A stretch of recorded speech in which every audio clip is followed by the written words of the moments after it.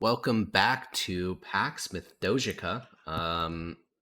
Today's session is going to be a little bit different. It's kind of like a solo session, but technically not, but kind of. So I guess rather than ask the whole group for a session summary of what happened last time, I'll just ask Yogi, since that's kind of why we're here now.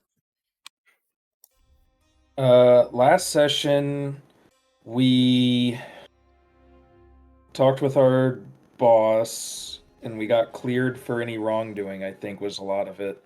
Yeah, that was I like don't an hour. remember. Okay, yeah, like it's outside of that, I know Hedgehog returned because he ate Severus's magical objects. He was much larger, much more put together, new voice. And he basically gave me a mission to go recover the artifact that I had been researching in Dolno. Yep. And Yeah. that is what I want to do in this downtime week that we have. Yep, we are on the first day of our long rest. It is the 12th of September, getting into the autumn season here on the plains, which just means more wind and less fertile land, and occasionally giant rainstorms. It's a windy autumn day. The city of Nasius is brimming with activity. After a sleep filled with nightmares, you awaken, Zednius, and you got a task to start today. You got 7 days to get your way to the city of Dolno and back. So, who's going to help you in this endeavor?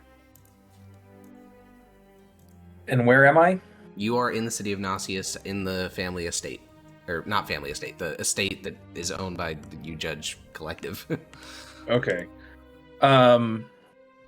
That night I was thinking it over and I created not a short list, but like just two names that I thought maybe would be able to help me.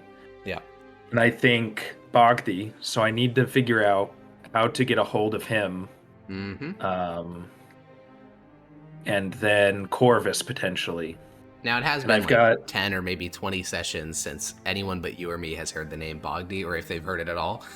So who I is was this? supposed to say, did you say Bogdi? Because I know Yeah, that guy. he did say that. So who is Bogdi in like one sentence? Bogdi is another former Frumentari, but from a different sect, I should say. And he's retired, maybe? I don't know. He's a bit mysterious, but he's someone I met in the sort of nobility, not nobility, but like, what would you call that? Senators? Senators, the hoity-toity partygoers. A guy I met there to get me involved with that scene. Cool. So, back to what you're saying. How are we going to contact him? How far away is that area? Tarako is actually about 2 days by horse riding, if you were the one going. Messenger could get there in 1 day since they're like switching horses and such, and very fast boats, if you pay them to go basically a full like 2 shifts in a row, could also get there in 1 day. But unfortunately, that would be, there and back. So some form of instantaneous communication, like magic, would be more ideal, since it would save you 2 days. Okay, so there's one option is to invade his dream, because I think I can do that with just the name Bogdi, even if it's not him. I believe I think he's got like a fake name. Yeah, even if it's a fake name, I believe it just has them to be known to you. I don't think it says anything about a name. Okay. I'm just reading. That's probably the go-to, unless I guess it. Yeah, because time is of the essence, so I need to do that. It just says known to you. Doesn't mention name, Okay. And I don't think name would be necessary. You've met him in person multiple times. Okay, so invade Bogdi's dream tonight. It's the morning, so now I should try to figure out what Corvus is up to. Yeah. Are we in the house? Yep. It's the first day of the long so rest. I'm going to write a note, essentially saying, meet me at where would be an undisclosed, like not an undisclosed, but where would be like a secret meeting area that's somewhere nearby. Nearby? Well, you're native to the city of Nausea, so you know lots of shady places to meet with him if you're trying to go for that. If you just want a quiet place, there is a statuary garden depicting heroes of the war on the plains about a block away from the house, where only mourners go. Yeah, I'll say the Hall of Mourners then. I'll tell him to meet me there at. It's still early in the morning. You just woke up, yeah. So who knows if Corvus is even awake. So, all right. Meet me at that area. In I don't know if time is like. There are bells in the cities. Okay. At noon, I guess. Okay. And where are you leaving this note? Sliding it under his door or through the door or something. Okay. Well then, Corvus, it is the first day of your break. You've been given a week off by the proconsul as he decides what to do regarding the Green Rider situation. What did Corvus do last night, and when's he waking up today? I don't think he did much last night. Just him and his tomes? Yeah, probably. Okay. Well then, you wake up quite early in the morning,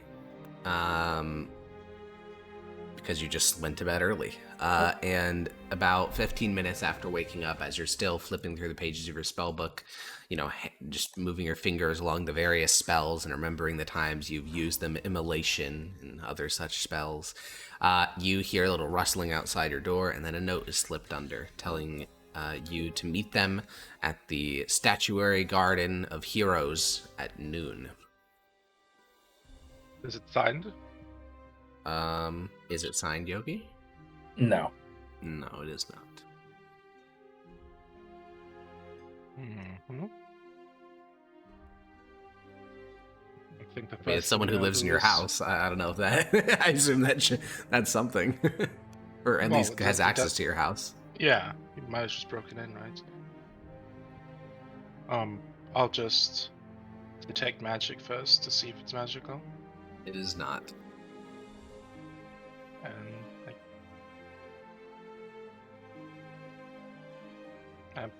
I guess I might just head out. Okay. Are you gonna be at the place early? What time I was supposed to be there? Noon, right? Yeah, you got 5 hours. I think I'll be there. I'll go there right now and scout out the location. You make your way through the early morning streets of Nausius. Here in the early morning, the city is already abuzz with activity. Those who have, hard jobs like bakers have already been awake for 4 hours, working away at their trade. So you walk down busy streets, and then eventually you turn in the direction of this statuary garden. You've walked past it twice since you've been here in the city, but this is the first time you've actually gone and just visited it as its own locale. It was once just a standard park, greenery and things like that, but it has been replaced. The central fountain has been replaced with a circle of 8 statues. Each of these statues is a legate, so either consul or proconsul of the empire who has died in the war on the plains. And the fact that there's 8 of them is a show of how devastating this conflict has been, not just for the people of the empire, but for its political class as well. There's a plaque present on each of them of which battle they died in, and some of these statues are basically brand new. One of them is from the newest one, is the marble is still pristine. It has little dust on it from the carving process, and it's from less than a month ago, commemorating the Battle of Slapatoska would be, and the consul who died there. So, quite a grim sight of all these prestigious and venerable men who are now all dead at the hands of the son of the dragon or the dragon himself. Yep.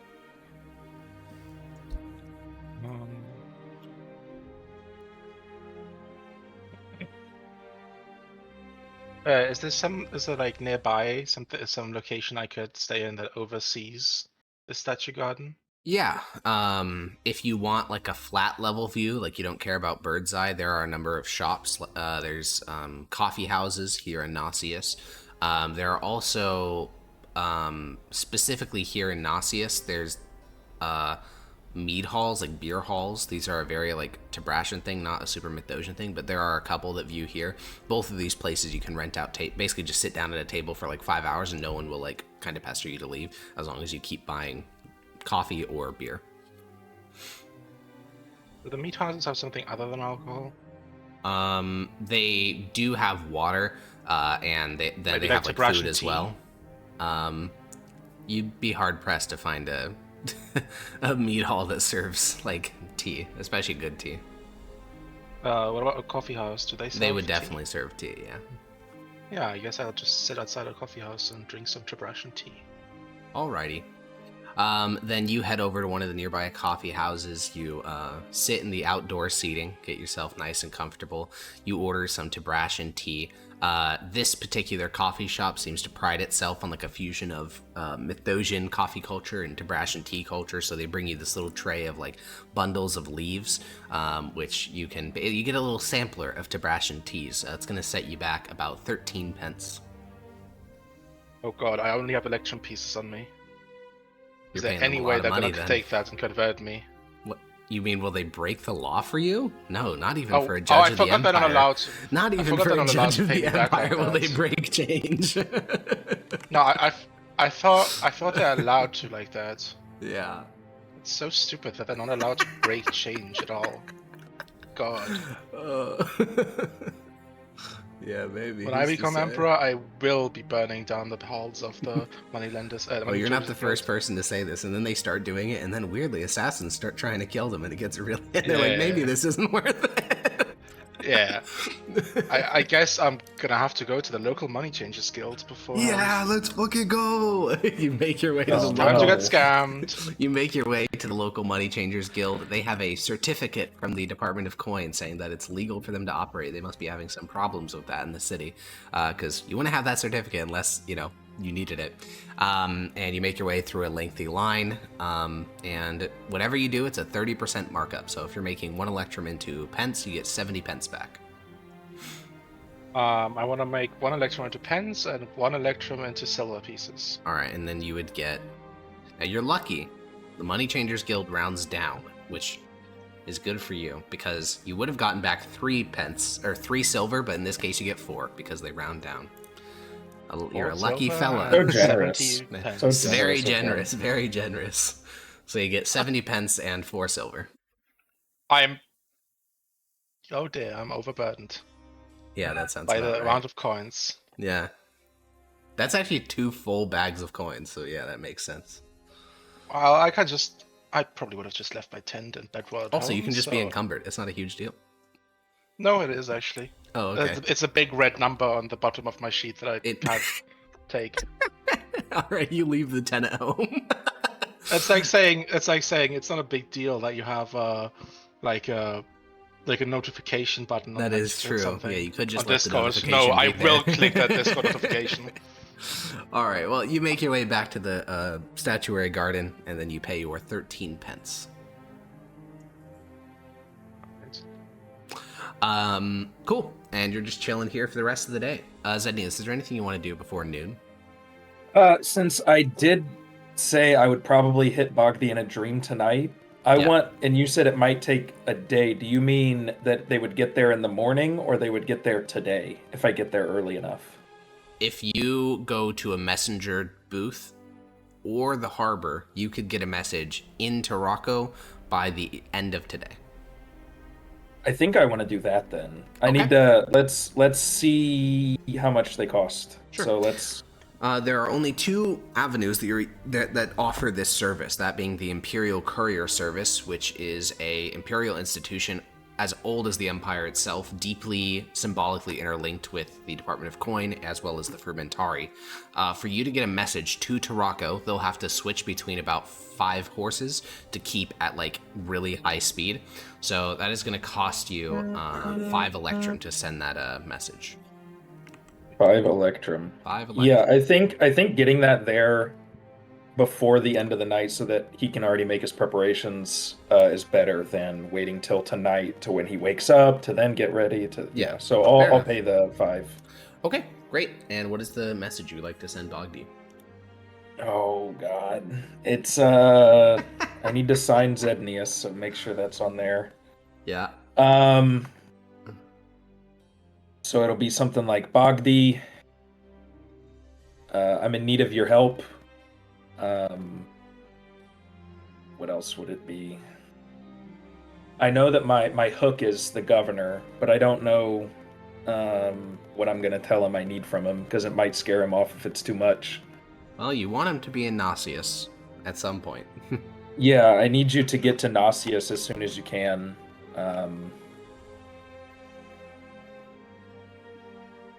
Okay. Are we just saying, Bogdi, I'm in need of your help. I need you to get to Nauseous as soon as you can, Zednius?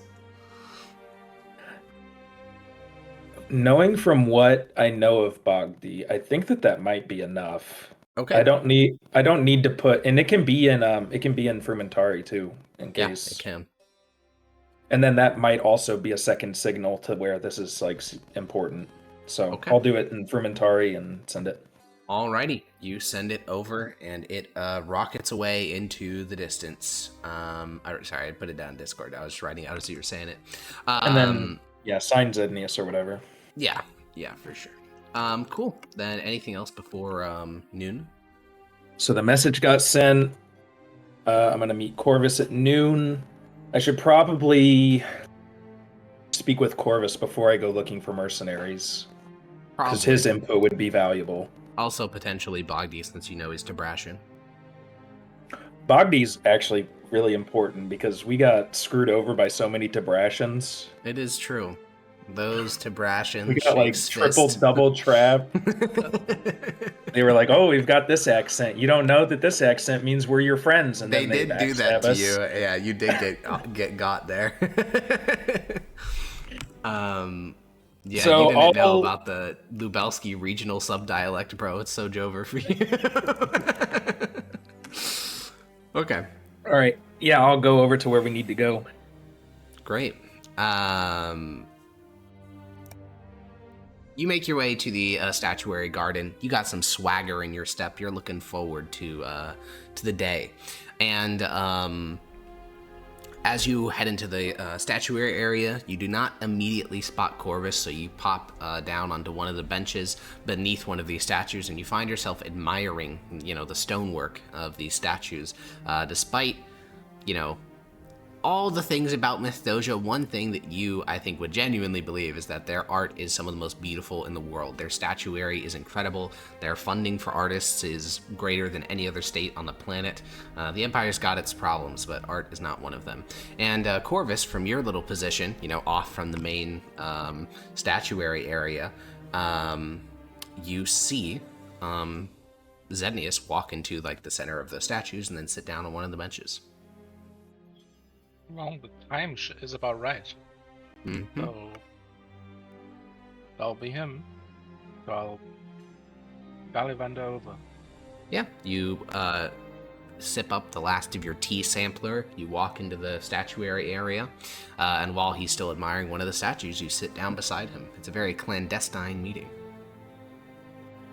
Glad you could make it. What's this about? In our week off, I've got some plans, and I'm not sure if you're up to anything, but I had some ideas of what we could do. There could be something good in it for you. I'm going to need more information.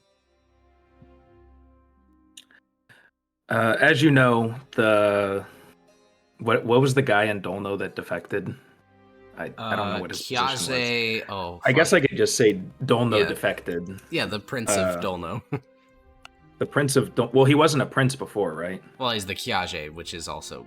Oh, you mean the person who joined the dragon?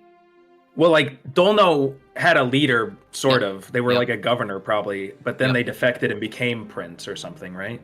Kind of like that. Or yeah, Kiage. Basically the prince defected is what you would say. Yeah. Like, by calling him the prince is almost like... legitimizing it? Yeah, that's true. Yeah. Not wrong.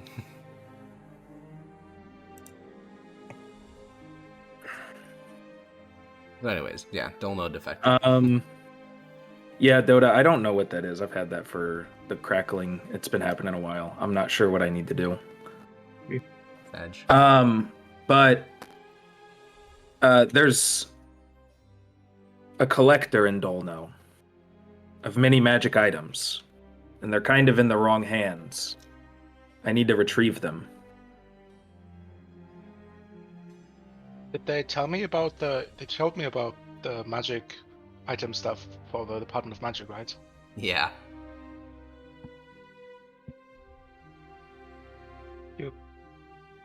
I thought you wanted the orders to give them back straight to the Department of Magic. What you do with them is your decision. There's only one thing I really need.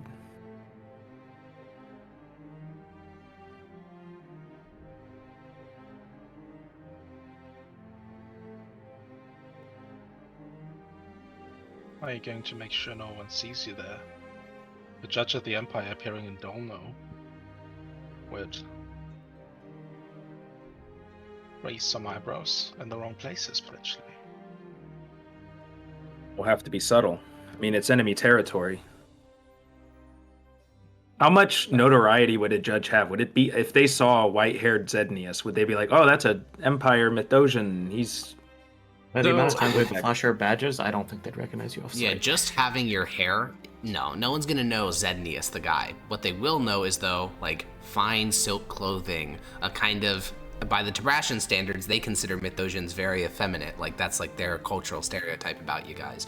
And they would, like, if you ever speak, you would sound very Mythosian. So your appearance, your, like, parts of your appearance, your voice, all that stuff would give you away. But they wouldn't be like, that's a judge. They'd be like, that's a Mythosian. Yeah, and it wouldn't even, like, because we're enemies, the word wouldn't even really get back to Mythosia that...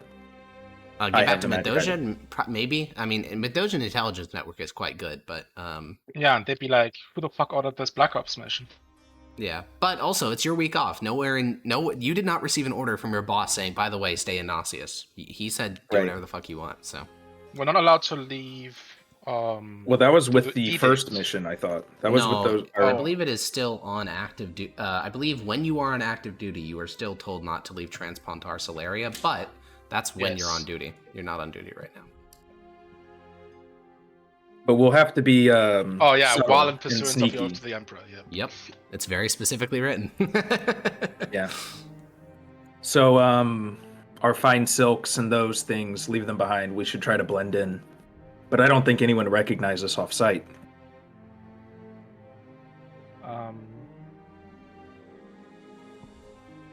So, what you're saying is you're intending to raid some village deep in enemy territory with no intel on how strong the defenses are, or some magic items that might not already have fallen into the wrong hands, which, I mean, if the so-called prince has them, then getting them back would basically have to mean assassinating him. It might come to that. It's not my first option. Not to say I mentioned burning. Yeah. I mind burning down some so-called Tabrashan royalty, Son of the Dragon scum. It's just that they probably have help that might prove difficult for just the two Well, it of won't us. just be us two. I've got someone else coming. And then I've got funds to hire some mercenaries. All right. All right?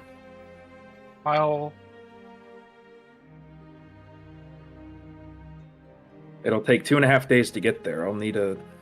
I'll look at him. You don't strike me as somebody who does this just to make a fortune off of it. You seem well off enough. It's a personal thing. What is it? There's a personal item in this collector's collection. Personal? Like he stole it from you? From someone I know. Yes. And I'd like to insight check that. Sure. I don't even know if this is a lie. I don't know if... Yeah, I'm just trying to like gauge if Okay. there's something you're not telling me, because I know Zednius very well. Right. And also, I've been weird the whole time you've known him so far.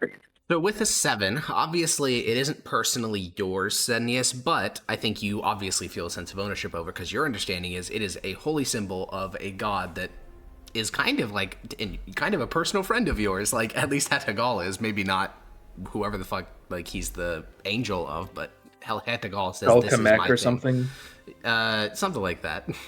And so I think that I can understand how you would feel personal ownership with it. So I'm guessing he gets something like that with a 7, where like, yeah, you feel pretty strongly about this.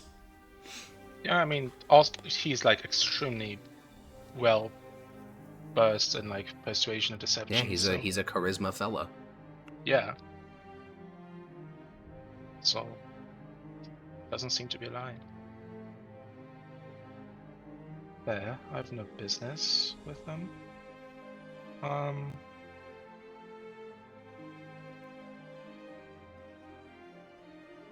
How soon would you have us depart?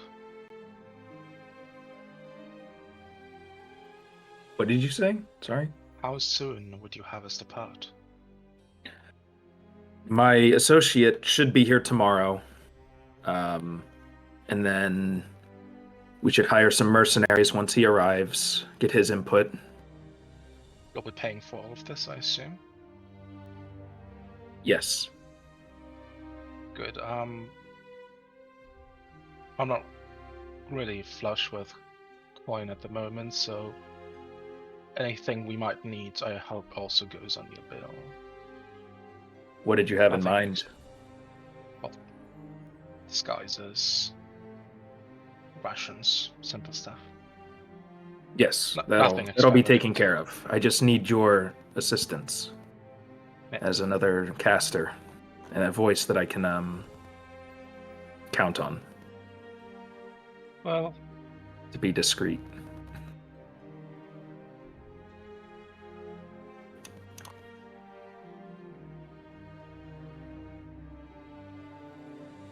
Okay. Well, it sounds like you're tentatively on board, Corvus. yeah. So then you two split up. You go pursue your own affairs for the next day, basically, for the rest of today. I would like to pay a beggar or a child or something to keep, because to keep an eye, I guess a rotating shift of like really cheap labor to keep an eye on a person matching Bogdy's description arriving. Okay. Yeah, he's pretty distinctive looking intentionally, so it'll cost you about 8 silver. You will find some trepidation at first because you're clearly like an official person. You're like a judge, or at least fancy. You're wealthy. That much is obvious, and so that'll give people pause in working with you. But when you seem earnest and you continue to pursue it, eventually people will agree to work with you. So yeah, you can subtract 8 silver from your sheet. Done. Oh, I have a request. This one might sound odd to Zednius. Might I have a strand of your hair? It's in case you get captured, I can scry on you, and having a strand of your hair makes it significantly easier. Yeah, I have to insight that. That's a bizarre request. It is a bizarre request. What do I roll here? I'm not Nothing. lying. You basically on an 18, so one is I'm that basically the reason? like, does he have some kind of strange tech magic that he's gonna soul cage me or something? How earnest do you think this comes off as? Well, Corvus is not a very charismatic. Well, he's a slightly charismatic fellow just because his absurd stats. But Yeah. I don't think it definitely comes off as like weird, but there's no hostility or ulterior motive to it. Yeah. Well, Zednius, as you know, this is a huge sign of trust because while it can be used for scrying, like he said, it can be used for a lot of other shit as well, but he's not wrong. It can indeed be used for scrying.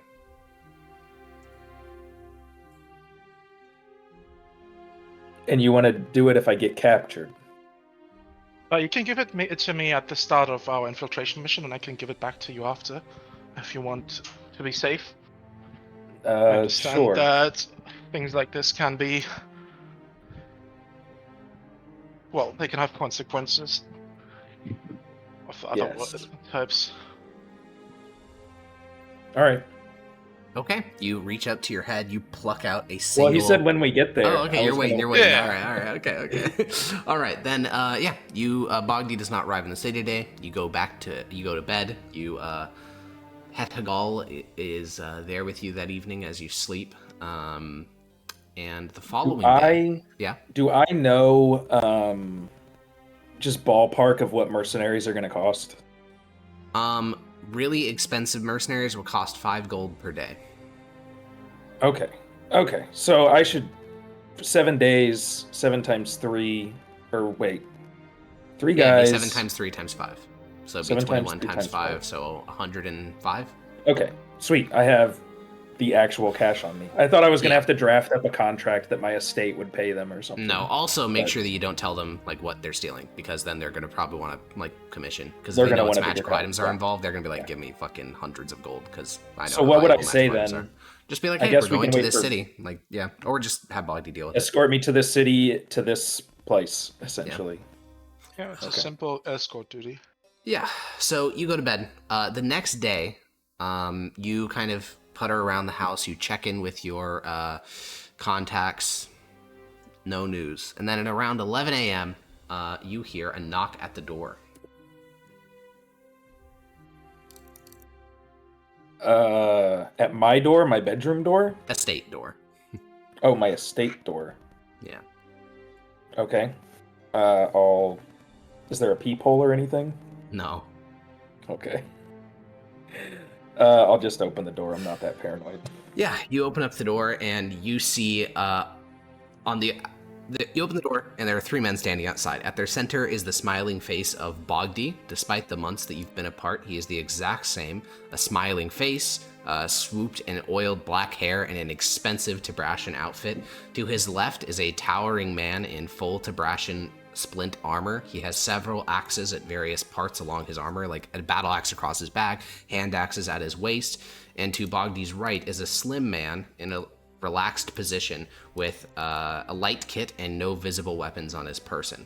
And Bogdi will reach forward to hug you, a very non-Mithdosian gesture. He's hugged me before. He has. I don't think he's going to kill me because he has had chances to do that. That would be funny. He opens up door, stabs you in the chest. Haste. Yeah, I'll reciprocate the hug. Yeah, he gives you a hug and says, "It's wonderful to see you again." Bogdi, it's been too long. These are my friends, Axe and Tongue. I think you can guess which one is which. Pleasure to meet you. So, do you know what I brought you here for? To already bring 2 men. No, we were in the area, you can say. May we come in? Wait, if I bring them in, is it gonna tip off? Like, this is where Premius and Grania and everyone else lives here, right? yeah. Yeah, no, we need to meet somewhere else. All right. My 2 associates here were staying at an inn in the city where they still have a room. All right, let's go to the, is it the bar of the inn, or is it just an inn, or? There is a bar area. And don't take too much offense if Axe here doesn't talk much. Tongue is the more talkative of the 2. Again, as I'm sure you could have guessed by the name. I see. Anyways. I'll be right there. 1 second. And then I'll go up and get Corvus. Yeah, you knock on Corvus's door. Yes? My associate is here. It's time to make your arrangements and start. Alright. I'll grab my bedroll. I'll be slightly encumbered for now, but I pack them up on the horse that we're presumably gonna use. Or I'll have someone else carry it, either way. Okay. Yeah, let's go. The 2 of you make your way downstairs, and Corvus, as you step into the entry hall, and the door's still like open, you see a familiar face. You see Bogdi, your associate. I think, what's the immediate reaction? Do you think it'd be one of fear, or like, how do you think Corvus would feel. I think I'd rush over to him. Yeah, Bogdy will hug look at him. you with like a blank expression and say, Oh, are you one of Zednius' friends? I guess so. Didn't expect you here. Well, pleasure to meet you. My name is Bogdi. and he gives you a smile, a knowing smile. Based off Corvus's reaction, I'm gonna say, have you two met before? I don't think we have, but I met many people during my time in Tarako. Are you from the city? I spent some time in Salernum as well. I must have. I served some time in the Eastern Empire. Ah, wow. Crossways. Must have walked past each other during the wars. Either way, are we going now? And he looks towards you, Zednius. We can start. I think there's... well, he said go to... He means to the end. Yeah, let's go. All right.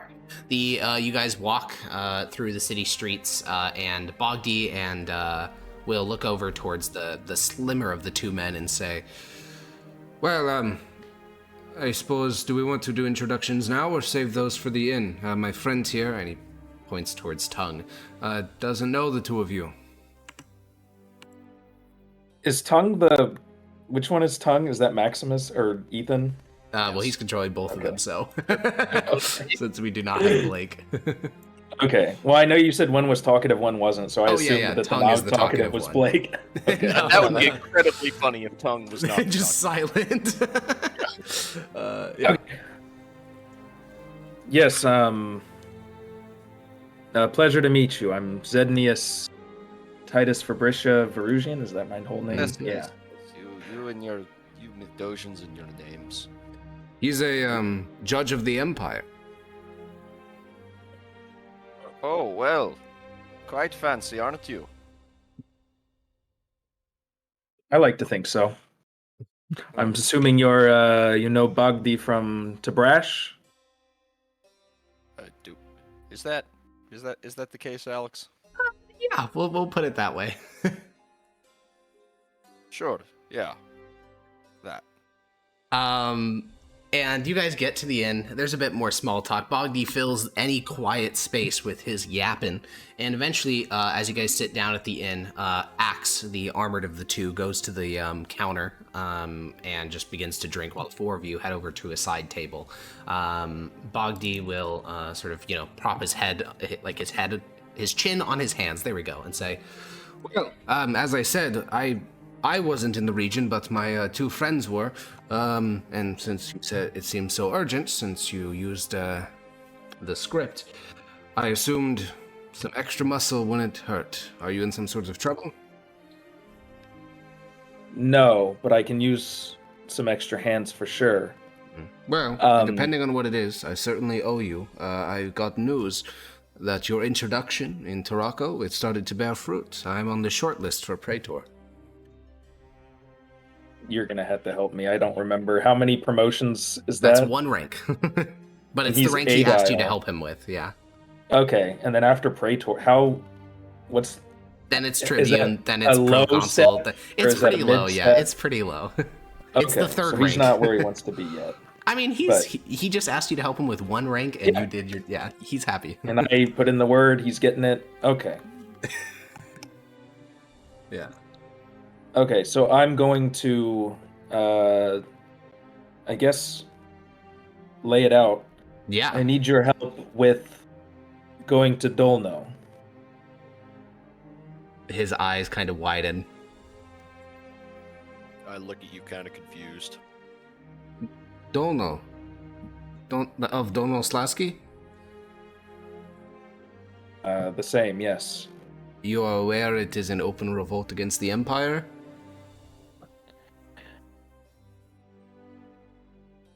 Of course. Okay. Why? Why? There's a collector there who has an item I desperately need. A collector? So wait, these guys are both Tabrashan. I don't think they're necessarily Bogdy's mercenaries. Like he's not paying. He has them, not so introduced them that way, yeah. Nor has he told you anything about them, really. No, but maybe that's for the best. I don't know. As long as they don't slit my throat in 2 hours. Yeah, I wouldn't give them any super like pressing details about your life, but right. You can probably give them the light stuff.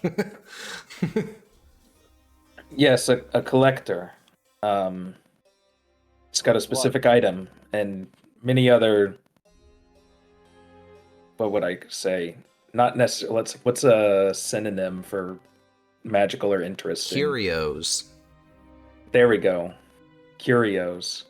Bogdy will nod. So it's a heist then? If everything goes well. Now, I'm assuming you reached out to me because, well, the location. Do you know, like, the fact that it's in Dolno, do you know if the items are very well protected on their own? Do we expect that to be the hard part, or just getting into the city? I'm not sure. I just know that the item is there. All right. Do you know exactly where in the city? I would have the location of the collector's house, right? Because he was an important guy. Yeah, as far as you know, well, if assuming that the guy's his whole collection is within his house, which is your general understanding, that would mean it's in the home, the estate of Piast Holyuk, which is the marshal of Dolno Slasky, the second strongest person in the principality. Yeah, so I'll cautiously say it's in the home of the Marshal something. I forgot his Marshal name already. Holyuk. Yes. All right. That is our collector. Well, you are lucky that you caught me when you did. Axe will be useful here. But we should get at least one more. Local mercenary.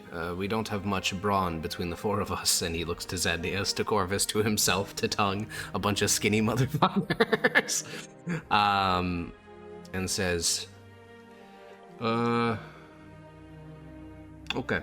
Give me the rest of today to put my things together.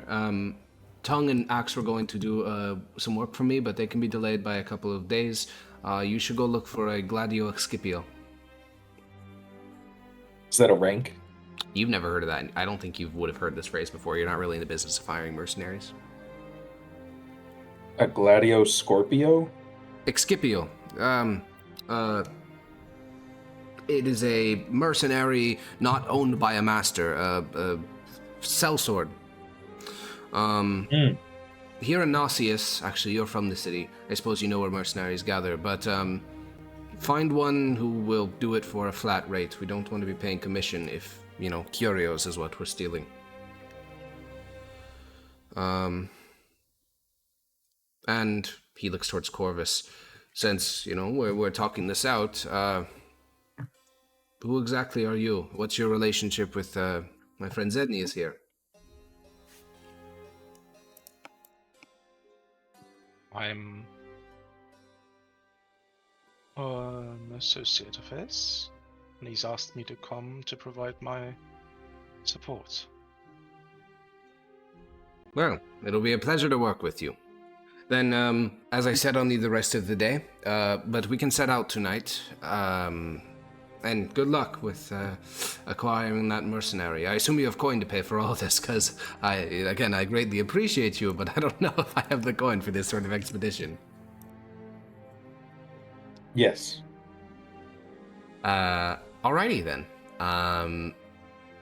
He will go to talk to Tongue, and he'll be saying like, we're gonna have to scupper the plans to go to Fort Bortool. We're gonna have to get you some horses, and he just basically starts to talk through the logistics with Tongue. And Corvus, where are you gonna go as Bogdy starts to figure that out? Because Zednius is gonna go get a mercenary, but I didn't know if there's anything you want to wrap up in the city. I'm gonna leave, make sure Zednius is gone, and then go back and talk to Bogdy. Okay, you exit the bar. Zednius exits with you. He walks over in the direction of, I know he just said be right back, but he walked over in the direction of the docks because that's where he'll find mercenaries.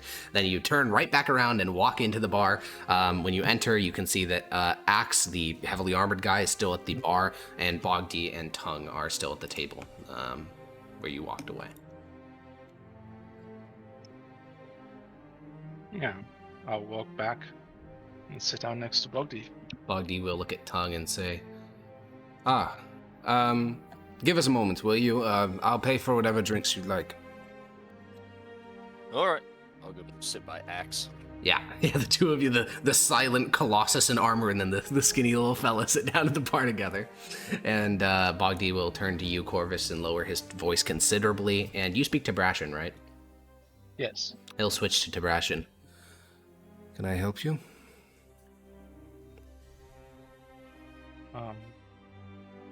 So we're going there to, get some items. Yes. I'll probably be keeping some of it to myself, but assuming Listen. we get out with more than I care, can you? You don't need to do Make it anything get for to the the right Sons in people? this case. My relationship with Xenius is something that I've been very intentionally trying to cultivate. Once we leave the city, we can discuss this more, but within city bounds, all I will say is we will assist him as best as we can, and then me and our two other brothers will be going on a bit of a detour on the way back, so it'll likely just be you and him returning to the city. Understood. We'll discuss it more on the plains. Can you be trusted? No.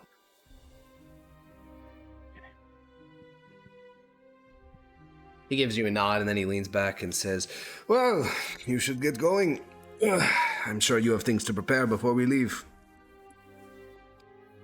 Yes, I do need to get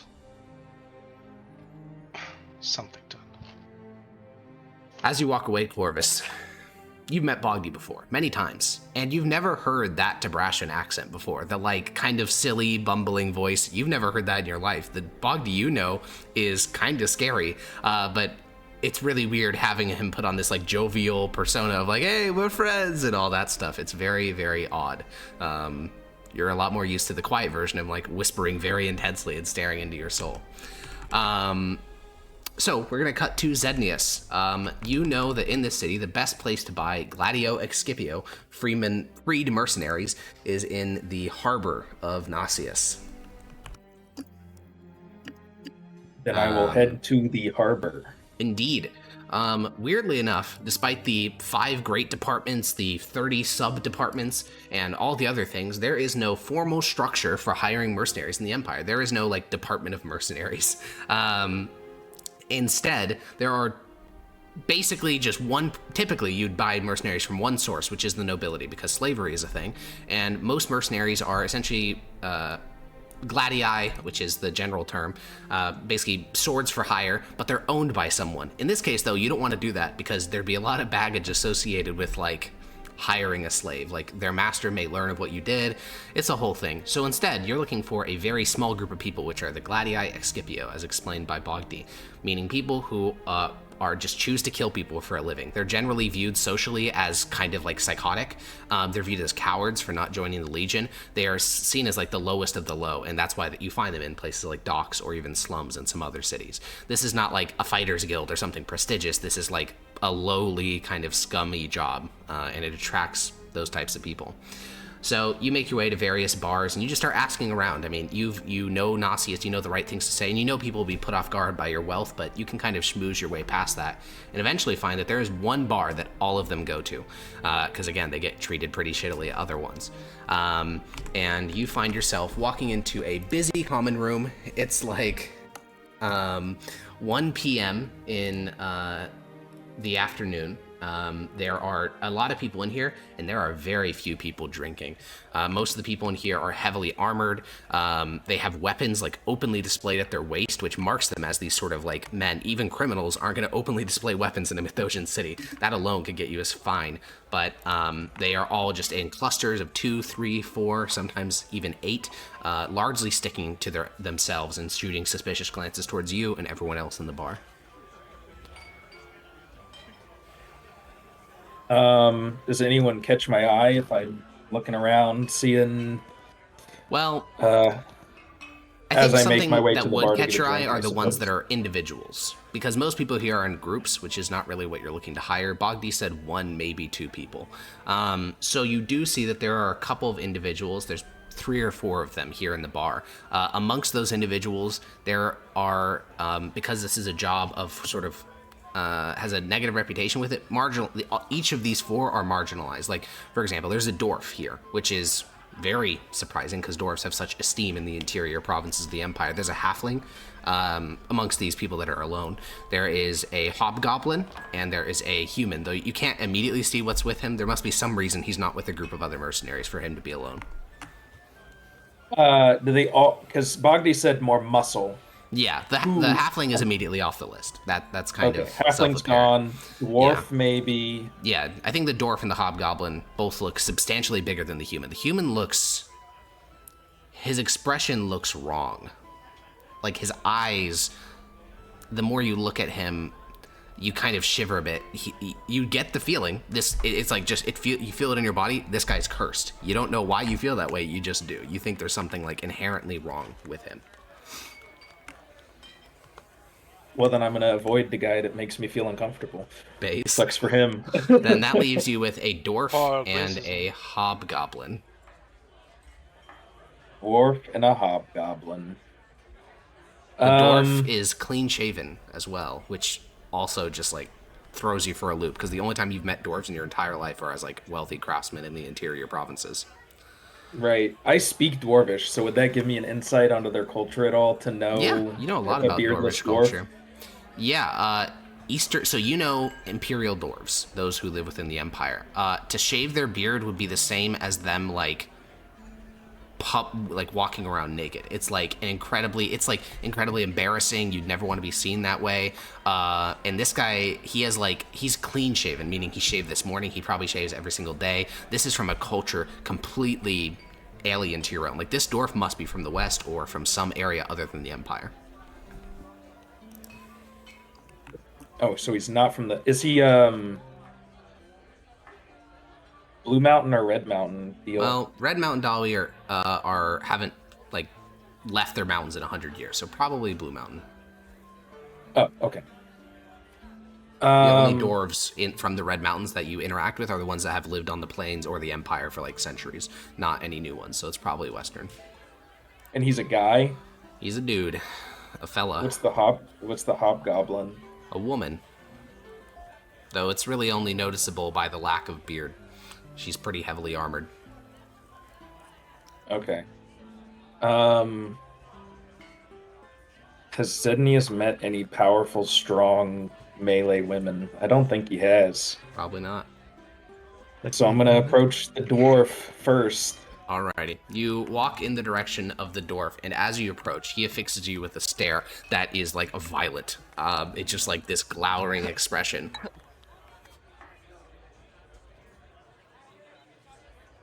Hello. I'll speak in Dwarvish. He raises an eyebrow in a bit of surprise. Yes? Are you looking for work? Are you killing a monster?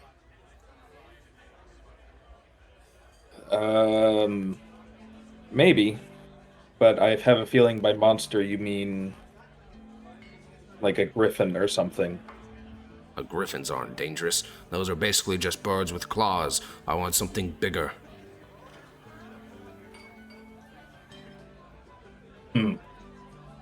I don't think I'll be killing any monsters.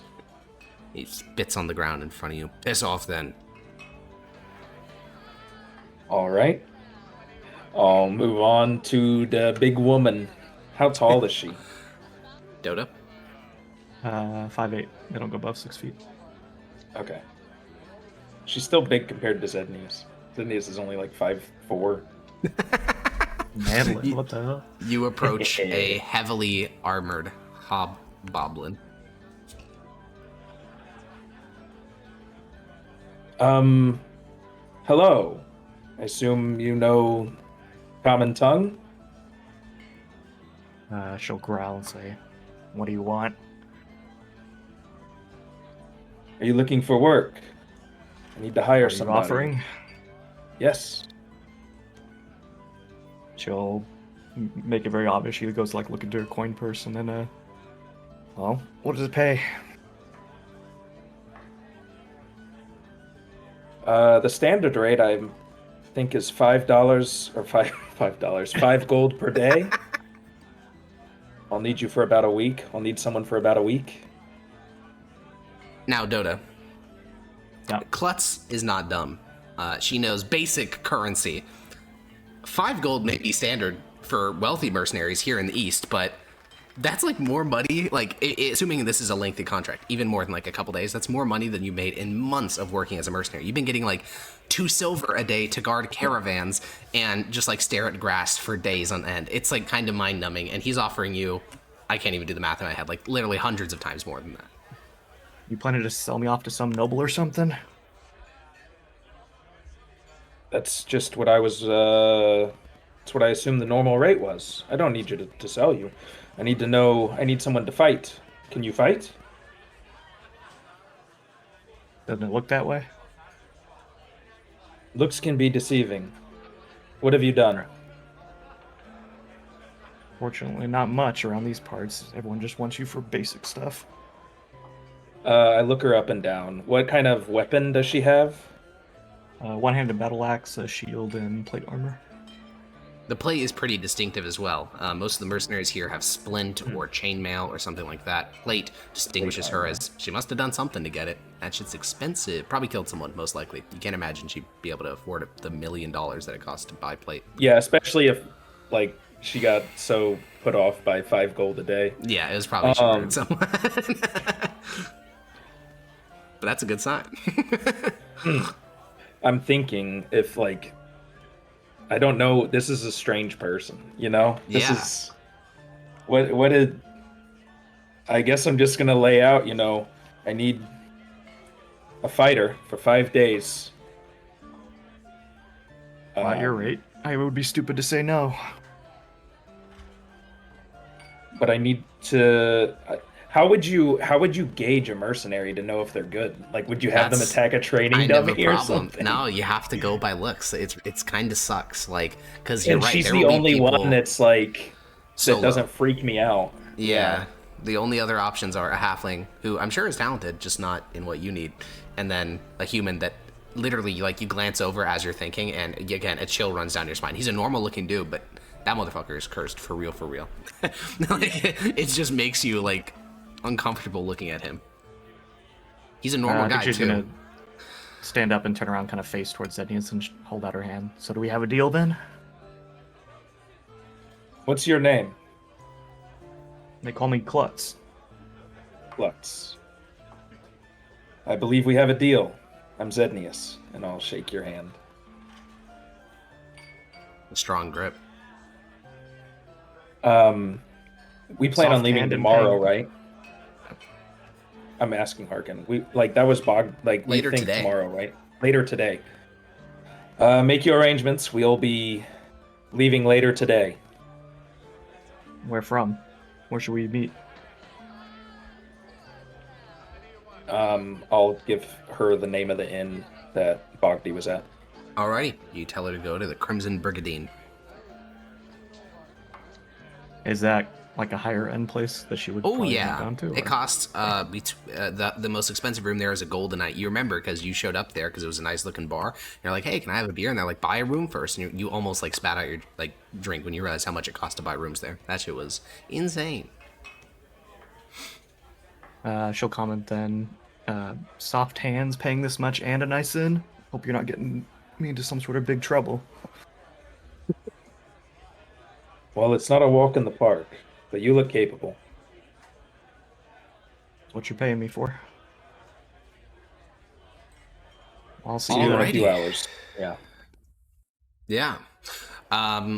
Each of you goes your own ways. You get your supplies ready. This is the moment where we'd have the montage of like pulling the straps on horses, buying rations, etc., etc. If there's any equipment anyone wants, now would be the time to mention it, because if it's not on your sheet later, you do not have it. Is everyone chilling? How many rations do you consume per day? One. We're going for 5 days. Yeah, I would probably like budget for at least 7. Okay, I should be fine then. Yeah. Oh my. So I'm- Okay, yeah, I need food. Yeah, I'm gonna need one more ration. Okay. The ration and the food for Tongue can both be financed, though I would recommend using Axe's rations on his horse rather than Tongue, because Tongue has like no carry capacity at all. Oh, He's like maxed out already, I think. that's right. Oh, I see. Never Yeah. mind. There's a bunch of rations.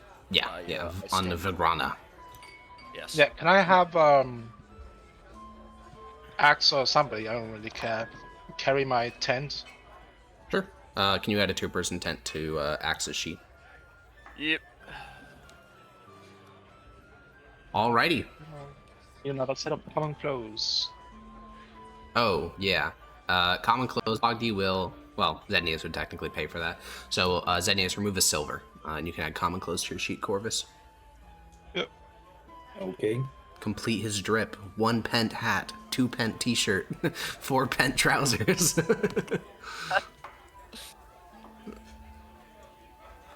I should get also common then, I think. Okay. Great, then another silver for yourself. Yeah. Cool. Well, after this, couple hours of repairing, you all meet up outside the Crimson Brigandine. You kind of anticipated there would be a problem with horses, Zednius, but you find that in all things, Bogdi seems to have thought ahead. In fact, there's an extra horse because he said 1 to 2 mercenaries, so he budgeted in case you brought a second one. So there are a total of 7 horses. Axe has his own. His horse, like him, is like wreathed in scale armor. He's like a Tabrashan Maximus. And then you have Tongue, who rides on a riding horse. And basically all of you are provided with horses, including Klutz, and the spare horse is given back to the inn because Bogdi bought it at market rate, and he will return it. And he's going to pass that bill along to you. So you are going to have to pay 30 gold, Zednius, Jesus. for 2 horses. Do they look like they're worth 30 gold? They're these riding 2 horses. They're 15 each. Okay. Yeah. Not that horse sellers don't scam people. It's just they don't scam judges of the Empire. Right. Yeah, the clout of being like, yeah, my friend's a judge is kind of crazy. Cool. Well, then we set out from Nasius. It is the 13th of September. And we got 2 days of hard riding ahead of us. Okay. After setting out from Nasius... Oh, wait, actually, when you guys all meet up, I think there will be, a very brief introduction of Klutz to the rest of the group. And what languages do you... Actually, never mind. He wouldn't know that.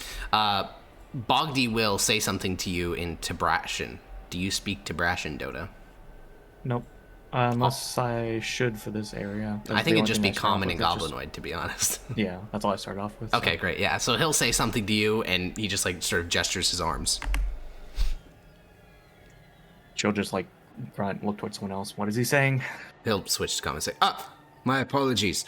I was saying that that's some fine armor you have. Anyway, son, we can go.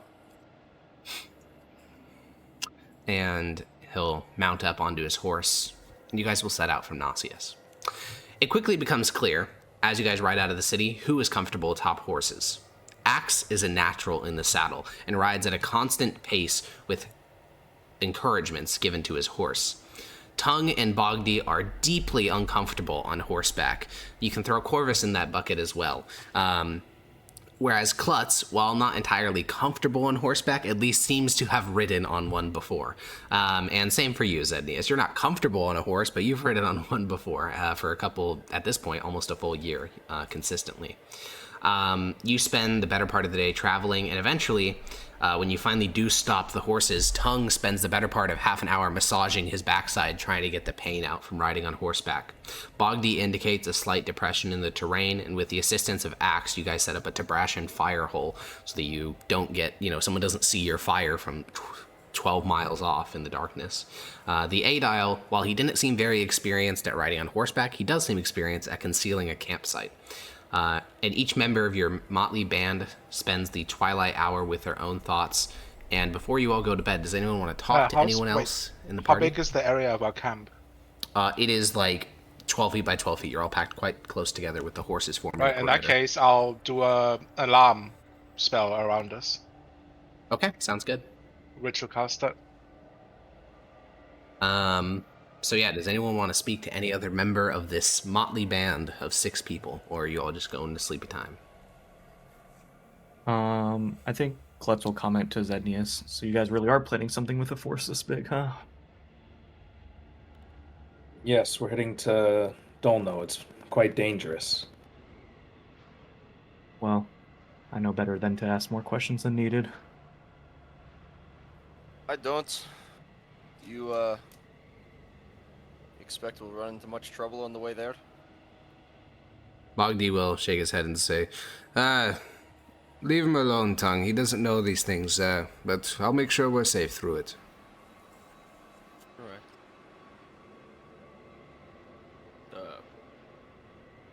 I'll turn to Klutz? Is that? Yep. Turn to Klutz. How did you start mucking around over here? I thought you all lived in the city-state. Traveled for a long time whenever nothing was left for me where I came from. Ended up here, and the only thing I was useful for was swinging this axe. See. Well, you and Axe might get along pretty well then. Bogdi will chuckle at that one, and Axe will remain silent. Oh, man. What do you mean? My axe is right here. Oh, him! I'll point at Axe. His name is Axe.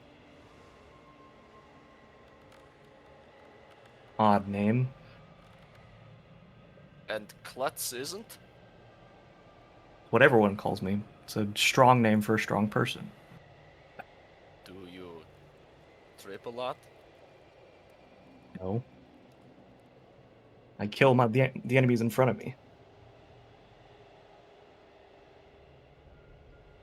Did someone give you this nickname, or is this your actual name? I said it's what everyone calls me. Strong name. Since when has everyone called you this? As long as I've been accepting pay. Was there an incident that started it? Perhaps you fell down a flight of stairs? Something of that nature? Don't understand what you keep referring to. Bogdi will You see. chuckle. Yeah, That's alright then. I don't like chewing on my ration. I'll just go. You see, in broader terms, the word klutz doesn't really refer to a strong person, more to somebody who's prone to having accidents. Clumsy. Yeah, clumsy. Trips or drops something or slips, those types of things. Right, and this is some sort of form of joke. Well, no, it's what the word means. That's why everyone called me it. Oh, Bogdi I will don't speak know. up and give a smile and say, I'm sure that's not what they meant. You know, this is, we're all speaking in common. Perhaps in your native tongue it means different things. There are words in different languages that sound the same but mean different. I'm sure in, what do you city-staters speak? Goblinoid, I'm sure it's a very powerful term, you know, might, valor, strength. See, at You least know, he gets it. Maybe they confused it with a clutch because nobody can escape you or something. I don't know. Bogdi Or will just maybe stare at you. Yeah. it's one of those ironic nicknames, like, when you call the really big guy tiny. Ah, yes, or like calling you tongue, even though you do not know how to use yours properly. Yes, yes, you're hilarious. Lutz is just gonna glare. Not a strong sense of humor, I see. That's okay. That's okay. You do seem very capable. And you guys spend the night. Wait. Yeah. I have one more awkward RP to do. Why would you preface it by calling it awkward? Because it's gonna be awkward. Gonna Okay, hit what on do you her. got? There's no way around it. What do you got? Well, I haven't seen the Goblinoid before. Only read about them. And Where do you come from? Actually, a good question. all I've been told is a land far away from here. As far back as I can remember, I've been here though. I can't quite. You know, I just haven't seen many Goblinoid faces. How old are you? Your guys' years, 20. Oh dear. Do you Oh. measure time differently? We don't track things the same way you guys do. What, do you use the moon or something? No, it's not something that we care about. Oh, Bogdy will scratch his chin. You don't have much of an accent. I'm guessing when you say here, you must have been raised in a Mythosian household or something. At least from the Something like east. Well, I'm sure our friend here does not appreciate interrogation. I'm sorry, just professional curiosity. Professional. I like studying new things. Mm. Well, I prefer if you didn't treat me like some sort of fascinating object. I'm quite sorry. I shall leave you to your own then. Right. I'm just picturing like Corvus with one of those little like monocles, like zooming in, like, ah, yes, what, this creature, look at it, it's so fascinating. Yeah. All right.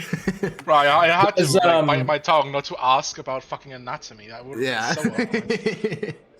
Oh, Does Klutz, does she behave like I know Mythosians probably have their own culture of how they eat their food and like yeah, set up I mean, their beds, and yeah. does she seem like she definitely fits a in bit that more sense? Barbaric in sense. Okay. Less manners, that kind of stuff. Yeah, I mean, not to make you define it on the spot, but I know that you were owned by a like slave owner previously. Is that like a Tabrashan one, Mythosian one? Probably Mythosian, since I'm not doing an accent. Okay. Yeah, that would make sense. I mean, Tabrashan would work too, because, other members of the party have spent, like, yogis, or Zenius is from the Tabrashan Plains as well. Alrighty. Well, then, that evening, you guys all get your sleep, except for one of you. Corvus. Yep. Your night is not a restful one. You're awoken not knowing what time of day it is, and you feel someone's finger on your waist, specifically near your spellbook.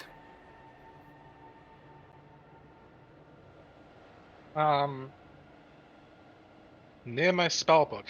Yep. I'll immediately shoot a firebolt. Alright, let me make a dex save. That's for the person in question. No, it's an attack. It's an attack roll? Alright, we'll see. I presume I have disadvantage. Yeah. I don't have it.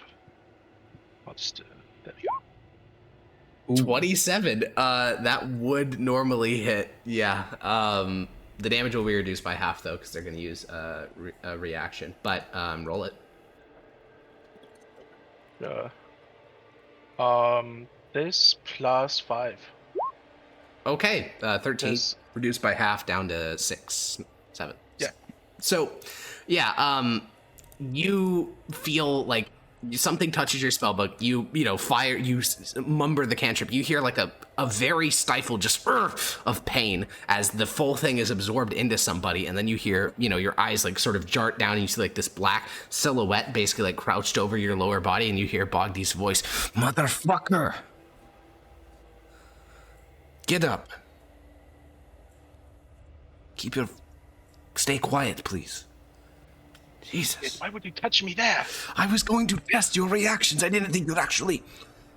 Anyways, let's get some distance between us and the camp. Okay. And he will help you up with his other hand and move away from the camp about 60 feet. And, you know, once you're behind us, some tall shoots of grass, he'll start massaging his shoulder where you can see the cloth has fully burned away and the skin beneath is like bright red hot. And in one area, it's starting to already blister, and he starts to massage his shoulder. Son of a bitch. What has happened in your life to put you on such a hair trigger? We're in Mithdosica. We might be in Mithdosica territory, but that doesn't mean it's safe. We're out in the plains. I'm sleeping in a camp with people I don't know, and somebody in the middle of the night without setting off my alarm spell. It's fine. It's fine. Hello, Corvus. Anyways, I wanted to save this conversation for once we're out here and not at the bar. And he sits down and he sort of massages his shoulder one last time and then just sort of tries to forget it. How has your infiltration as a judge gone? Has anyone expressed suspicion?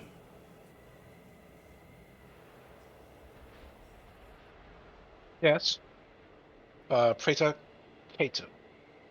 I think it's Proconsul Cato now? Yeah, he's the sharp one. That makes sense. What did he say He specifically? questioned me. Well, he said that somebody had sent a letter accusing me of association by name or something. Just Who sent the letter? What did they claim your association was? Did they mention the Sons? did they mention the Sons, Hakon? He didn't mention it. He just said that you had association with, I believe he said, anti-imperial elements. I don't think they mentioned the Sons in specific. They just said anti-imperial sentiment. And somebody said I had associations with them. It's probably the idiot from my hometown. He's still angry about that whole thing. Does he even know that you were a judge? You've been one, what, a month, and they're already sending letters? That's not good. Certainly isn't. And no suspicion from your fellow judges, though. Did he tell this to you in private or in front of the others? In private, as far as I'm aware. That's something. Nobody was in the room with us, I don't think. Well, I should warn you. I've met with, Zenius before. And him and Severus, the two members of the judges group, both of them are affiliated with a man named Tullius, who I strongly Yes. It's like Zenius' brother. When I met them in Tarocco, they were attached at the hip. Oh.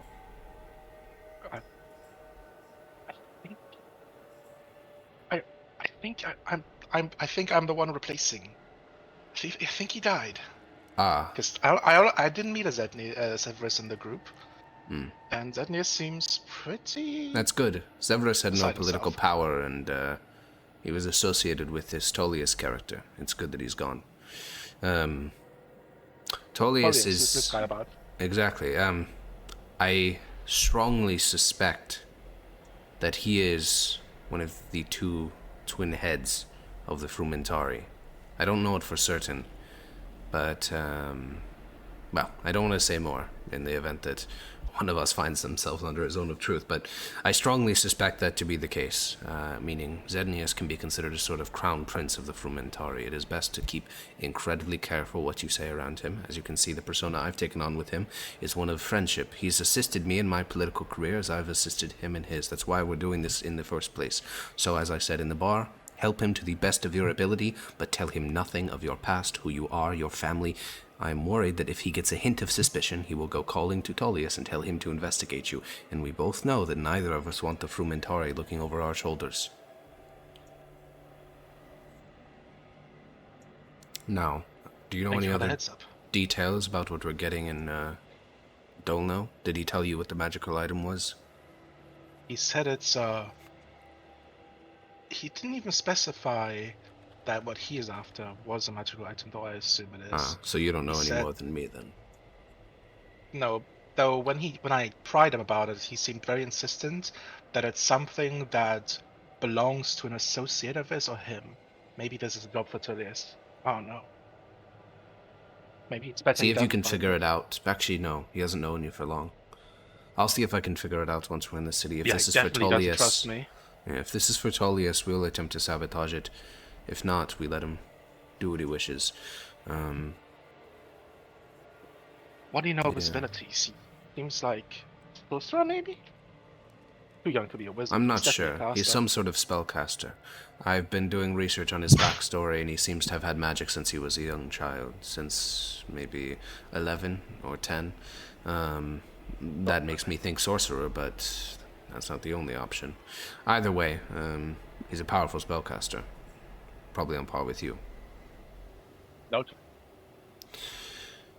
Well, after the theft, the reason I was here in the first place, I was still at Tarako putting things together, but Axe and Tongue are two of our brothers from the Suns, and they're going to go to Fort Bortol. Your uncle, he found someone in Fort Bortol who's been actively investigating one of our cells, and Axe and Tongue are going to take care of him. So once we're done in Dolno, the three of us will be making our way there. Since you're You accompanying... need my help? No, I want you, when you're accompanying Zednius. He may be suspicious that we left the group early, and I know he doesn't trust you much, but hopefully after this mission he will, and your goal will be to assuage any concerns he may have. Also, your uncle told me that when I see you next, I should give you this. Your task going forward is to figure out the general attitude amongst the judges in the Department of Civility for continuing the war on the plains, gauge their war weariness, and if they're interested in peace.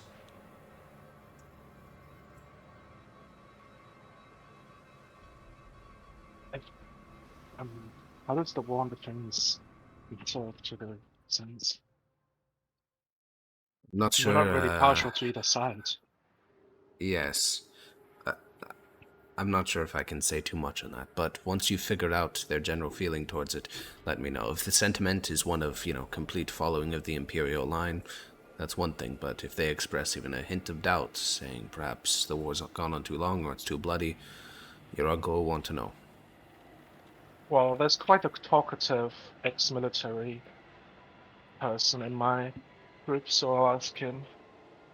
Alright. Loosen up a little few doing.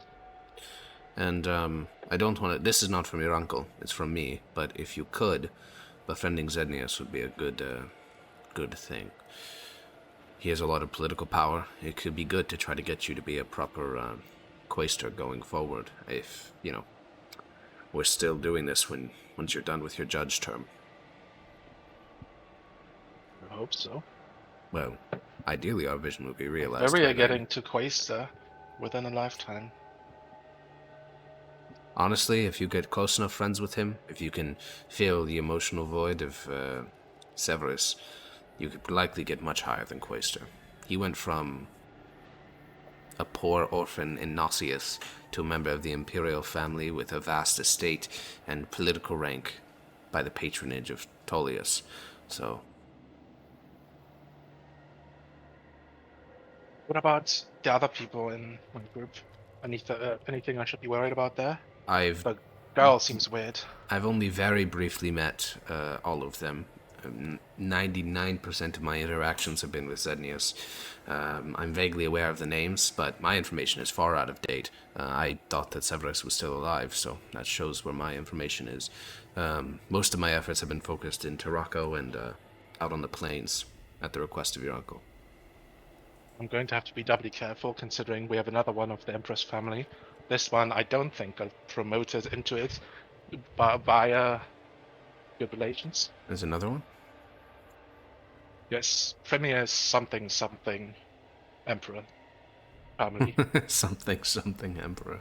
We need to work on your note-taking skills. It's a valuable tool for any agent. Alright, well, send his name to your uncle through the usual channels, and I'm sure he can let you know if there's anything to watch out for. Well, he's a paladin, so... Really? Or at least some sort of Aurelian cleric. soul. His eyes are glowing. Yes. Aurelian soul, very clearly. Well, never mind. No point then. You're never turning him. Just be careful what you say. Imperial family and an Aurelian soul? No, that guy's... Yeah. that guy's the risk. Oh yes, he'll be one of those hanging from the gallows once this is all done. Well, that's all.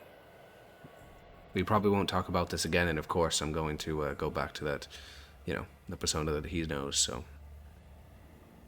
Yeah. Sorry about your coat. He looks down and sort of smears away some of the ash that started to accumulate, like from the burnt fabric. It's fine. Tomorrow morning we're going to be talking about infiltration methods, and I wouldn't be able to enter Dolno dressed like this anyways. I guess.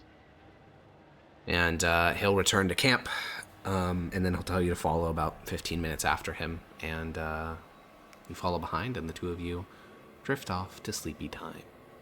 Is their interaction loud enough to wake anyone else up?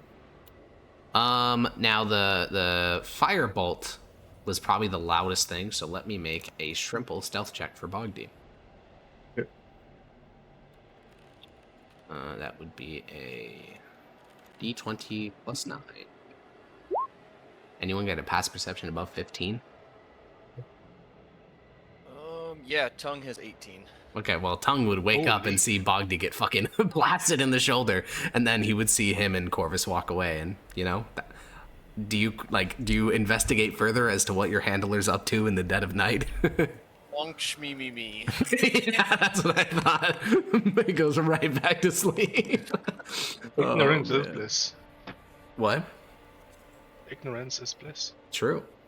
So the following morning, you guys all wake up. Axe probably rises earliest of anyone. And as you guys are eating breakfast, speaking of which, subtract, just for the sake of simple bookkeeping, subtract 6 rations from Axe's horse. I thought I was just feeding me and Tongue. Nah, whole party, just for bookkeeping Klutz, purposes. I'm tracking my Their own. own. Yeah. Okay, Klutz ate their own. Okay, then 4. As everyone's eating breakfast, then. How long is it going to take us to get there? A couple days, but you'll be fine. Yeah. Bogdy will, as you guys are eating breakfast, say to Zednius, "Well, so I've been thinking. Do you know what we're waiting for ahead of us?" What do you mean, waiting for? I thought we were making good progress.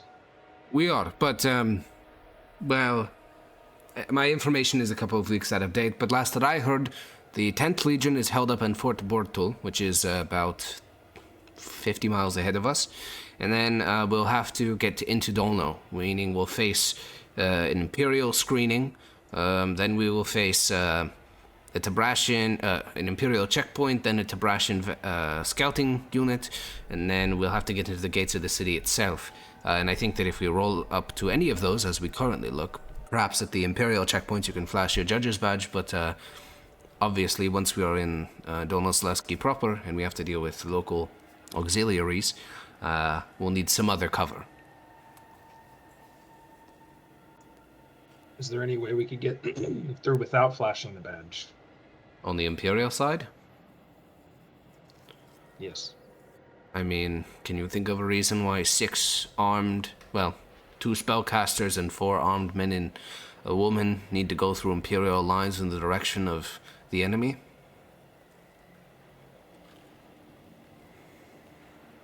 Yeah, clearly we're returning.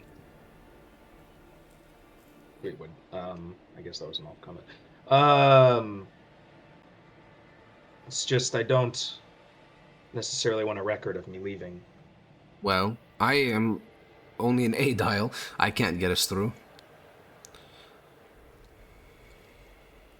Again, I'm not saying it's impossible. I'm just saying I don't know how we would. Tongue over there could try to, gussy us up, make us look different, but I'm not sure if anyone would be led through those lines unless they are somebody of importance. How dense are the lines enforced? Can we just slip around? Take a slight detour? If we were dealing with the Tibrasian forces, I would say yes, but the legions are quite fastidious in this regard. My guess is that they'll have a contubernium of cavalry patrolling the open plains. They can see for 12 directions in all miles. Last I heard, Legio 10 was half strength, so that would mean there's going to be roughly 30 or 40 groups of these cavalry patrolling in a 30-mile radius around the campsite. And in a quick aside, I think for you, Zednius, mostly, this guy knows a lot about the Imperial Legion despite having never served in it. I mean, I guess you'd be like, oh yeah, that's kind of par for the course for Fermentari, but still, like, that was some really specific detail about current strength numbers and, like, how they do operations. Like, that guy knows a lot. This guy knows his shit, yeah. Well, I mean, like, I did pick up that he knows where I'm from. Like, yeah. I've never really... So he knows... Like, he knows a lot, and he doesn't reveal everything. He's like a bit of an enigma. Yeah, he's like, Tullius, oh god. They're multiplying. Yeah. But this one has a cool accent. True. So, anything he tells me, I'm just going to assume he knows. Okay. I mean, I don't... Yeah. Well, then what he presented to you is a fourfold problem. The cavalry units from the Legion, a potential, like, actual checkpoint that you'll have to be led through, then the scouting forces of the Donoslaski troops, and then getting in the city itself, because it'll likely be under lock and key, because it's at war. And there's no way we can sneak through this? Through the Imperial lines, I think it's unlikely. Like I said, Tibrasians are different, though. We can go with a plan of sneaking, but then we need to have a thing to do if they catch us.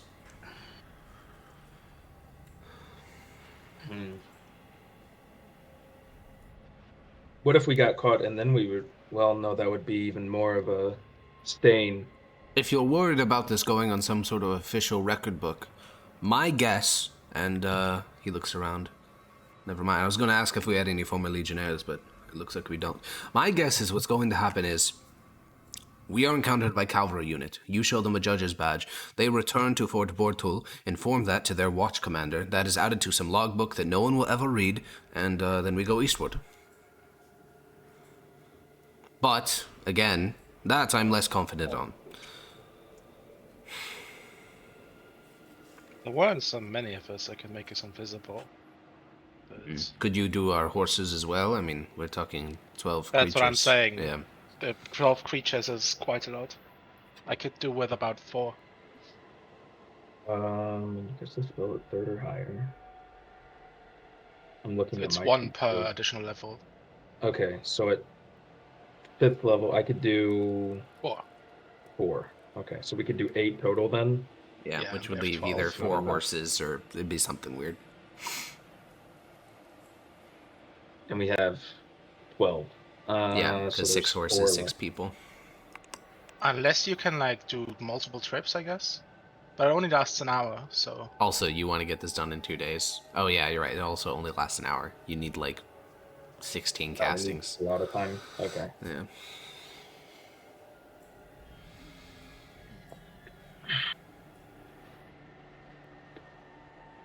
What about a distraction? A distraction for an entire legionary scouting force, 300 cavalry strong.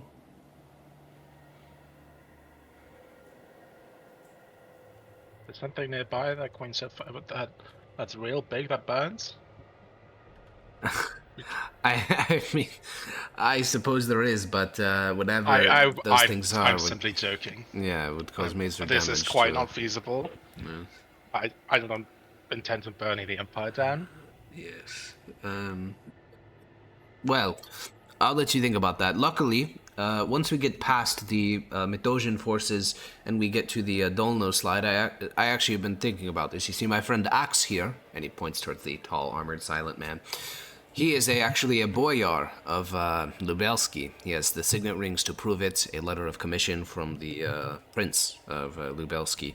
So we could all act as if we are members of his entourage, and he has come to make a defection to the side of Kiaje Primislaus.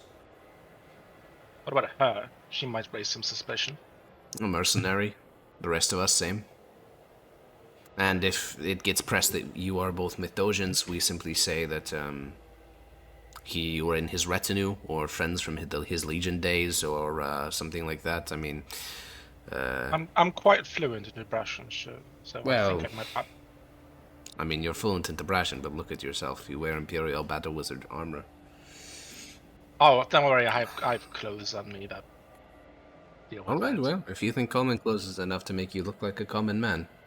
I think I'm gonna have also to stop switching shaving up. for a day or two. Yes, and I'll be switching up my garb as well.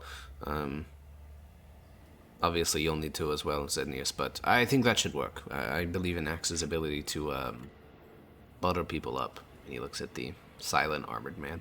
And if any of you want to lose some additional hair, or beard to make yourself look the part, I do have shaving instruments with me. Oh. Holy shit! All right, we're gonna take Well, I guess better later than never. We're gonna take a quick 5-minute break. We'll be right back. He arrives! Alrighty, welcome back to Pax Mithdosica. We are still discussing the plan of how we're going to get to Dolno.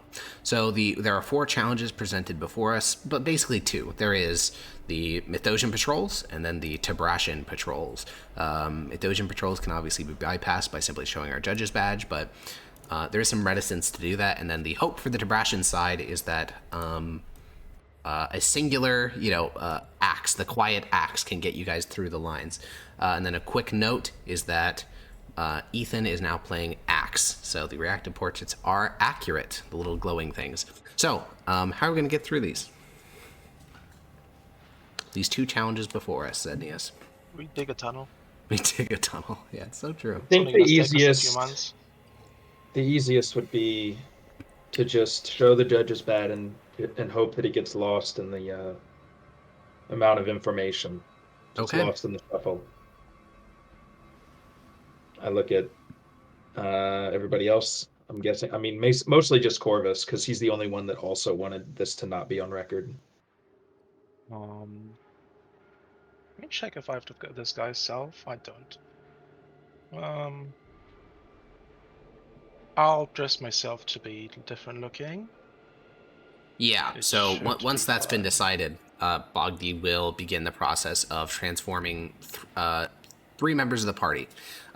Tongue will undergo a very slight adjustment. Basically, he already looks like rough and tumble mercenary-like, but he'll add, get some dings on his armor, some dirt on his face. Bogdi will completely remove his, fur cloak and all that stuff, and rapidly put himself into common clothes and tussle his hair, get it all messed up. And Zednius, you have this moment where you realize, God damn, this guy's so good at infiltration, because he has we'll say very high modifier on disguise kit. So he goes from fancy Mithdosian senator to little peasant Tebrashan boy in the span of a minute, and it's a very convincing transformation. As for you, Corvus, you can get gussied up a little bit extra on top of common clothes by either Bogdi or Tongue. Do you have a preference? Yeah, I have my common clothes. I'll put my spellbook and my Imperial Battle Wizard robes into my saddlebags. Try to put them in a way that they're not obvious. Sure. And I guess I think for dirtying up myself a little, I'm gonna smoke some pipe to make myself stink of tobacco, and Classic. then I'm gonna smear some of the ash into my face. Stinky. Ew. Perfect. Well, the only unsullied members of the And over party... my clothes. There we go. They're freshly bought. They shouldn't look store-bought. Yeah, you roll around a bit in the dirt. Bogdi throws some grass at you. So the only, wealthy-looking member of the party now is Zednius, which is sort of the point. So, are we headed eastward then? Yep. Yeah. Alrighty. Our horses thunder across the plains, and about 3 hours into the morning, you all see a distant banner. It is a long, fluttering flag of deep green with an Imperial Cairo present on it. The banner is held by a man who looks very Tebrashan. He looks a lot like Axe. He wears splint armor. He has a lance on the side of his horse, several swords around, and slowly you watch as this entire patrol of 7 cavalrymen emerge over the horizon, and they begin to ride in your direction. You don't really change direction, you just slow down and eventually come to a full halt as the head of this unit, what is likely an Optio. Before he gets there, I need to ask Bogby, what do I tell him again? I just say... Just flash the judge's badge and tell them to fuck off. It should be all. Just making sure. And once they're about 200 feet away, the Optio will, pull on his reins. The whole squadron of Imperial cavalry will slow to a stop. These are probably Tebrashans flying an Imperial flag is the better way to say it. And he'll say, "What is your business here?" In common. And I'll just flash my judge's business. Judge's badge. Business. All right. You flash your judge's badge, and he will slowly nod. Ah. I see. Do you need any guidance? No. All right. Good luck, Lord Judge. I'll nod and then progress. Alrighty. The Specularis, which is what those scouts are called, will watch you as you ride away. The Tebrashans will talk amongst themselves, and you continue eastward. Groups like this, like the 10th Legion, is where the lines between Tebrashans and Mythosians start to merge, because it's a Mythosian empire, but it's made up of all sorts of people, and a lot of these, Tebrashan plains people will employ Mythosian mercenaries. This shit gets complicated, and it's just a reminder that going forward, it's going to be useful to have people who understand the plains well, because you're going to encounter situations like that where you're like, oh god, are these spies? Are these Imperials? Are these fucking Son of the Dragon? Are they a different principality? It's going to get complicated. But you guys go through that without any trouble. A little bit later, you do come across a watering station a couple miles off your right, which is just open barrel, huge barrels of water and a small little garrison of legionnaires locking it down, but you just ride right past it. And as you continue to ride, you feel the terrain start to change. Not the earth itself, but the villages. This area is very sparsely populated. Donoslaski, much like Lubelski, which you went to a couple sessions ago, is incredibly rural. There are sparse villages. There's a village every 5 or 6 miles, so you always see at least one. But as you get past Fort Bortul, which is where the 10th Legion is set up, and closer to Dolno, these villages are now abandoned. Refugees stream westward, and fields are obliterated. This is September. This is peak harvesting season for most agricultural societies, but here in Donoslaski, the fields are rotting, and this principality is going to have some severe starvation problems. At least every single village you've seen here in the no man's land between Dolno and Bortul doesn't have food. But eventually, as evening is nearing, Bogdi will look up at the sky and then, ride his horse closer to you, Zednius, and say, "Well, we should be nearing the Dolno outer scouts now. Just by reckoning the sun and how long we've been riding, I guess we are about 10-20 miles away. So you'll likely want to change yourself up. Look more, Tebrashan." Yes.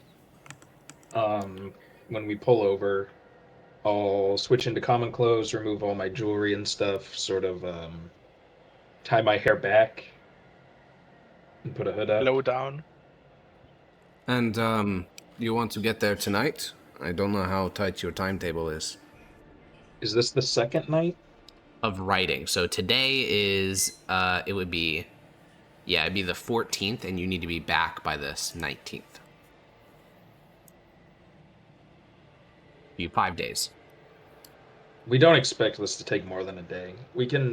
It's not urgent. Okay. Then you guys camp out on the plains that evening. You set up another one of those Tabrashan fire holes to hide your line of sight, just to talk about what these are, because I just think it's interesting. A standard fire can be seen for super far if it's dark outside, especially here on the plains where it's so flat. So instead, you dig like a 3-foot, 4-foot deep hole in the ground, and then you make a tunnel so that oxygen can get to your fire, and then you basically burn a fire beneath ground level. So it gives you everything you need to cook and stuff like that, but it doesn't have this like giant billowing flame that's visible from miles in all directions. And it's a calm evening of sleep in a certain respect, and that's going to be -1 ration from Klutz, -1 from Corvus, and then -4 from Axe. Alrighty. -1. Is Tongue not eating? He is, but he's eating from Axe. Oh. Yeah, Axe is carrying the rations for Bogdi and... Zednius and Tongue and Axe. Oh yeah, and Zednius. Yeah. Alrighty, well the next morning, as everyone is getting ready, Bogdi is going to walk over to you, Axe. Alright. Well, he's gonna talk in Depression, so he has a pretty, I'd say, neutral accent. Well, we're going to be entering into the general vicinity of Dolno now, meaning that we're likely to come across a patrol. I know that, you have your Prince's Commission and your signet ring and all that. We've discussed this before, but, do you want me to try to claim to be your servant so I can speak on your behalf, or do you think that you can, convince them that we're coming to defect? Or at the bare minimum, we're a diplomatic legation. I think they'll respond better if we say we're coming to defect. I agree, but I was thinking about it last night, and I think there's a small chance that we're too successful. They send you to meet with the Marshal or the Kiage to take your oath of loyalty. We want to be somewhat we're going here to do a theft, so we want to be a little bit under the radar. How good is your Donoslaski regional accent?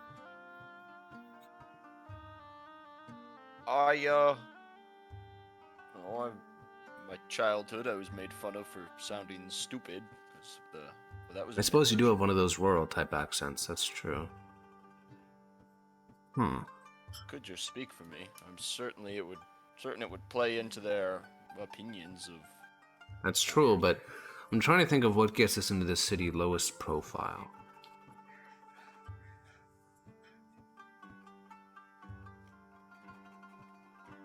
Just say we were fleeing rather than coming to defect. Fleeing the persecution of the Empire? Aye. That could be a good angle. You certainly bear enough hatred for them that it would be convincing.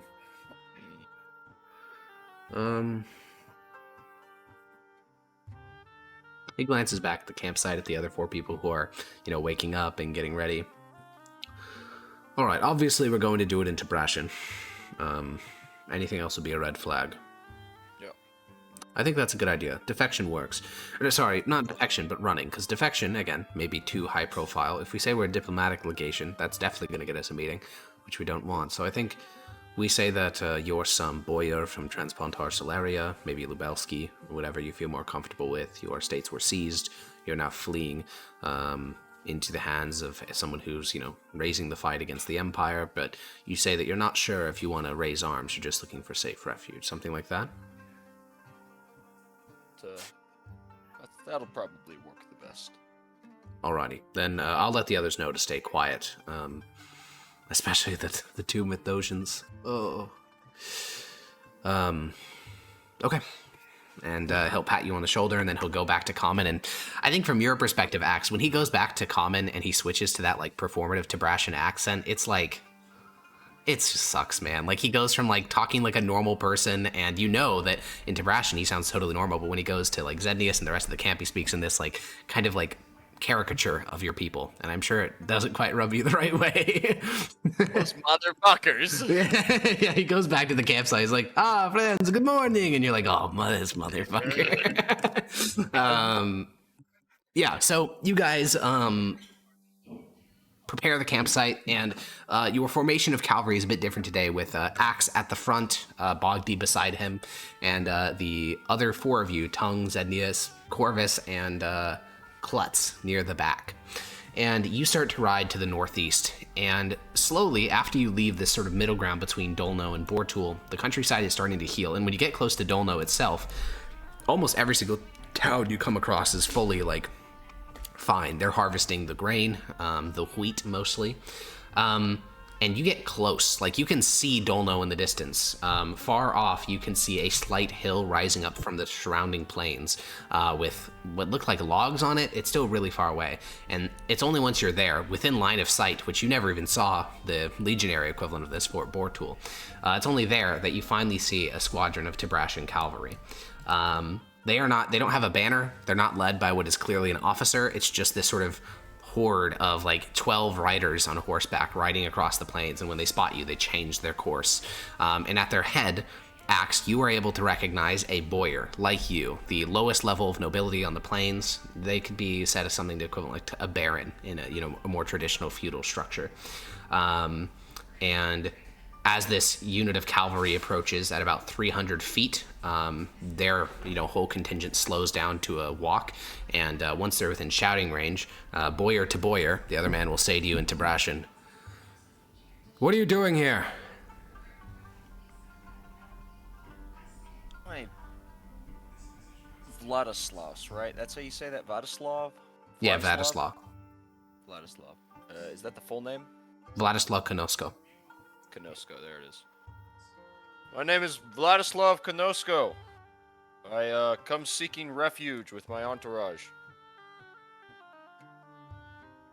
He begins to clop forward. The rest of his men stay back, and you start to clip your horse forward too. You meet in the middle between your 2 contingents, a proper, meeting between 2 men of your station. You can see he has a signet ring and he has a tabard denoting his house of loyalty. You 2 are quite similar in that respect, and he pulls back the visor on his helm, revealing, a face slick with sweat from a day or morning spent riding across the plains. Where are you from? Just outside Lubelski. Roll me a charisma check at advantage, because I think your whole line about fleeing Mythosian persecution plays into like all of his all of the Tibrashan like stereotypes about Mythosia. So I think it'd be persuasion probably at advantage. I don't know if there's a difference in charisma or persuasion for you. Yeah. Oh, no, there's not. Okay. Great. Then whatever it is, roll it at advantage. 16, thank God.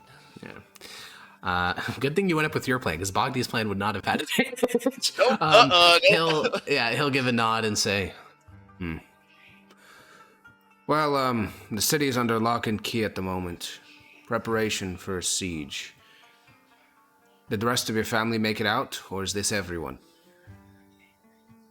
This.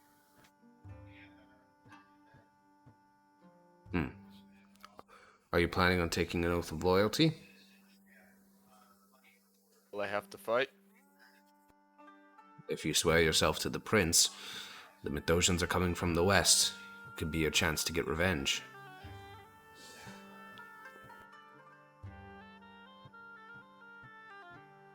To immediately? Some time to grief. You can have some time to think it over. And, those, and he gestures towards the 5 people behind you. What's that thing? And, he'll take a finger, from, like, his reins and point in the direction of the hobgoblin. A little scowl. yeah, they're talking a foreign language and then he points at you. Oh, man. Hobgoblin, former bodyguard, or family bodyguard.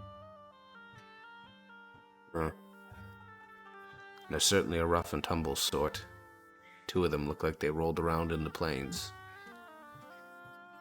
They're, not used to riding. We had to flee rather quickly. Are those 2 unarmed? And he gestures towards Zednius and Corvus. For the most part, they, weren't fighters.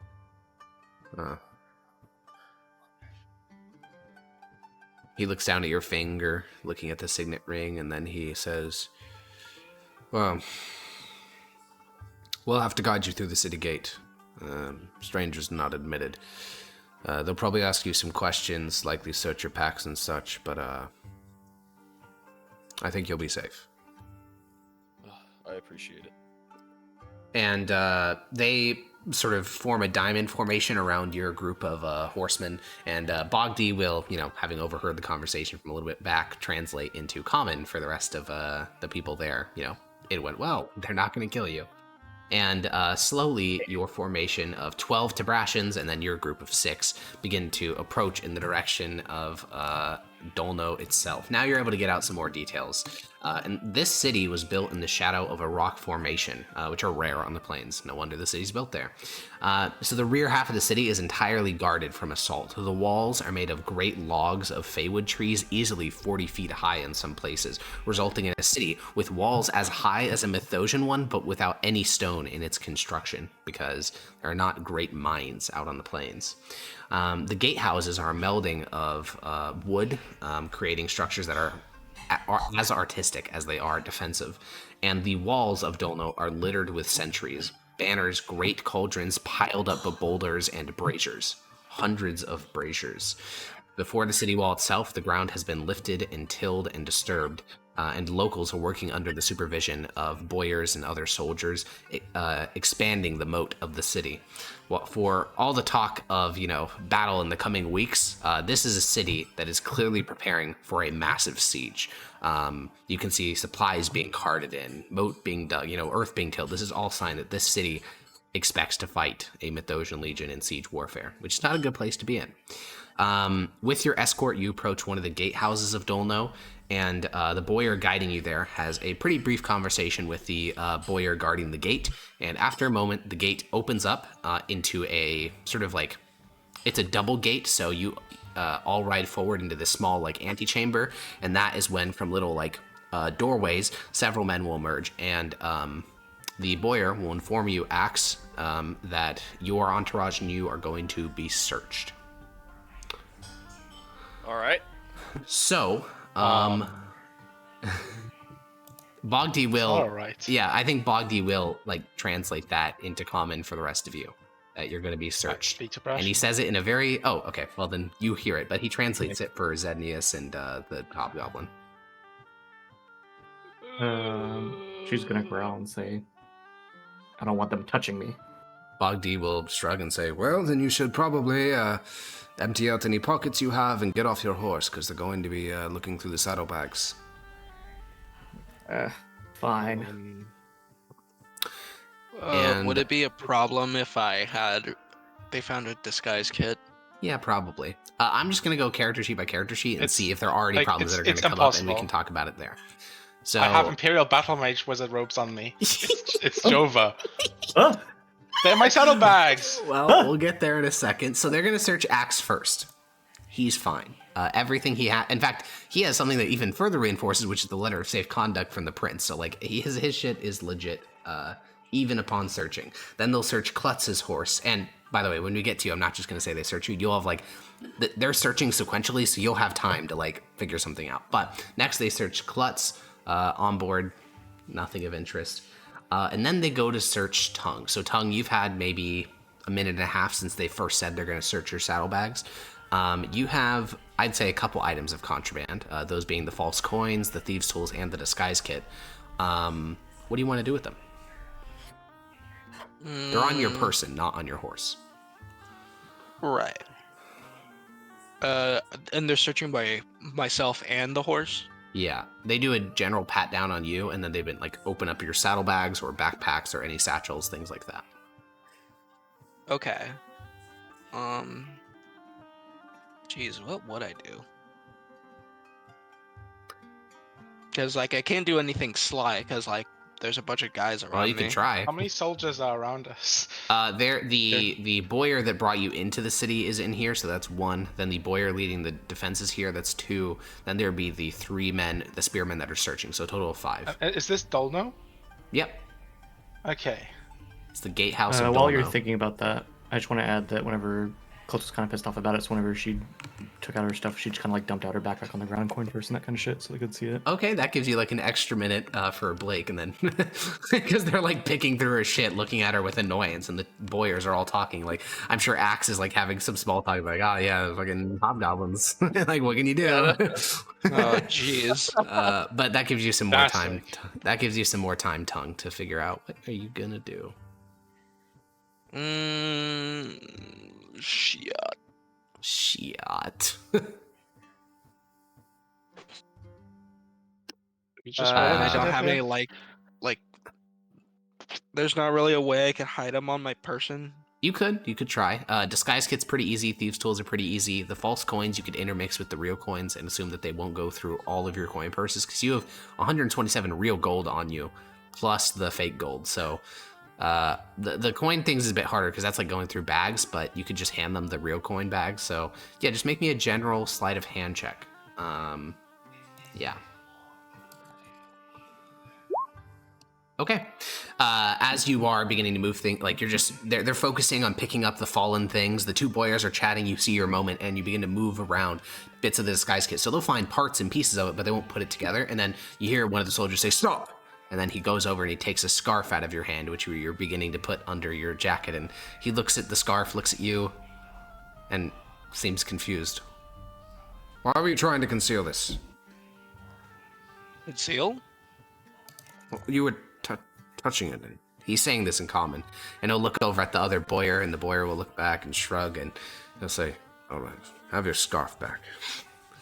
No. and I'll take it. and you put it onto your shoulder, and Tongue will be fine. And then we get to the player character. Oh, Bogdi will be fine as well. He technically has 3 items that could get him in trouble, but he has a very high sleight of hand check. I think it's a plus 11. Zednius, do you have anything that would be considered? Oh, you probably have lots of shit that's like. Probably just the badge, I would think. Yeah, the judge's badge, you think? Yeah, I would say that's kind of. I don't think yeah. anything else, really. Yeah. So what are you gonna do with the judge's badge? You should have your guy eat it. Yeah, that will not eat it. But I'm sorry, what? Well, Hold he's it. right. If he never wants to see it again, that's a way to do it. well, I don't think he would eat it, right? He can. wouldn't. He can. I don't want him to though. I would Oh, rather okay. him hold on to it and then go somewhere and then come back with it. You Oh, know, yeah, just like he hide can it in also his do mouth that. or something. Yeah, Is I anything meant that more sends like him towards that. visible? Yeah, during all of this, I want to like go up to like I want to like make sure to the rest of the group that there's no way we're not going into combat here. I have way too much shit. I can't hide all of this. Well, then you It's better over. come up with a good explanation. How many people are here? if we have to fight, There's 5 local Tabrashans. There's another 11 cavalrymen, like 100 feet back outside the first gate. And there's 6 and of then you. one of those guys would leave to go tell everyone else, and then we're fucked. So you need to figure something out. Could make up an excuse about how you don't want to go in.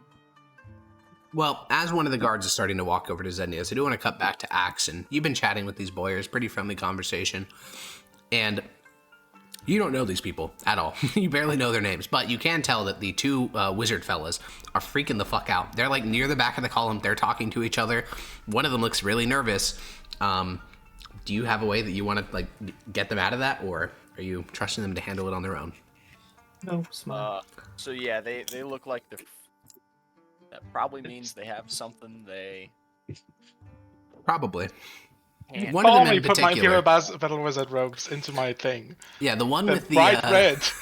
the one with the black beard. He looks very nervous. Luckily, none of the guards seem to have picked up on that yet.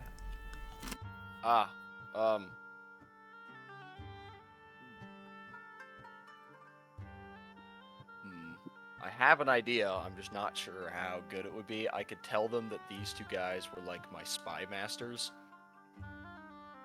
Like they're sneaky McGeeky boys, and that's why they have all this weird. He was infiltrating a. He was pretending to be an Imperial battle wizard. Yeah. That's why he has the robes. This? He was just pretending. You all know. I think Bogdi will walk up to the front, and he'll say to you in Tabrashan, My lord Boyer, The hobgoblin is growing a bit restless. I think if we're in these confined quarters any longer, she's going to start biting some of these men's finger off. And the two boyars that were chatting with you look towards Bogdy with a bit of surprise, and the initial cavalryman who spoke with you says, Is there any way we could expedite this a bit? He looks at the two guards. Rather not cause a scene here. And we're going to roll Persuasion on Bogdy with advantage, because you assisted him. And I will have you roll it, Ethan. That's going to be a d20 plus 7 at advantage. So do 2d20 plus 7. Something like that. Oh, technically it'd be d1, but who cares? You can just, it'd be 2d20 d1 plus 7 if you want to make it automatically do advantage. It's not great. It's Stroba. But even though it isn't great, it's still higher than 10. So the boyars who have been friendly chatting with you for this, they look at Bogdy, they look towards the guards, because despite that, they're not going to just let you through, but the guards nod, because they've searched through 4 of the 6 people here and found nothing. So they'll nod, and then the boyar will look towards you and say, well, all that's left is to pay the gate fee, and that's the guy who guards the city. He's the one who says that, and the one who brought you to the city slaps him on the arm and says, "This is a fellow Tabrashan boyar. They're going to hit him with a gate fee ordeal. Leave him alone." And the guy's shrugging. It was worth trying. It was worth trying. And the two of them, part. They will not scam you with a gate fee today. And the last of the spearmen will hand.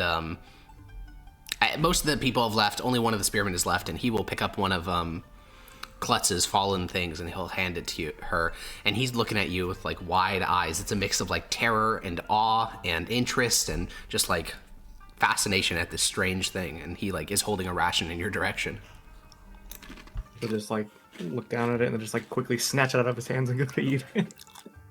He just kind of stays there, standing there, and then you hear the inner gate open as the wood creaks, and then you all ride through, and he doesn't stop staring. Brother is starstruck. But you head through the gate. Met his first buff woman. No. No. Awaken something in him. No. And you guys head into Dolno. The city is quite small. It's about Flamium sized, which, if you remember, was this tiny little, pissant Mythosian city. Literally the smallest of any of the provincial capitals, and that's how big Dolno is. As you clip-clop forward, you are no longer chaperoned, though some of the gate guards do occasionally cast glances in your directions. You all take a deep sigh of relief, especially you, Corv, as there's fucking sweat trickling down your back. And then you guys regroup about 100 feet past the gate, and Bogdy will immediately hop off his horse and walk over to you and say, "I'm guessing there's something in there." And he says this in common. Is there somebody around who could overhear this? I mean, you're in the open street. Yeah, so yes, anyone walking by would overhear. But he just says it. So I'll look at him. A few things. Well. Quick thinking, Axe. And he says that in Tabrashan. Thanks.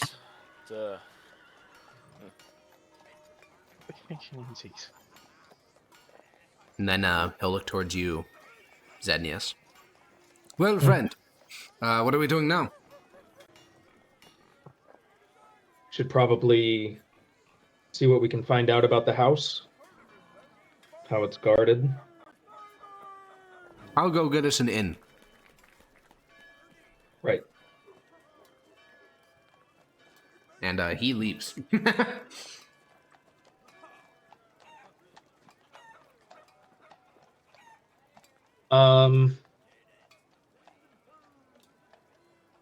So it's the second most important guy's house. Yeah. I think. Right? That is what you think, yeah. I guess I send Hegal on a bird's eye view to see if there's a key 2 or 3 locations to look at to see if they're the right place. Yeah, in the shadow of the massive rock formation, which the city is built around, or at least the eastern edge of the city is built around, you can see a large castle. It's more like a hill fort, less of a true castle. That's clearly where the prince would stay. It's also, the city is crawling with like boyars training like spearmen and other soldiers and drill and stuff like that. And up at the hill fort, you can see like even cavalry formations are practicing like charging with lances and things like that. So if that's the prince's house, then that's not it, right? Yeah. Okay. But there is no building that stands out to you as like, oh, this is the second biggest house in the city.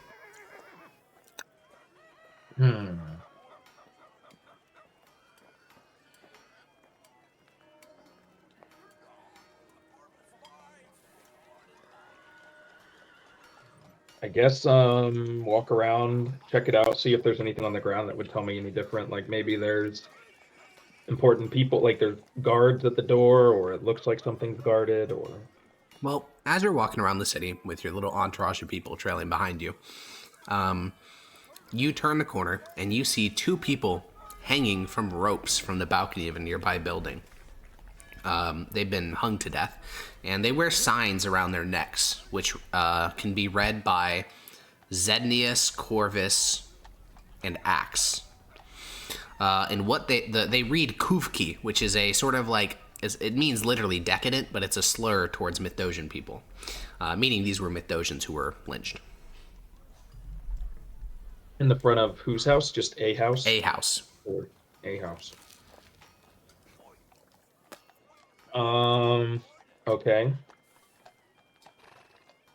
As for, I mean, in terms of soldier presence, like, there's a sizable army embedded within this settlement, so plenty of houses are guarded, plenty of soldiers are lingering and malingering. You're going to need some sort of local information to figure more out. Right, and I don't think I'm the person that needs to be badgering for that, because I will give up that I'm Mithdosian or something.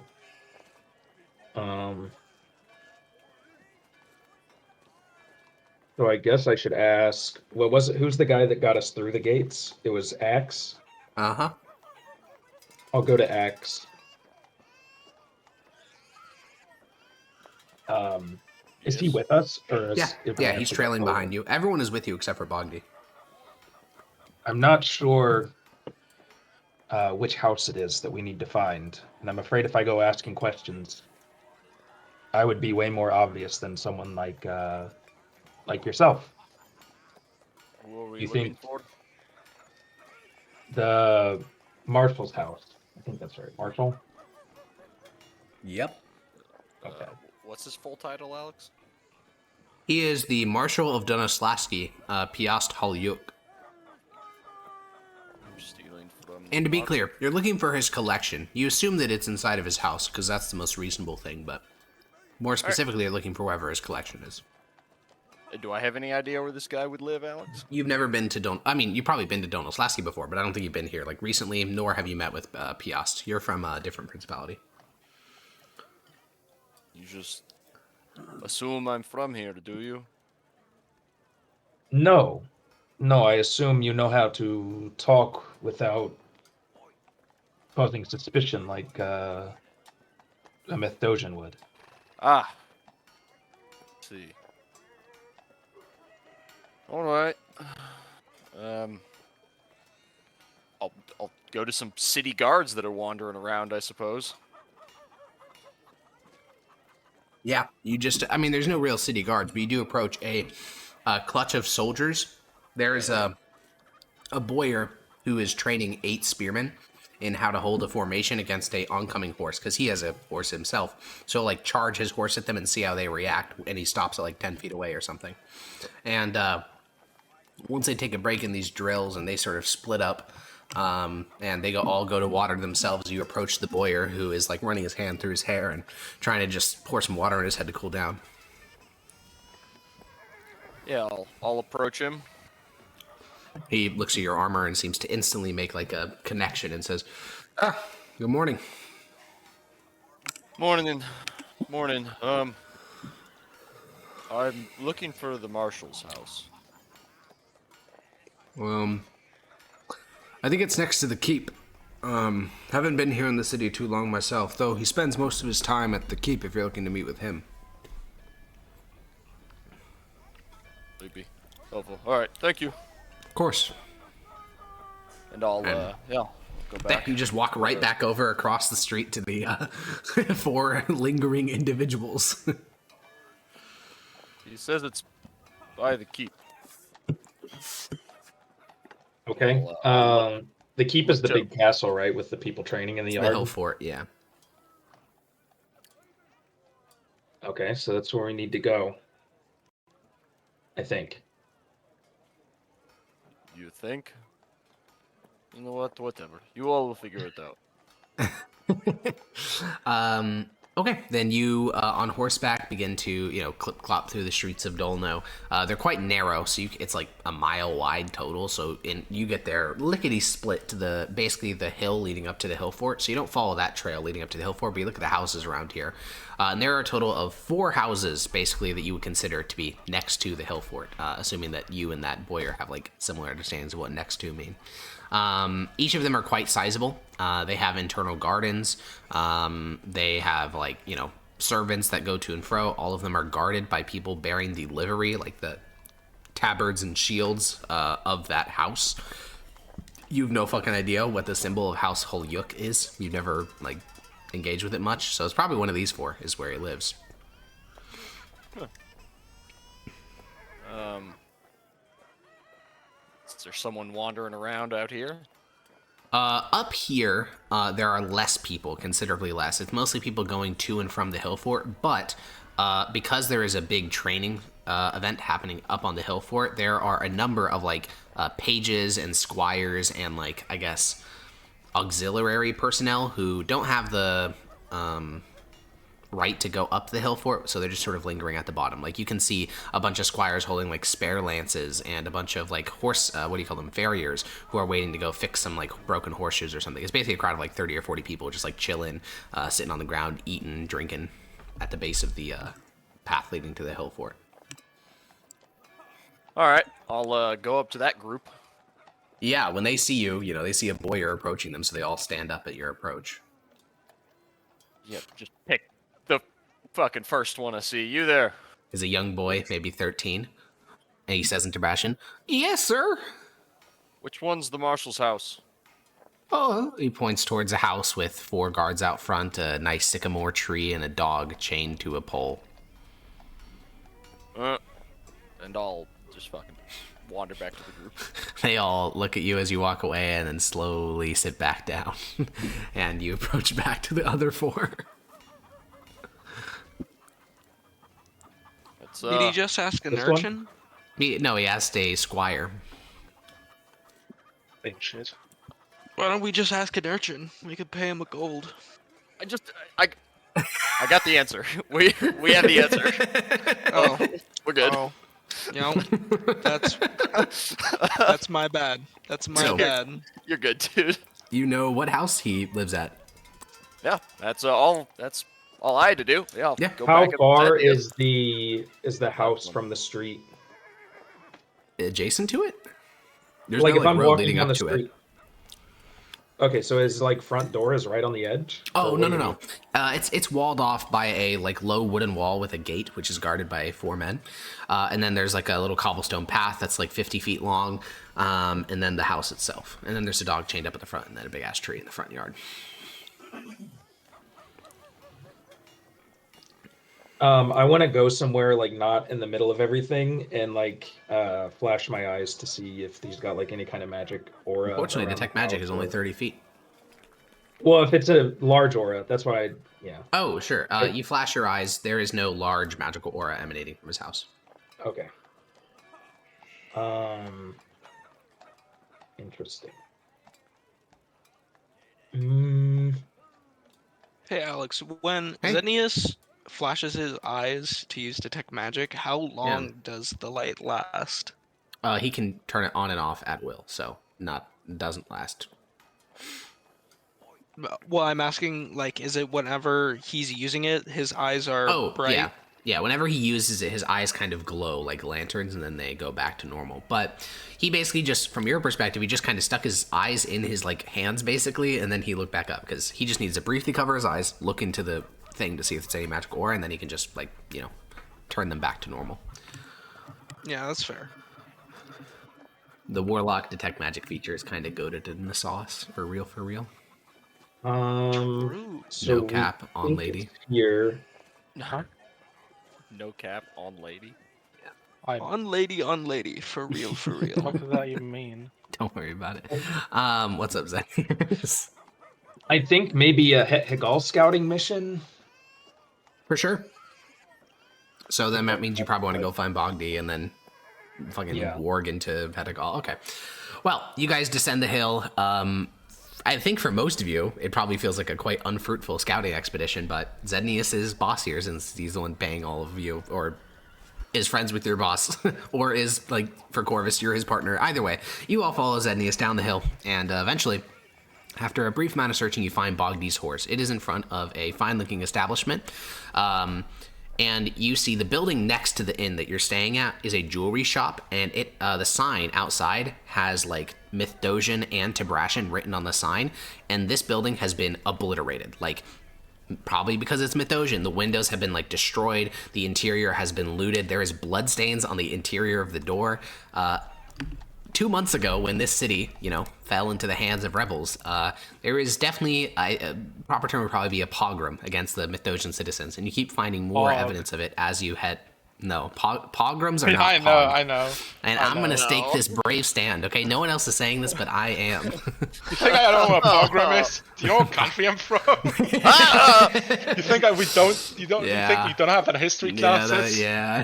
They're not pog. They're not pog in the slightest. Yeah, you guys tie your horses up, and I think it sends a chill. Actually, maybe not. I don't know. I'm curious. Corvus and Zenius, since you're the two resident Mithdosians, I guess Tongue technically is, but he's like. Not really. Zenius and Corvus, how do the two of you feel seeing that? Does this make you more nervous? Is it the same level of nervousness? I think I'm pretty determined. I'm starting to get worried because of those gigantic walls. How the fuck we're gonna get out? Because I kind of assumed this is like a smash and grab type thing. Yeah, it's looking like not that. Looking like it's not a smash and grab angle. Like I'm starting to think. I have no reason to be here because none of my abilities are going to be useful. Yeah. I'm a combat mage, not like an infiltrating mage. You are a battle mage. I'm not Severus. I guess I didn't. Severus would be real useful here. I was like, oh, maybe. True. You guys tie up your horses outside the inn and head inside. Bogdi is already sitting at a table laughing with two other Tibrashans. He's doing a totally different accent than you've ever heard him do. He's speaking only in Tibrashan, so only like... Zednius and Axe can understand, but he's doing like a country accent. He's like, oh geez, well that's just the craziest thing I ever heard, wow, and he's just like fully committing to it. And after he sees you guys enter, he'll buy a round of beer for the three men he was speaking with, and he'll walk over to the entrance and he'll say in common, well, so how'd it go? We found his house.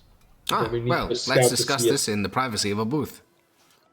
Oh, I thought we were in a booth. No, this is just in the open common floor. And he will... Well, anyway, I was looking for a magic artifact. No. So he'll toss some coins to the bartender. You guys will all like slide into a booth. The Hobgoblin and Axe kind of take up like half of the booths on their own because they're both, so heavily armored. The rest of the other four you have to like squeeze, and then there's a curtain that you can close. And once you close it, it seems to deaden some of the sound outside just because of how thick the curtain is. And Bogdi will say, well, you're the one that brought us all here, so what is next? I think we need to scout his home, see if the collection really is there. Okay, well, Tongue is good at these things. Yes, sir. That's what I do. He put on the country accent. I thought he was making fun of how Bogdi was doing the country accent. I don't think he is. He was just saying, yes, sir. I thought it was a passive-aggressive I was thinking No, too I'm hard just about being it. stupid. Hell yeah. And Bogni will say, Did you have an alternate means? You seemed to have pause. I think that Axe is well suited. Axe is the one that's doing it, right? Is that what he said, or Tongue? No, Tongue. I don't think Axe could be Tongue. stealthy if in any circumstance. Yes. Do you want him to go inside the property, or do you want him to ask around the city? I mean, if you could describe more about this thing we are looking for, or this collection, I'm sure that'd be useful for Tongue searching. He's the collector of, just curious magic items. I'm sure that they're all located in the same collection. Well, then, You want all of the magical collection? What did you ask? Did you want all of them or just one? Whatever we can get our hands on. well, I like you where heard this the is man. going. Oh, you're not getting any of those. Don't get too excited. But, Fuck! start scrounging through the usual channels, see if you can find anyone who knows about the Marshal's collection. I will stand up, take a bow. And only do common. Your mythos here, I think, would get you in big trouble. You almost got me. He slowly Yeah, nods. And Alrighty. I'll just walk away. This is Bogdy's guy. This is Bogdy's guy. the five of you, other than Tongue, can start to get some food and some drinks, and Tongue will go off on his own to root about.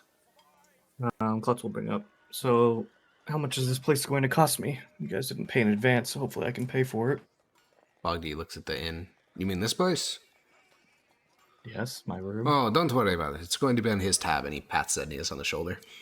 Yeah. He's going to raise an eyebrow and be like, are you trying to mess with me? No. He's paying for everything. Yes. Don't worry about the room. And what are you getting out of this in return? You ask too many questions. Bogdy will chuckle in a way that is not comforting. Oh, man. She'll just scowl and go back to eating. Yeah, Bogdy will probably go pair off with Axe and go chat with him, and Zednius and Corvus and Klutz will begin to eat in the booth. And now we'll go to Tongue. So Tongue, you exit the booth, you head out into the bar proper.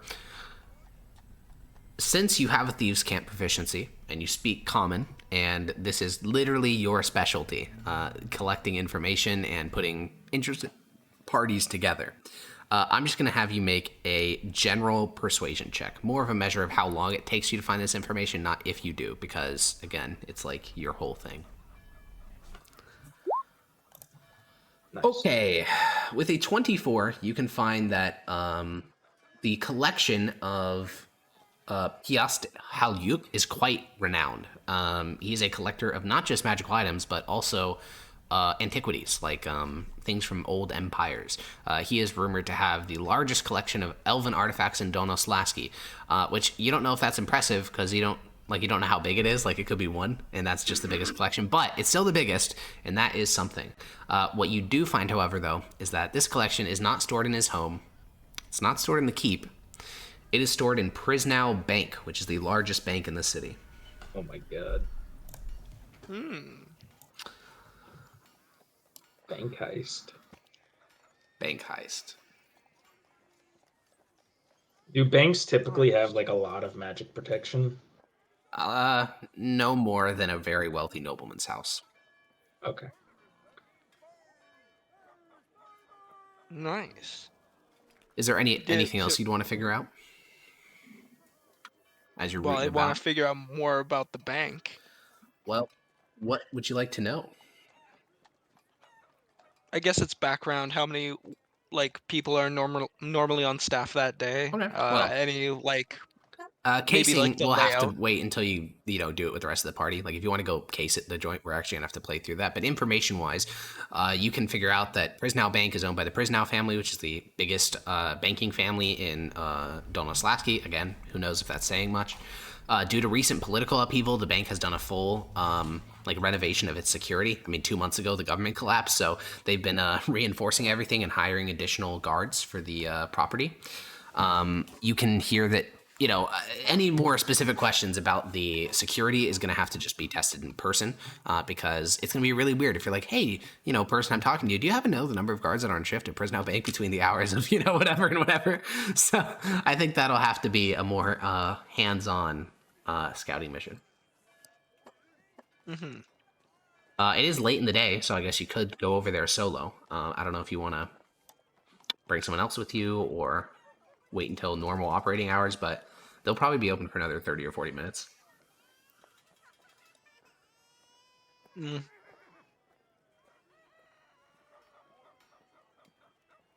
Yeah, I'll go over. Okay. You walk along. Now, as a reminder, you do look like thuggish and like a mercenary because that was an intentional visual decision. Oh, well, if that's the case, I can slip into an alley and disguise kit with my fine clothes. Okay, make me a disguise kit check with charisma for this one. I think that makes the most sense. Riz. The attribute. Okay. Yeah, it's going to query attribute, and you make that attribute charisma. Alrighty. I'm going to adjust some things super fast, and then we can get you over to the bank. So you start to walk through the city in the direction of the bank. And outside is a guard. The bank has a little placard outside, which reads the Prznow Bank, and we'll move to the battle map. Hopefully this works. It did! Yay, I can see. There is a single guard which stands outside, 2 large double doors, several dying trees since it's September. And the guard just gives you a nod. You look like a well-to-do nobleman at the moment. I'm sorry, I can't really see. Is this the door? It is, yeah. Yeah, so I'll just walk in. Alrighty. Oh.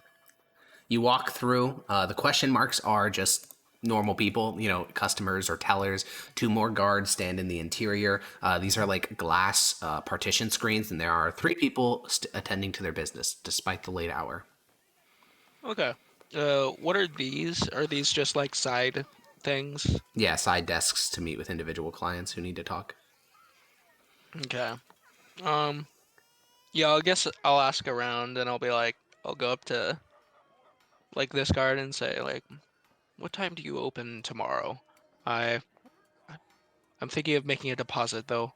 I don't know if you'll still be working by the time I get to the front of the line. 7 a.m. tomorrow. 7 a.m. tomorrow. Yep. I think, yeah. All right. You have a good day, sir. Yeah, he just grunts. He doesn't look like he doesn't look like a full-time security guard. He looks like a mercenary that they hired very recently. He doesn't look especially thrilled about watching over people, submitting deposits. Can I roll an insight check to look at the quality of these guards? Yeah, for sure. Okay, hold on. My sheet is being kind of weird. He's inciting. With a 17, you can determine that these are veteran soldiers. So in terms of, if one were to assign a challenge rating to these people, I would say between 4 and 5. Okay. I'm mostly giving that level of detail because you are an inquisitive rogue, and I'm pretty sure... I think somewhere you're allowed to ask about a specific stat. Maybe that's a different rogue subclass. But either way, your general indication is that either of these could probably kill you in a straight up fight. Like any individual bank guard probably could kill you. Also, they're in splint armor, which is 17 AC. Okay. And I'm only seeing 3 on staff. I would account for maybe 4 more. Well, there's also be... there's a spiral staircase in the back that leads up and down. Yeah. So minimum 3, I would say. With a recent increase, I could predict that the maximum could be 12 or more. Yeah. All right. I think that would be all, and I'll leave. What's your passive perception again? 18. Okay, another thing you notice as you're leaving is that all the exterior doors and windows have small little yellow glyphs carved into the concealed areas. For example, on the front doors, you know how like when you open up a door and the hinges open, there's like the gap between the edge of the door and like the frame, the door frame? Yeah. On the interior edge of the door, on that side, there is a little yellow glyph carved into the door. It's something magical, but I don't think you can know what it is because I don't think you have an Arcana proficiency, but you are aware that it is present on every exterior window and door that you see. Yeah, okay. Can I somehow, like, is it, like, simple enough for me to memorize so I can, like, do you draw have, it like, for the Keen group? Mind or something that would allow you memorization? No. Or Okay, then just roll an int check. where's my intelligence? Non-existent. That's where. Non-existent. Oh, Okay. Yeah. You attempt to commit it to memory.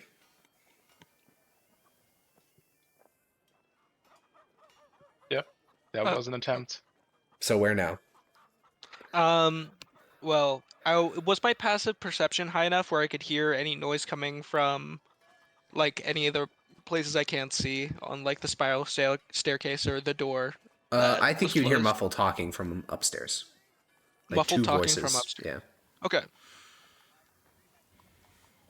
Also, I mean, Um, just to quickly put us back in here, because I think everyone can see from your token. This bank does seem to be a bit understaffed at the moment because there are 2 tellers, but there's like enough desks for like 5 people, maybe 9 if you want to include all the different windows. So maybe that's a good indication that, they're starting to wind down their staff. I don't know if that will, just a little added detail since your passive perception is so high. all right. Cool. Sounds good.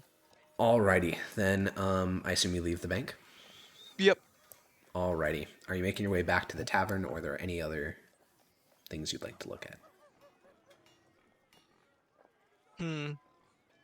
Has Zednius told us his name? Yeah. No. That wouldn't make sense. Okay. That'd just be a dick move too. Alrighty, so you Yeah. make your way back? Yeah. Okay, so as all of you are chilling in the inn, a little bit later, Tongue will return. Bogdi will, shoot a glance at Zednius, Axe, well, probably just Zednius and Corvus, to be honest. So Klutz and Axe, remain at a table out in the common area, eating and drinking. But the other 4 of you can head inside of a booth and sit down. Bogdi I'm will sitting look at down you, with Tongue. them. Yep, you're sitting down with them. Yeah, I'll start giving him the rundown of the normal channels. Yeah, I mean, you summarize that it's like, what do you summarize for them? Just where it is, and then like about the guy we're stealing from and where his actual collection is. Okay. And then I'll also share that I checked out the place, that I saw 3 guards on the staff. They're wearing splint armor, then they're veteran soldiers. They did seem quite understaffed because there was room for a bit more people to work. And there was discussion happening upstairs, so my guess is anywhere between 3 to 10 guards on staff in places I couldn't see. In total, there were might be up to 7 that I couldn't see. What else? There were also. I think Bogdi will nod and say, well, just based on what he said so far, what do you think, Zednius? What do you mean? What do I think? Well, This sounds like where our stuff is. And? Are we going to access it? Exactly. Are we going This to... seems like a suicide mission.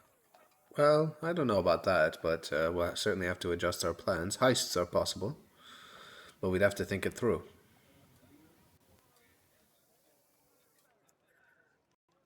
So what are the risks? There's how many guards? 12? 3 that I saw. My guess is that there's a maximum of 10 to 12. Do you know when they change shifts? Nope. There's only 30 minutes left in the day. I didn't want to ask around because it seemed too suspicious.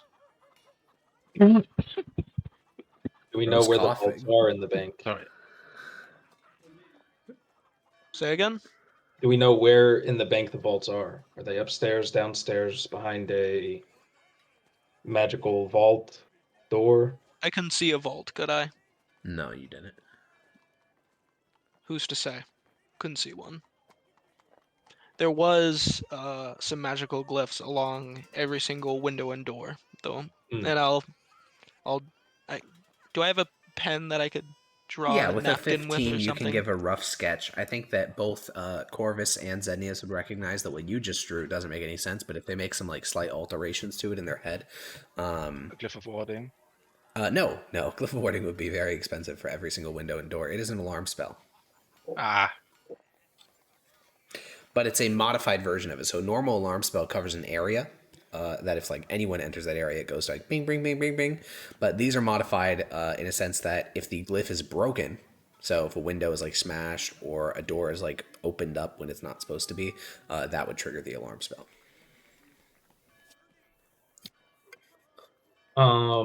Okay. I have a question on Hegal's ability. Yep.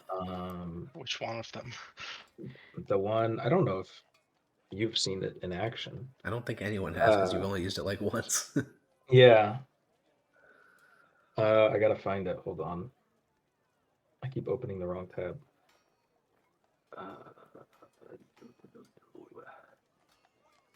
Hegal anti-magic field. Anti-magic zone. Yeah. Focus my effort on a point within 60 feet, within a 10-foot radius. Around that point, all active spells are dispelled. Yep. The effect of items prevented. So that's a way to get in. Yep. So I'm not going to say that. I'm going to say I could dispel an area that we could sneak into. If need be. Well, since there is still a possibility that we want to go smash and grab here, I'm going to call in Axe. I mean, he may have some thoughts to share here. And he'll open the curtain and, gesture his finger at you, Axe, calling you into the booth. No, I can get up. He will... Yeah, and he'll vomit all the information that Tongue provided into your cabeza. Well, suppose we'd have to figure out where the artifacts are actually kept to determine if smashing is even possible. I agree. I just thought that it would be good to have all of our minds combined on this one. Well, perhaps you could see if this collector sells things. Maybe gain access that way. That's a good point. How that works. I mean, I hesitate to say this, but Zevnius, is it a specific thing you are searching for? Because if so, could you not just buy it off of this marshal of yours?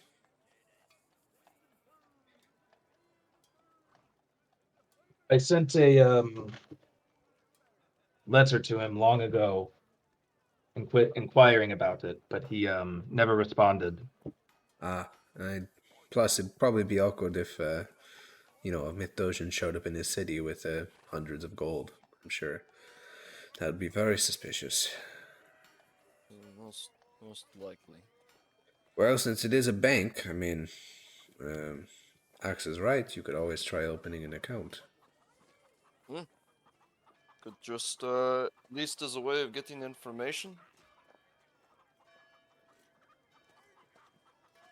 I look over to the one person whose name would not really matter, as in Klutz. with Klutz I opening think an Bogdy will account follow your or- gaze out of the like the curtain, like through a gap in the curtain over to Klutz and say, I mean, it's not a bad idea. She could provide her name. If for some reason they are suspicious and use Zone of Truth, it would be truthful. But we'd have to send someone with her, right? I mean, I doubt that she could, scope it out effectively and return that information to us.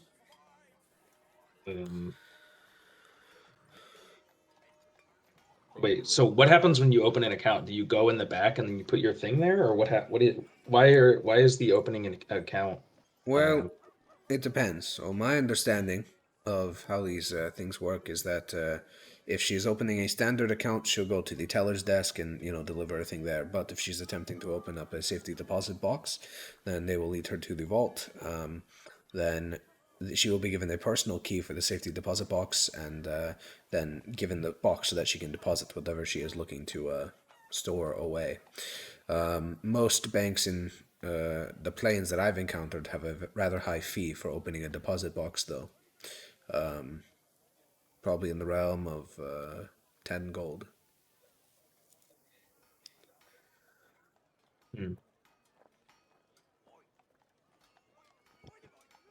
Did you say high fee and then he said 10 gold? Yeah, he did say that.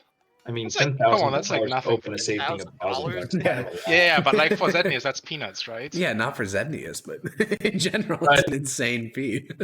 Yeah, and then like, why would a hobgoblin why would a hobgoblin that doesn't look rich drop 10 grand to open a On safety deposit box? deposit box. He is wearing plate armor, so That is Rich true, is- actually. That's like $1 million, unironically. Oh wait, no, it's What would you 300,000. put in the safety deposit box? You Boggy could also shrugs. go in and be like, I want to open an account, but I want It to. could just be letters. guess It see doesn't how need to be secure something this place super is. important.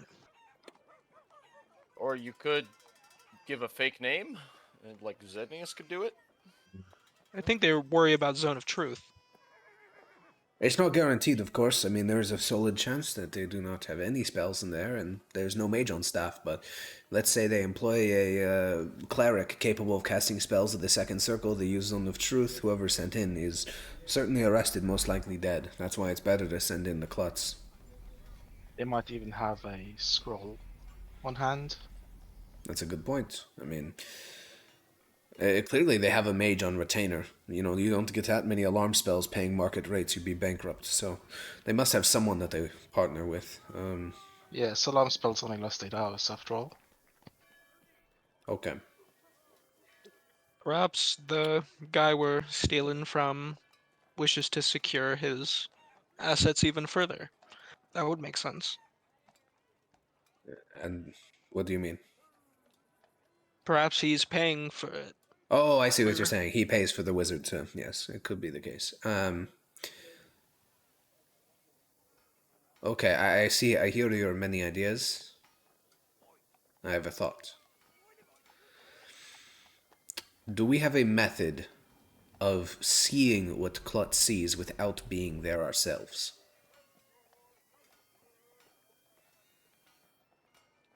Pauses for Zednius to say yes. Orvis has a You could scrying. make somebody invisible. Could you scry into the vault now? Or could you scry into the bank and let us You look can only around at scry some- on people. Oh. So I'd have That's to a way scry to on put the her. eye on her. Yes. Yes, and it only lasts 10 minutes. And if they have anything that detects invisible things, then there's an invisible sensor flying above her. Is that easy? Like, is that low circle magic to do that? Scrying? No, to detect your invisible sensor. Like, could it be prevented? Yes. Second circle. Second circle. I mean, Second we circle know to they see can cast invisibility. we know they can cast second circle. Okay, quick question. Is sending in Het Hagal a bad idea? I mean, it's the same problem with the scrying if they detect invisibility. Yeah, they'll see him. Oh, And he's oh getting shit. big now. Okay. He can't, like, hide in a pocket anymore. Oh, wait, never mind. I'm stupid. Yes? You can scry on a location. I have to have seen the location first. Can you move? Once you're at the location? No, I see. I can follow a person, but it can't follow a location. It's not a drone like I'm that. going to go briefly talk to Klutz. Continue your strategizing. And he'll open the curtain and leave.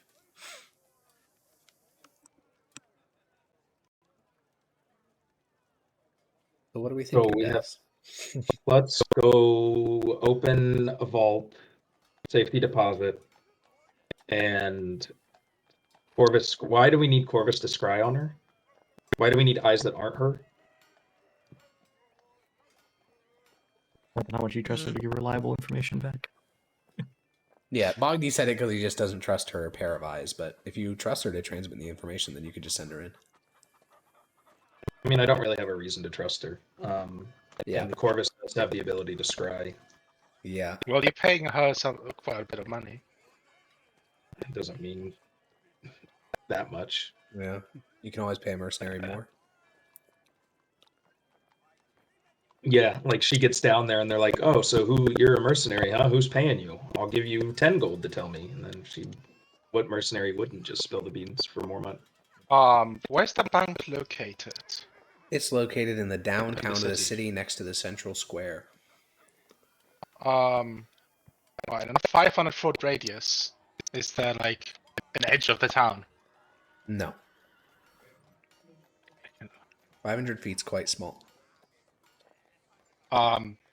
So the thing is, if I knew exactly where the vault was, I could dimension doors dimension into door it. your way in there. Grab the shit and then dimension door out again. Yes. Funny. Teleports in, doesn't have these tools, can't open it, is stuck. Yeah, I probably have to bring like Tong with me. Yeah. Can you dimension door to a place that you're scrying on? You can dimension door to a place you have never seen before. You just need to know its precise location. Yeah, but if he's slightly off, then he ends up in the earth and fucking dies. Yeah, that's So why if you're that's why you scrying- need to know its precise location. Yeah. Yeah, I guess there's not even a need to scry on it, because to scry on it, you need to know the precise location too. Well, no, scrying, it can Basically, be a lot more I'd have to vague. open an account that way. Okay. I think How good is Corvus at rizzing? not good. I think Does Corvus want to open an account? Because then you have to use your name, right? Yep. I don't know that you just... If you get... I mean, I guess you can get a fake name, because not everybody has ID, but... if they do the Zone of Truth like we think they might have, then... Yeah, if they use Zone of Truth, I'm fucked, because there's no way I'm telling them my real name.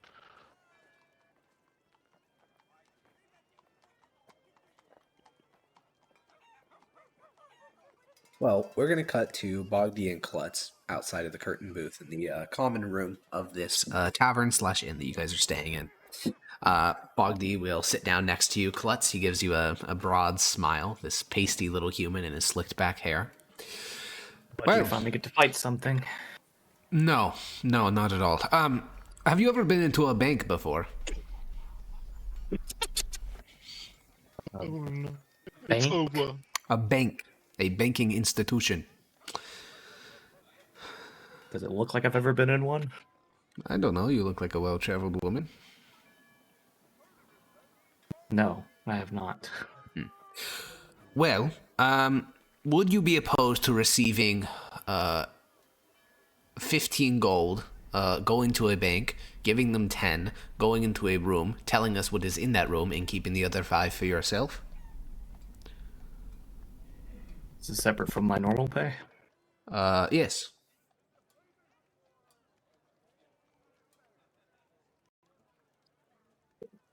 I see no problem with that. Wonderful. He reaches into his pocket and withdraws a piece of parchment. He scribbles like a circle on it with a line through it, and then adds in 2 little dots and says, "And you would put this into the box." What did he hand her to put in the box? Just a piece of paper with a circle and a line through it, and then 2 dots. He's gonna like turn it over and like look it over and like kind of hold it up. It's just a piece of paper. What it is. Right. All right. Well, I will go speak to the others, but it's good to see that you're on board. And he goes to pat you on the shoulder and then remembers the growling incident, and he will stop midair and say, all right, Growling incident. Despair. Alrighty, man. And then he'll go back to the booth. The curtain opens, Bogdy sits down. So she goes down into the vault. We scry on her, and it tells us what the vault looks like, and maybe the precautions that have to go into guarding it. And I'm assuming once we get in, we just unlock what we think is the marshal boxes. I spoke with her and she seems alright with it. It'll cost you about 15 gold, all told. But I was thinking that I know that scrying, you have to scry on a thing, a particular thing. And so I was thinking we could put down a piece of paper with a unique symbol marked on it, and then, you scry on the piece of paper. No, that... It doesn't work? I'll post scrying in the chat. In case this was you misunderstanding Archon. No, but Bogdy just doesn't have an Arcana proficiency. yeah, that's fair.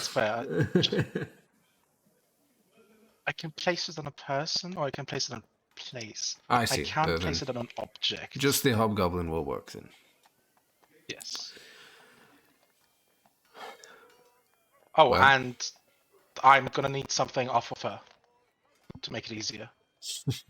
I'll let you have that. I'll let you have that conversation with her. Wait, Hakon, can a person, like, consent to being scried upon? Yeah. Like to automatically fail? It says if the target knows you're casting the spell, it can fail a saving throw voluntarily if it wants to be observed. So it'd have to know you're casting the spell. Wait. Where does it say that? Midway through, above knowledge save modifier secondhand. You have heard. I'm blind. I'm blind. Have fun explaining that. I see the dark void. I can't see anything. Yeah. My vision is gone. Yeah. I'm reading. Yeah. He's cracked. He's low. Finish him. Res me. Fucking Warzone ass callouts. I fucking love that joke. It's so funny. Yeah, literally full HP. Anyway, I'm gonna approach. That's the name. Right. Okay. You exit the booth, and you sit down at the table walk up next to Klutz. Klutz. Listen. Oh no. Right. So you agree to go into the bank and open an account. During that ordeal, I'm going to use a spell on you to observe you. I'll let you know now, because if you agree to me doing this to you, then it's a lot easier. Otherwise, there's a chance the spell fails. So I'll tell you now, I'm going to use a spell called Scrying, and I'll be looking. There'll be an invisible ball floating above you, looking at you for about 10 minutes. Are you going to be fine with that? Spell as in magic. Yeah, magic. That's what I do. You all really are a crazy bunch. Sure, I'll let this ball follow me. It's invisible, so they shouldn't notice it. And if there is somebody in there who noticed the invisible thing, just pretend like you have no idea what you're looking at. I won't have to pretend. No, smash it or something. You can smash it if you want. I don't care.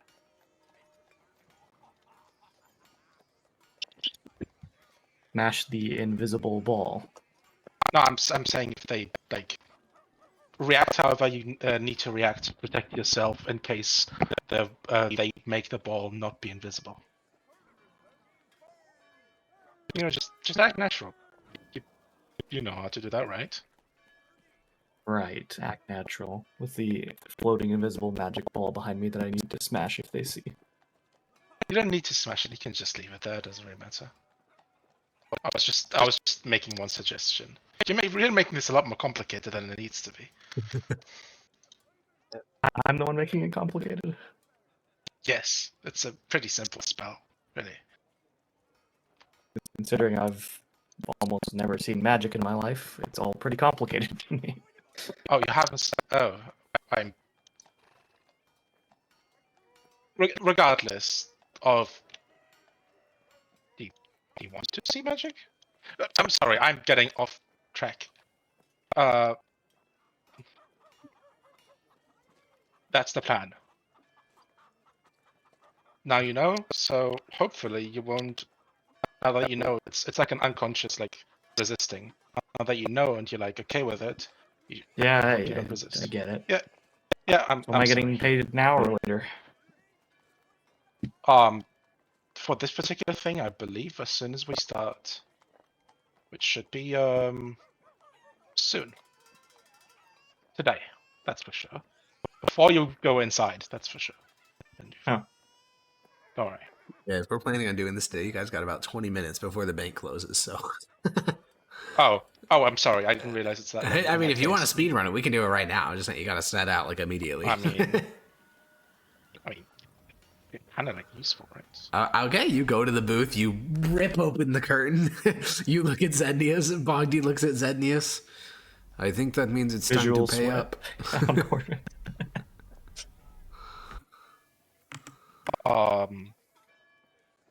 Ready to begin. Honestly, let's get this over it, right? Yogi, how much are you gonna give? How much is Zednius gonna give over to Klutz? It's 10 to open a safety deposit box, right? Yeah. Bogdy also promised her an extra 5 on your behalf. Bogdy likes spending my money. He does, yeah. Get trolled.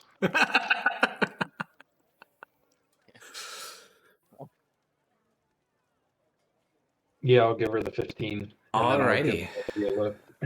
He just smiles. You shouldn't promise these things. Oh, you guys weren't joking. I thought you were inflating how much you're actually going to give me. No, get going. They close in 20 minutes.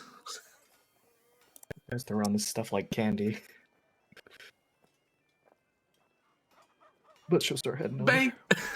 Bogdy, he stands up and follows you out the door, and once you've left, he'll go to the innkeeper and buy you guys a room so that Corvus can do his magics in, relative private. Can you go through and say exactly what they told Klutz to do? Just to make sure I can... This is a Echo thing. Sorry, what? Go over what everything did you guys exactly that you tell Klutz to do? Specifically. Because she's going to interpret it a certain way. Well, we told you that you're gonna go inside, you're gonna open an account, you're gonna go into the vault, and you're gonna put the paper in there, into the vault thingy, and then during that I'll be scrying on you. I think that's all. Cool. All right. Klutz. I tried to explain to you the concept of scrying, but we're kind of confused. As you set out across the city, you draw looks. It's not unique. You have since you can remember. And as you approach the bank, the guard standing outside sort of like tightens his grip around his axe, but says nothing. You approach in. You can see that several customers seem to be wrapping up their business. Like even the tellers are starting to wrap up for the day as people start to leave. Like a group of 3 people walk past you, and there is an open counter. Okay. I'll go up to it. Younger man, maybe in his mid-20s, is there, and he's like looking down at his paperwork, and he says, "Hello, and then he glances up and sort of stifles a gasp. Hi. Hello. I'd like to open an accolade. No, an accost. An account? Yes, that's it. Oh god. Okay. It's true. Are you depositing funds? Yes, and she'll drop the bag of gold on the... All 15 or just 10? Just the 10, because that's what they told me to. Yeah, you drop a bag. The teller will pull the bag through the small opening at the bottom of the glass and inspect the contents and say, "Oh, all right. Well, this meets our minimum account requirements. You are aware that we only have this office, right? We don't have any branch offices outside of Dolno that will accept the bank certificates." Sure. Yeah. All right. Well then, what is your name What's and surname? surname? Uh-oh. Yes. I just told you, Klutz. Klutz. Yes. Yes. She seems really annoyed by that. Alrighty. Well, Mrs. Klutz, okay, would you like for this to be in a long-term saving package where you won't have access to it for 12 months, but you have a 5% return on interest, or would you like it in an immediate savings package? I want to put it in the box. You'd like to put this money in a safety deposit box? Yes. The fee for a safety deposit box is this much. She'll put another goal link out with that. I'd like to put this in the box. The teller sort of scratches their head a bit. I'm gonna go get my manager. I'll be right back. He's gonna growl. They head over to the stairs. Corvus's head is in his hands. Well, actually, we can, while we're doing that, we can briefly cut back to Corvus. You head up to the second floor of this tavern inn, to the room that Bogdy has rented out for you, and you go to cast Scrying, and before you make any rolls, it bounces off. This bank is protected by a spell which prevents divination. It's over. Well, good luck, Klutz. With your accolade. A man in fine clothes descends. Why did she say she wants to deposit money into it instead of the fucking paper that she has? A man in fine clothes descends the steps with the teller behind him, and he says, "Greetings, ma'am. I've been told you'd like to open a safety deposit box. Yes. And you'd like to put 1 gold in it? Yes. Can I ask the motivation behind this? It's rather strange." I was told this is a place to keep money safe. That is true, but if you want to keep your money safe, we can just put it in a standard account. If the deposit box is more for items that people wish to store, letters, personal effects, valuable items and such. Okay, and then she'll pull out her cooking utensils. I want to put this in the box. Well, okay. And he will take the 10 gold and put it into the area beneath, and he'll look over at the teller. Ludmilla, I'm going to go grab my keys. If you can start the paperwork, I'd appreciate it. And the young man steps up to the counter, and he will begin to ask you all these inane questions, about 20 of them, as he slowly, inch by inch, fills out this piece of paper. It's really annoying. Are they staying late then? If he's asking all these questions. Yeah, she got in before they closed, so the other person will probably leave. The other teller will begin to clean up their station. The guards will remain in position, and yeah, she'll be basically like the last person to be dealt with for She's the day. definitely gonna get more and more annoyed and short with her answers as the questions go on. Yeah, and when he asks the final question, which is, "What address should we contact you in the future?" What's the terse answer to that one? What was the town they found us in? Nasius. But that's in they probably wouldn't do Doja, that. yeah. Yeah. I'll just say whatever this town's name is. Dolno. And the person slowly nods and says, "Yes, but which specific address, ma'am?" She'll give the address of the inn. He nods and says, "Oh, alrighty. Well, that's all the paperwork we can do on our side. If you can head over to the locked door to your right, the bank director will be out here in a moment to bring you down to the vault so you can store away your valuables." And the teller will...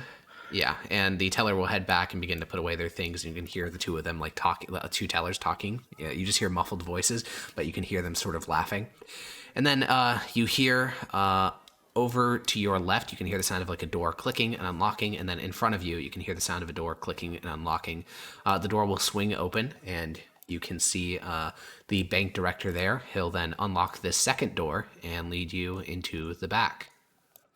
He'll then head over to the spiral staircase and head downstairs with you into the basement. As he's heading down, he'll say, since you are going to be having funds with us now, we have a 100% guarantee on the value of any items stored within our safety deposit boxes. So do you have a rough estimate by someone that you trust fiduciarily on the value of those utensils? I bought them for, I don't know, 5 silver pieces. All right. Okay. Could you please add your name to our logbook here, just to know who all has. Would Klutz know how to write? It's up to you. Slaves are sometimes taught literacy. Sure. She can write. Alrighty. She goes to the book, and what does she write down? There's an option for name and then time. The time has already been entered, and all that's left is name. It's definitely not gonna be good writing, so it'll just be like big blotchy letters. Big Klutz. A, big L, big U, big T, big Z. And he says, oh, and last name as well. Huh? Your surname? Oh, right. And she'll write Klutz like the exact same way. He slowly nods, and him and the guard share an expression. Then he says, well, thank you very much. Now if you'll come with me. Now this vault, since you'll be storing with us, this is state-of-the-art, brand new. We actually commissioned it from a master dwarven locksmith himself. No one is ever going to take that which is yours. Now, if you'll give me a moment, and he reaches into his pocket, withdraws a small slip of paper, squints at a list of 6 numbers on it, and then, spins the large central dial of the vault. And after spinning it 7 total times, the whole vault clicks, and then swings open. And the bank director will step through and say, now, please come in. So let me look at the ledger here. And he takes a ledger off of one of the nearby tables, flips through it. You see there are about 128 entries. Within this room, there are 64 safety deposit boxes on the north wall, 64 on the south, and then 3 large floor safes on the far wall. And he flips through the ledger and says, all right, looks like box 67 is available. He goes up here, pulls a large metal tray out of the wall, and then opens it up. There's a key inside, which he hands to you. This will be your personal key. I'll be unable to open up the box unless we're both here, so you know that even, employees within the bank are unable to take that which is yours. And then he puts the box over here on this table and says, now, it's just the single coin and the utensils that you'd like to deposit? Yes. Well, every month you'll have to pay 1 gold to maintain your space here with the safety deposit box. That can be sent through the post, but you'll have to pay for the mailing fee, or it can be paid in person with no additional cost added on. And he'll, put the single coin and the cook's utensils away into the safety deposit box. And our records will know which box is yours, but it's good to have the number memorized to speed up the whole process. Do you have any questions? No. All right, well, thank you for your business, and if you have any future gold that you'd like to spend, we offer a variety of different investment opportunities. All right. And he puts the safety deposit box and slides it into the wall. You can add the key to your sheet and remove your cook's utensils and 1 extra gold, and then he will lead you upstairs. So wait, I was not able to put the paper in it? No, you can put the paper in as well if you want. He's not going to stop he left putting it. something in Okay, there. I'll just make sure. Yeah. I'll put it in there then. All right. I'll leave. Yeah, he closes the vault behind you. The dial resets, and he tears up the piece of paper, and he will make his way to the spiral stairs, and he'll guide you out of the bank and back out onto the city streets, and then they close up behind you. Could have gone way worse.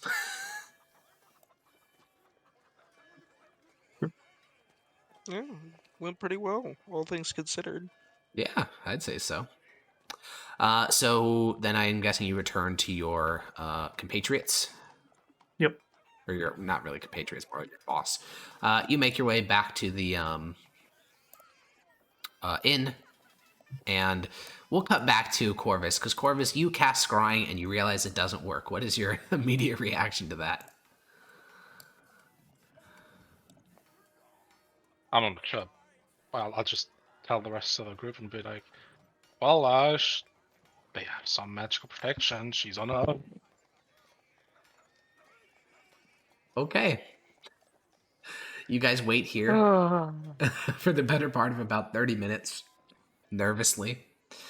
And then eventually, Bogdy will come bounding up the stairs, he was waiting down in the common room, and behind him will be Klutz. She's unscathed and not dead. Badge. What? What? I don't know what you're talking about. This guy's sus. Anyways, she's back. Nice. Did what you asked. How was it? Annoying. Yeah, Ask a I lot bet. of questions. How many more guards were there down in the vault? One. That's the only one she saw behind the counter, right? Sounds like it.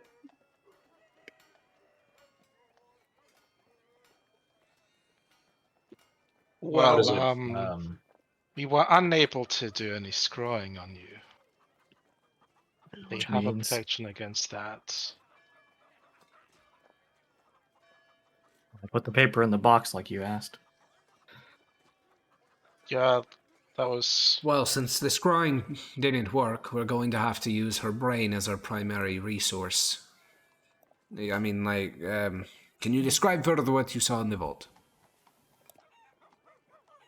Went down some stairs and walked down a hallway, entered a room. There were a ton of boxes on the walls. And then on the ground, there were some big metal things. Bogdy will look at you, Zednius. My guess is that someone wouldn't, as wealthy as the marshal, wouldn't store their prized valuables in a safety deposit box. My guess is we should look for one of these floor vaults. Just my intuition, anyways. Wait, what's the difference? There's a different There lore were vault? 3 of them. How the hell are we going to get there? Well, I have a pretty good idea, but we're gonna need to steal 500 pounds of gunpowder and have a note at least. How do you say it's hard to get in there? They let me in just fine. Yeah. Did they leave the guard with you? No, not when I put the stuff in the box.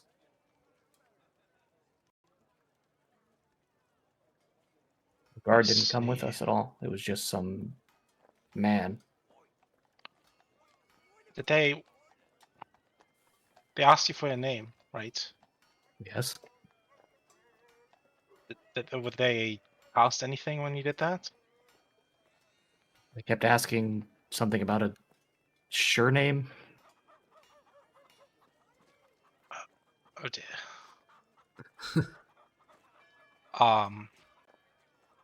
They didn't verify it, right? You didn't I don't know. share your surname, did you? I don't know what that is. I just told them it was Klutz, which is my name. So, in most places of the world, people have a, first name and a family name, surname, like clan name or something like that. It's like Never a heard name you that's guys given say to your you by name. your family. These names. That's because we didn't really share them. I mean, that guy's name is Axe, that guy's name is Tom. You think that's Yeah, that's and the my real name's names? Bogdy will chuckle. Oh, I don't think for Okay. her it's a code name. yeah. Yeah, I don't think so either. Either way, I think we're at an impasse. How big was the vault door? What type of door did they have? Roll me a perception check, Donut. Okay. Jesus. Yeah, it was a 5-foot thick steel door with a number of mechanisms that there's like a central dial, there's metal plates, and there's like a slight there's a pane of glass on the back of the door that you noticed when you were inside. Yeah. It's a big metal door, about as thick as I am tall. Oh dear. What about the lock? Is it a key lock? Was it like a dial lock? Combination, yeah. Yeah, it's something that he looked at a paper and spun some sort of wheel. How many times You did know he where spin he got the wheel? paper from? The desk with the guard.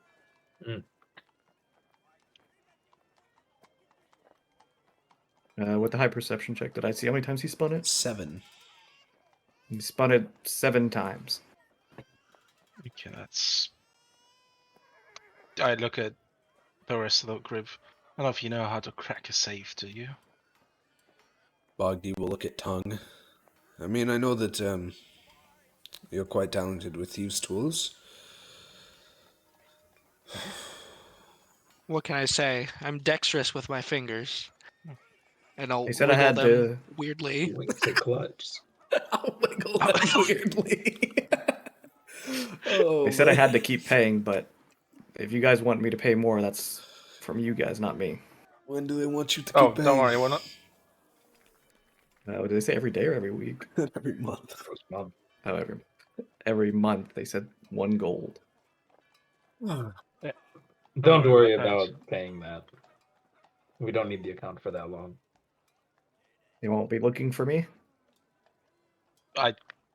With the name doubt Klutz so. Klutz, I don't think so. Especially if where are we? If I say Mithdosica, am I gonna get my throat You're slit? inside. No, you're inside. You're inside the upstairs room that you guys are renting at this Okay, random yeah. inn. If we cross back through the Imperial, there's literally zero worry.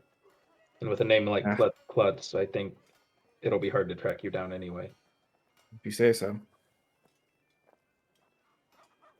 Secret Black Lotus agent with anti-magic field. Dude, that'd be so sick. That'd be the best combat encounter ever. Going after Klutz for being late on a 1 gold monthly payment. Yeah, you have a CR-17 assassin doing repo payments. Okay. Well, it sounds like we have the details of a plan. Yeah. It sounds like there's 3 paths that we can go down. One of them, which is force, we can kind of discard because, like, the, gunpowder meme. But that leaves us with A, infiltration. Like, at night, you just break in and just try to, rely on, like, tongue and your spells to just get through it all and just hope it works out. Second idea would be to send someone else into the vault and then try to launch a heist in midday once you're already inside the vault, like with Corvus or something. Or more realistically you, because Corvus needs a spellbook, whereas you can just have, or I guess he needs a spellcasting focus, whereas you can just have your little Callum Rasa, which you can summon. Wait, why would it... That would be just me, though. Wouldn't that be suicide? Well, ideally, everyone else would be outside, and when they hear a commotion... Dimension Door does not need a somatic or material component. Sure. I mean, if you think you can... I don't know how you would, like... go on, like, figure out which safety deposit box and then pick lock it and then also get out. I think if you're doing the infiltration plan, it's just like you're assaulting the bank in midday, is what it seems like. No, I was thinking that so there's a guard inside the vault. That's the problem. Not in the vault, but downstairs. Yeah. Yeah, but if you teleported into the vault behind him, sure. Yeah. So, the door would be closed, right? Yeah. Does acid damage? Does that like affect physical objects? Everything affects physical objects. Well, like an acid damage on a lock, is that going to melt the lock? Depends on the lock. Okay. This one needs a lot of time to damage is he has acid so I didn't know if that would Wait, like just melt through some wait, stuff. Pats. You said Huh? you said you went down a stair, or up a staircase. Down. Did you look at the ceiling inside the vault?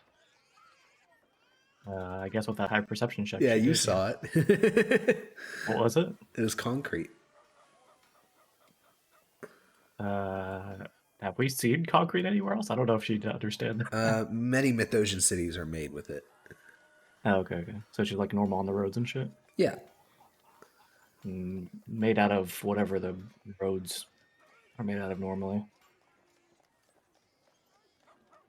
How thick do you think the ceiling is? I don't even know how Can't she would see how gauge thick it was. that. Oh, Well, when you man. come down the stairs, you can probably gauge how far you went down, right?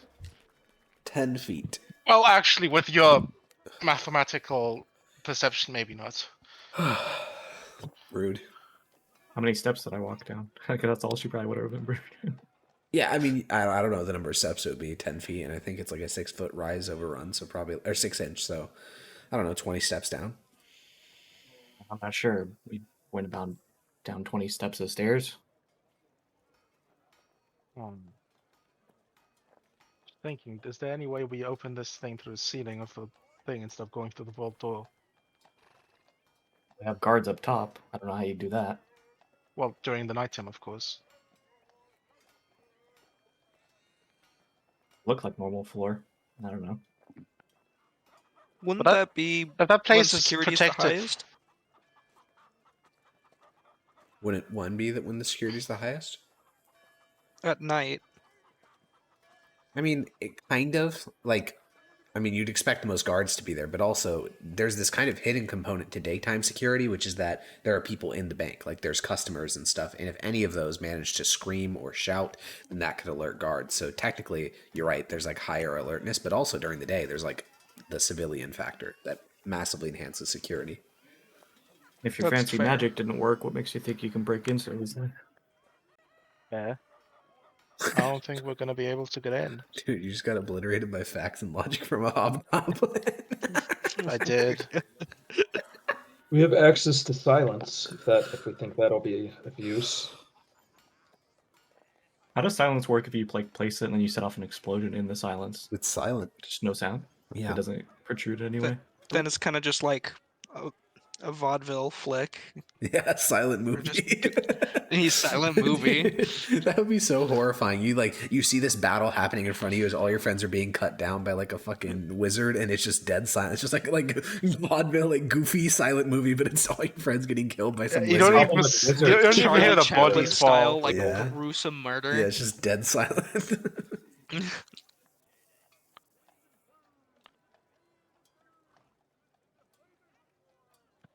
I mean, it sounds like we've come upon the idea that we kind of have to break in during the night. I think so. Either that, or we have somebody go in, dimension door out, dimension door, the whole dimension door memes. But if it's protected against scrying, it's probably protected against dimension door. Conjuration. Why can't we just fight the guards and break in? Because the door is really big. Do you think you can break that door quickly? They let me And in. also I'm sure the they have alarm some way for it to spell might open after alert we... someone we might not want to know. Yeah, Alarm spell? This whole town is filled with soldiers to the brim. If somebody gets wired outside, we're encircled by an entire garrison of soldiers prepared for a siege. I think they can handle the few of us. As it was said No by matter how Tom, strong it might be. the guards are not concerning. It's the reinforcements. Exactly. How would they know if you kill all the people inside? They probably have This frequent is so true, though. This is They so probably true. have shifts. They shift swaps, right? I don't know when the shift swaps. Admittedly, there is some intelligence to what she said. If we send in the quieter among us, you mentioned a silence spell, and we just kill them all quietly. That does work. Obviously, it's risky, and I'm not necessarily advocating for it, but it is a good point. How do we kill that many people quickly without noticing? I think without anybody noticing. Well, Even if it's like 5 guards. it'd be a lot of us. All of us would probably go in, and then under the guise of a silent spell. I don't know how big the radius is, but if we could affect the entire bank with it, everything goes silent. We burst open a window or a door or something. Who cares about an alarm spell? It'll be dead silent. We kill everyone. What if it's a mental He alarm? doesn't know arcane, so we can't trust him here. Because I don't know if a silent spell would block an alarm if the alarm doesn't If make it's an noise, audible right? alarm, it should. But if it's a silent we don't- alarm, like a mental note. Me and you know the modifications. Do we know what it does? We know the signal that was The on. only so the modification that is visible is the one that it'll trigger when the window or the doors, like if the doors are forced open or if the window is broken. But what Hecko said is correct, which is there are audible and mental alarms with alarm. And mental would be the person who cast the spell; they would hear an alarm. Or audible would be everyone within I think it's 15 feet radius. Maybe it's even bigger. It's like a really 60. loud alarm. 60, okay, thank you. Quick question. Why do we have to kick down the door? Can't we just like walk in, hang out for a bit, and then start killing people? Do the heist in midday, you mean? Oh, right. We're doing it at night. I forgot about that shit. Midday seems it's way more risky because we'll get caught. What about Also, the audible alarm only lasts for 10 seconds. How long is silence? Silence 10 is like an minutes? hour. An hour? an hour? Holy Yeah, it's pretty shit. long. Oh, it is 10 minutes. 10 minutes. 10 minutes. Oh, Oh, okay. It is. I mean, that's still like 600 combat rounds. Yeah. Yeah, it's like it's 1,000, right? chilly, right? Yeah, no, it's 100. What it's is? It's a 20-foot radius. 100, Is yeah, that the whole bank? 100. That's a great question. Let me measure something. I genuinely, it may be. Does it go through floors, or does it say like the fireball where like it costs 5 feet to go through areas? I think it's the whole thing. It doesn't say anything about it being not. Well, if it's an emanation, then like a point target, then No, yeah, you're right. It normally, doesn't get, because fireball specifically says that like you measure around corners, but it doesn't say it on this one, so it just works. It's just like a radius. So the answer to answer your question, Yogi, you would be missing the first 10 feet of the bank, but everything else would be affected by it. Also, important question: if we're doing this midday, did Klutz have her weapons on her, and did She they did, not yeah. care? She was one They lady. didn't make me. No, they didn't make make me you put it away. or anything? put it away. Okay. Nah. But if like fucking Yeah, a fucking squad of 6 violent people roll up. We Okay, just I pull stagger up. it out. Yeah, maybe. But either way, the first 10 feet of the bank would not be affected, but After everything else would party. be hit by a single silent spell. Okay, I'll relay that info to Bogby and then say that maybe the alarm spell would still get through. All right. But not really. If the alarm spell would get through, can we just get rid of it? On one door? I look at Corvus to see if I he has can't the dispel spell magic. Out of character, I'm pretty sure dispelling magic also alerts the caster. Really? No, I don't think it if you're does. a thing like an alarm spell that stays on that long. Could we just smudge it? The glyph? No, that's not how that Oh, works. what if we said you said Corvus this only lasts 8 hours? What if Yeah. we just To be clear, Unless the they normal, have some. yeah, the normal alarm spell does, but there's no shot these last 8 hours because that would mean there's a new like wizard casting it 4 times a day. Yeah, that's what I was gonna say is like catch the wizard when he's Yeah. doing So it. And then they just... probably have somebody with scrolls of permanency to it. Probably. Mm. Because there's no way they Then have who would it actually. alert? If it's mental, then it would alert the person who cast the spell. But considering it's Also, they but have to that be within a seems. mile. What if I pay a kid to throw a rock at the window? They'd have to break it, but yes, that would set off the alarm. I Yeah. assume alarm's not concentration. No, it's not. If it was, that'd be Okay. wacky. No, Yeah, so I'm yeah, just you making sure. break the window and then Yeah, we find out how it gets recast. true.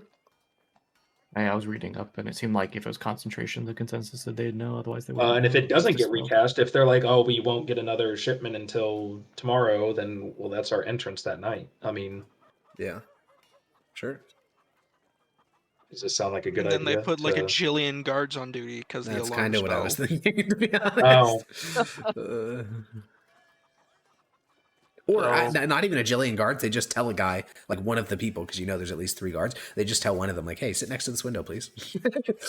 Like that. I don't know. Do any of you Yeah, but then have we would silence it and then bust in. Oh and yeah, kill that's him. a good point. Yeah, it's true.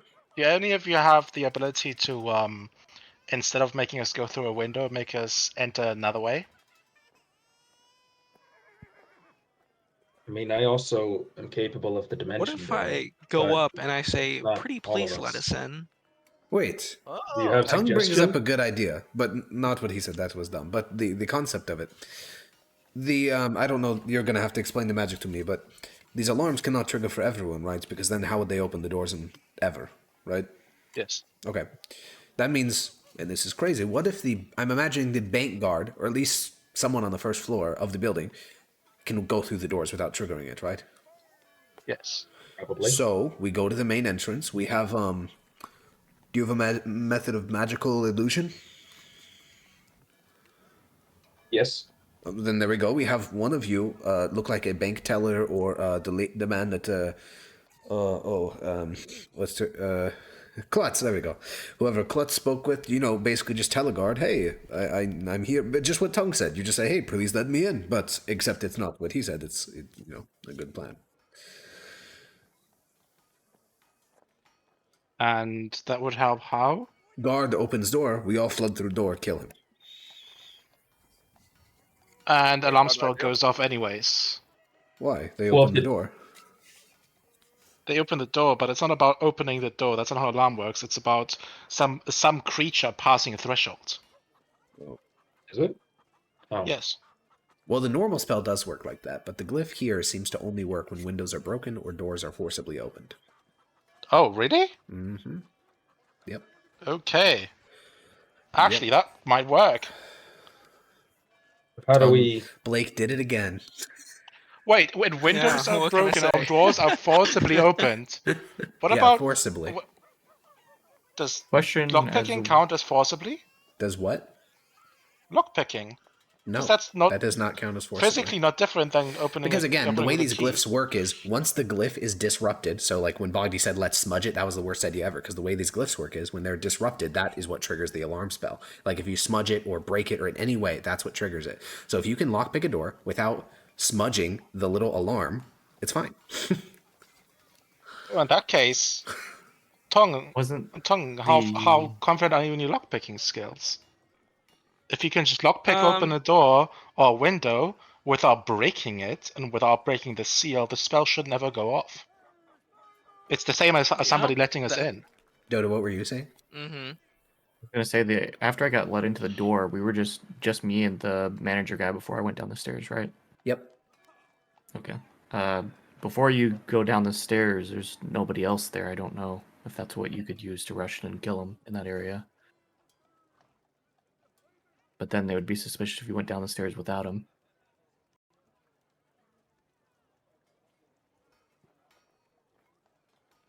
I think Bogdy would just look at Tongue and say, I think we got it figured out. We send him in, he says, please let me in, or he just simply picklocks his way in, and then we all follow him in, kill everyone, take our loot, and leave. How do we get inside the vault? I was about to ask that. How did he know the open code sesame. again? Did he have it He memorized? pulled it from a paper in the desk. Well, then we But go he- get the paper that's from some open. desk somewhere. We search every desk in the building if we have to. We have, you said, an hour? He also threw away the paper after, Okay, but... Threw it well, away? that's- Where to? in the same area he got it from. Well, then we go to that area and we, find... There has to be someone in the building at night that knows how to access the vault in the case there's an emergency. I mean, that'd be insane otherwise. So I assume it's written down somewhere, right? Hooray. How long do we have to do all Yeah. this? How long does silence last? You said an hour? Silence is 10 minutes. But Okay, that's you not can- as But good. you can reapply it. how does that work? If it's a 10-minute spell in its Yeah. concentration, could Yeah. I instantly in Yes. its ritual Oh, There's no well, if you downtime cast it as a between ritual, then recasting there's it. a minute gap between. Oh. 1 minute gap? Okay. Yeah, but if you use your spell slot, then it's immediate. Okay. Also, isn't Well, original casting it super obvious? Incredibly, yeah. Yeah. Oh, is it? Well, because it takes a full minute of you like. Oh no, I think ritual casts are 10 minutes. Is yeah, ritual so it cast lasts 10 minutes, as long. The ritual you'd have to start the ritual immediately after casting the initial one, so you'd just be like perma-looped in a. Actually, Yeah, it's not that's even what a I was bad saying. idea. Oh, That's what I was trying to get at. Is Oh, like yeah. I would be practically useless, but I could silence the whole room. No, that would work. Yeah, Can you you'd just be upcast it for longer perma-silencing. duration? And then if it fucks, I don't think you can upcast this spell. I don't think you can either. Dude, that's so funny. It's just you in the corner, Another just warlock permanently elf. conducting an infinite ritual. Yeah, and then if something bad happens, I can just use a spell slot. That's But kind of otherwise, pog. The only problem with that plan is the first 10 minutes would be loud, because you have to like ritual cast in one spot. Like you can't be moving while ritual casting. So Unless he casts the first one normally. that's a spell slot. Then he ritual casts. Oh my god, we cooked. It's just one spell slot Yeah, the infinite ritual instead cast. of infinite. There's Like no spell slot talking and or then- anything, like zero noise in it, right? Yeah, 0. So the instant Wait, you cast it. okay, people this might be a aren't gonna really realize. stupid Yeah, question, people but will be put alert the second. he silence casts it. doesn't have verbal components, right? it does. But he's casting it Okay. as a ritual, which That- doesn't require verbal or somatic or anything else. Oh, It's doesn't? only the first time you speak casting. Yeah, ritual is just a ritual. You don't need like any particular components, unless they cost I thought money. you In did. which case you do. Yeah. I don't know. Silence doesn't. No, yeah, exactly. So yeah, you could just infinite. Yeah, you could just have Zednius be a silent bot. Until we get to the vault, then I have to stop concentrating. Or, well, as soon as I cast it the next time, then I have 10 minutes to get what I want. Well, yeah, I mean, once everyone in the building is dead, then you don't really need silence Oh, anymore. I suppose that's true as well. Well, Hakon. we would kill everyone within 10 minutes, I would think. Probably, yeah. Normally in D&D, preparing different spells is on a long rest. Is that Yeah. the same for you? Oh yeah. Because 7 days to Oh, prepare yeah. like one different spell is Oh absurd. yeah. I live in absurdity. Why you just boy. play a warlock where all spells are prepared? True. Also, the Yeah, but only you only have like 5 of them. The only concern about the silence thing would be that someone would just sprint, like on turn 1, exit the silence radius, and then shout, because it's only 20-foot radius. So like, That's why I asked. It's like if I could prepare Wall of Force, that would, help. Wouldn't that also mean that they have to have some sort of understanding of the silent spell to even do something like that in the first place? that is true. Yeah. That would not be most people's first instinct. Maybe they have training. Well, Like odds. also, yeah. I thought they were like mercenaries, not like guards. They are. What- Yeah. Yeah. Also, I'm pretty sure like one of the basic instincts is like if something crazy happens, go get reinforcements right away. Yeah, that's right? mostly what I was thinking of. I don't even know if it'd be magical training. It's just that if your bank's under attack at night, then one of them would probably go get to. I mean, obviously your goal would be to kill them. If the before point they is do to kill this. one, then we're exactly. then we just don't let them reach that point. Yeah, well, now you just kill them. I mean, it sounds like we got a plan here. We go there because Another problem is upstairs fighting. I can't really assist. Well, that's Because where all Axe of- and Dota come in. Because That's all of the my whole reason. all of my fighting is either extremely bright or has vocal components. Yeah, I mean that's the whole reason Ethan and Dota are here. So Yeah. Yes. okay, I mean it sounds like I'm just going to combine everything I've heard here. We're gonna get. Yeah, we wait until like the dead of night. We go to one of the entrances to the bank on the ground floor. We have what's his name? Tongue. Pick lock in. Then you cast silence on 90% of the bank. Only the first 10 feet will be uncovered. Then you rush in, kill literally everyone, and then you go and you basically have the entire night to go pilfer the vault. Yeah. Okay. We cooked. Wow. What time would we like to go to the bank? As soon as the shifts change, probably. Stealing like is a little bit whole lot after. easier when you have 5 other people. So you'd want to go, what, an hour or so after the shift change, because when guards change, they'll be alert for the first, Well, 20. unfortunately, this is all well and good, but you don't know when the shift change happens, so. There's a problem. Yeah. There's no point for me to come.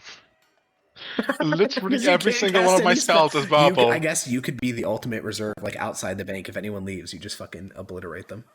Do you have any utility here, Corvus? What do you know? What have you prepared? Any utility?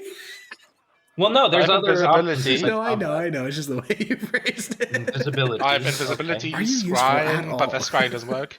I can put down a wall of fire. Wait, you have I can invisibility? haste one of you guys. Yes, regular invisibility. Dude, Bogdy will raise his hand. Me, make me invisible. I will stab them in the throat.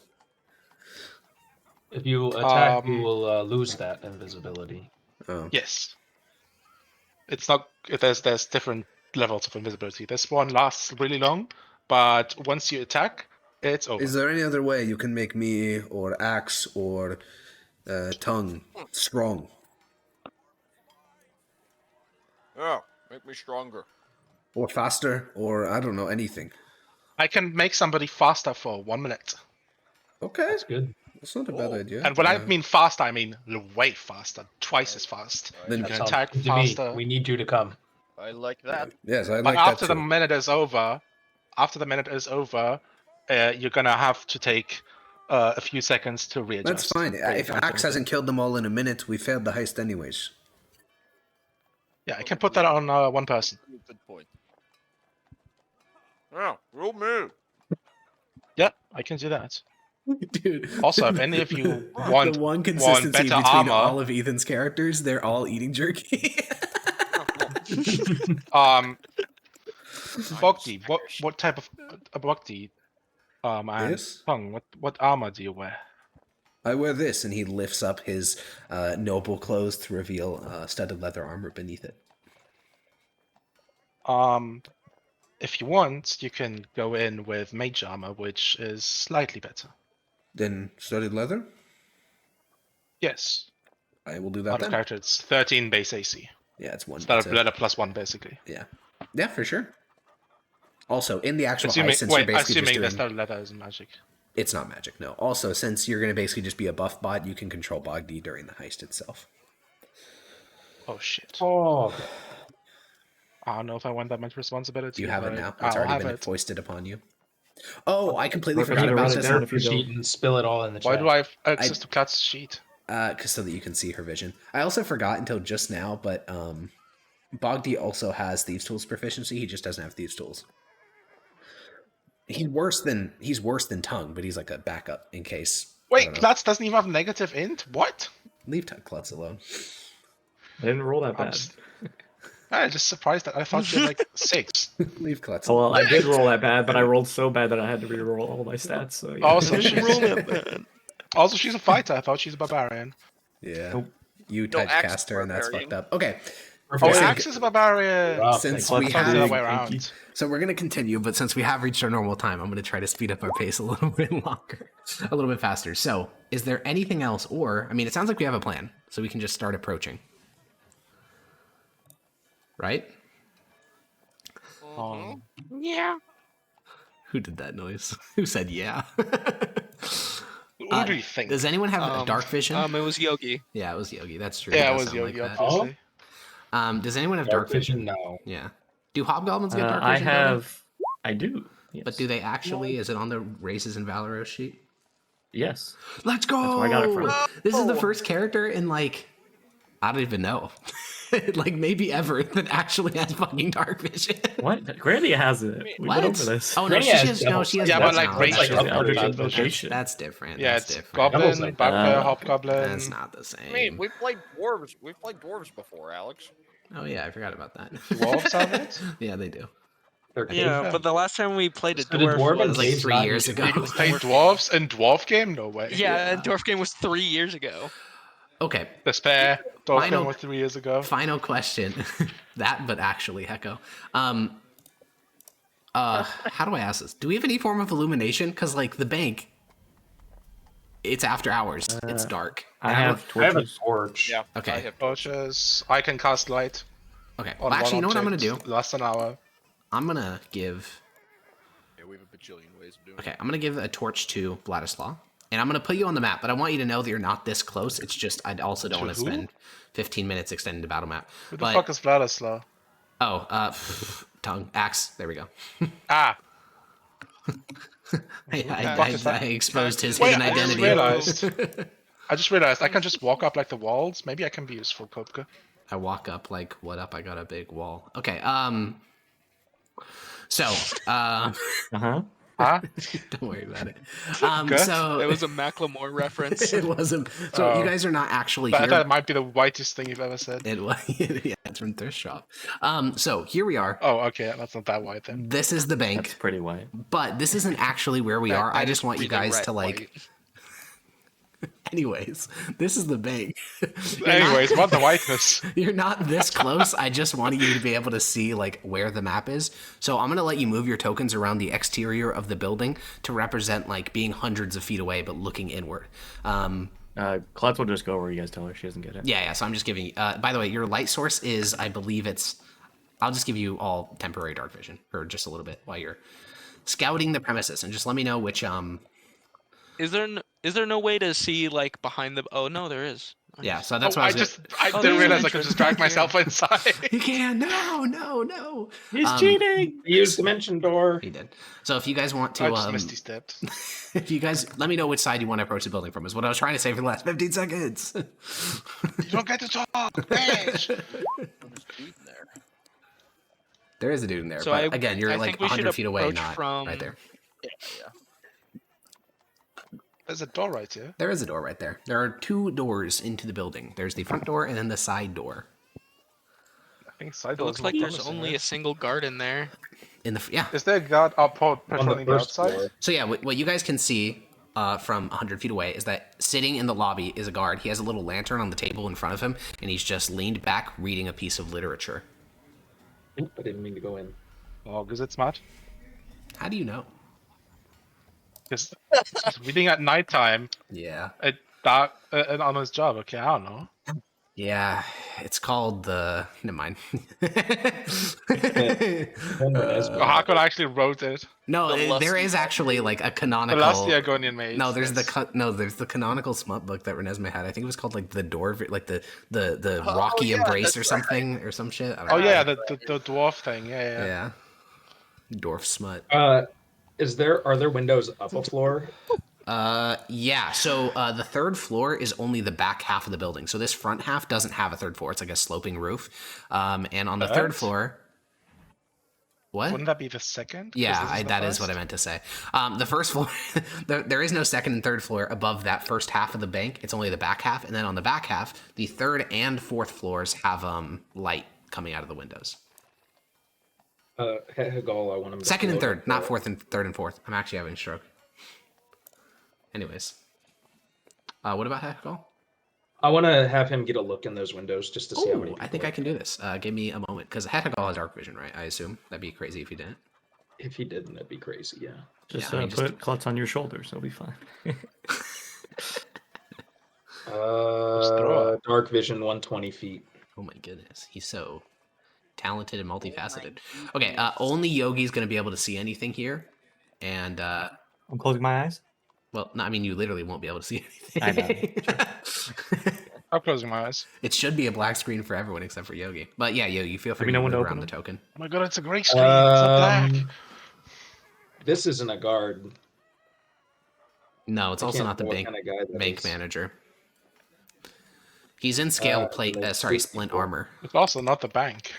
This is an Is entirely different he, building. does he look like he could possibly be the guy, the marshal? Whoa, I got teleported. Nah. No, he doesn't look like he could be the marshal. The marshal would be in an officer's uniform, not like splint armor in the middle Okay, of the night 3 in a people bank. upstairs.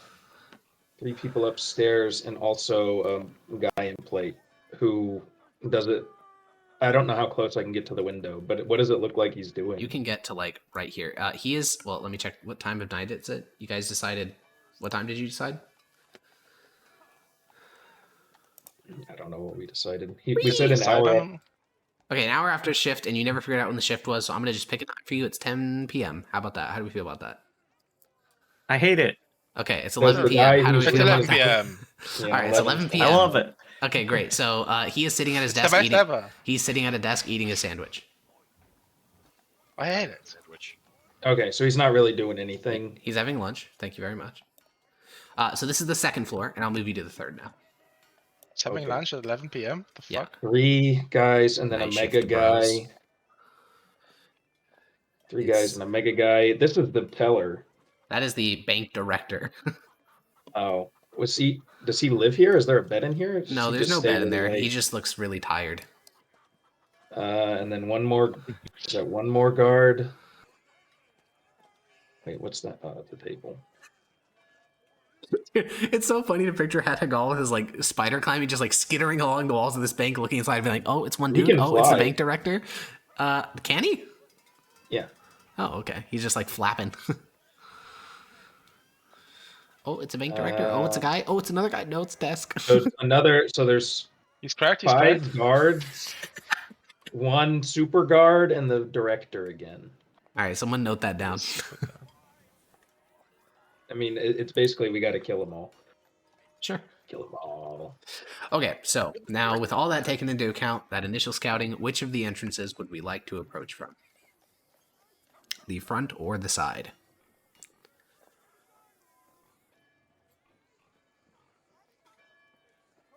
Yogi, make a decision. Not everybody at once. The front would make more sense if we're doing. Yeah, I agree with the front because it's got the door, and I don't. Depends. Is there any was foot there even a traffic at door this on hour? the side? No, there's not. Wouldn't he see us picking the lock? You'd probably hear it. I don't know if he'd see it because there's no window in the Depends if front he's door. paying attention. He's reading smut. That's what it is. It's kind of now. Yeah.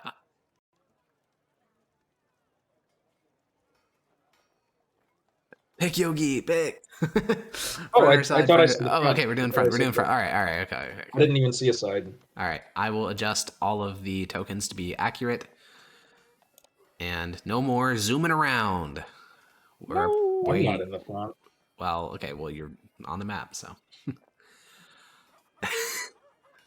Bro, what are you guys doing? I'm not on the map. I can't be on the map. What are you guys doing? Okay, so. No, you're so soy. You're so soy. Let's center ourselves, guys. I'm sorry. I'm losing it. This is what happens when we go past 4 hours. We just become little giggle. Yeah, it's just getting giggly and stupid. All right, so we approach the front of the bank. Since there are no windows in the main doors, you don't see the guard, though all of you know he is there. I'm going to change it up, so now any movement is final. So if one of you guys just walks up to the window, that's going to be taken into account. So think about where you move before you move. So, what are we doing? Your mother. Don't I assume you acknowledge guys him. want Klutz going in first after the door gets lockpicked. Alright. Because Klutz just breaching. Oh shit! Sorry, I Klutz in. forgot. I need to bring someone onto the map. What? Oh, I have to. Here you go. It's Bogdy. Buggy. Oh. Buggy's here. By the way, if we're gonna have me play him, I should hi, probably get Bogdy. access to him. Yeah, I'll do that. You should post all his bio in the chat. Yeah, I will. It'll be fully redacted though. Yes. All it Dox will him. say is his name is Bogdy.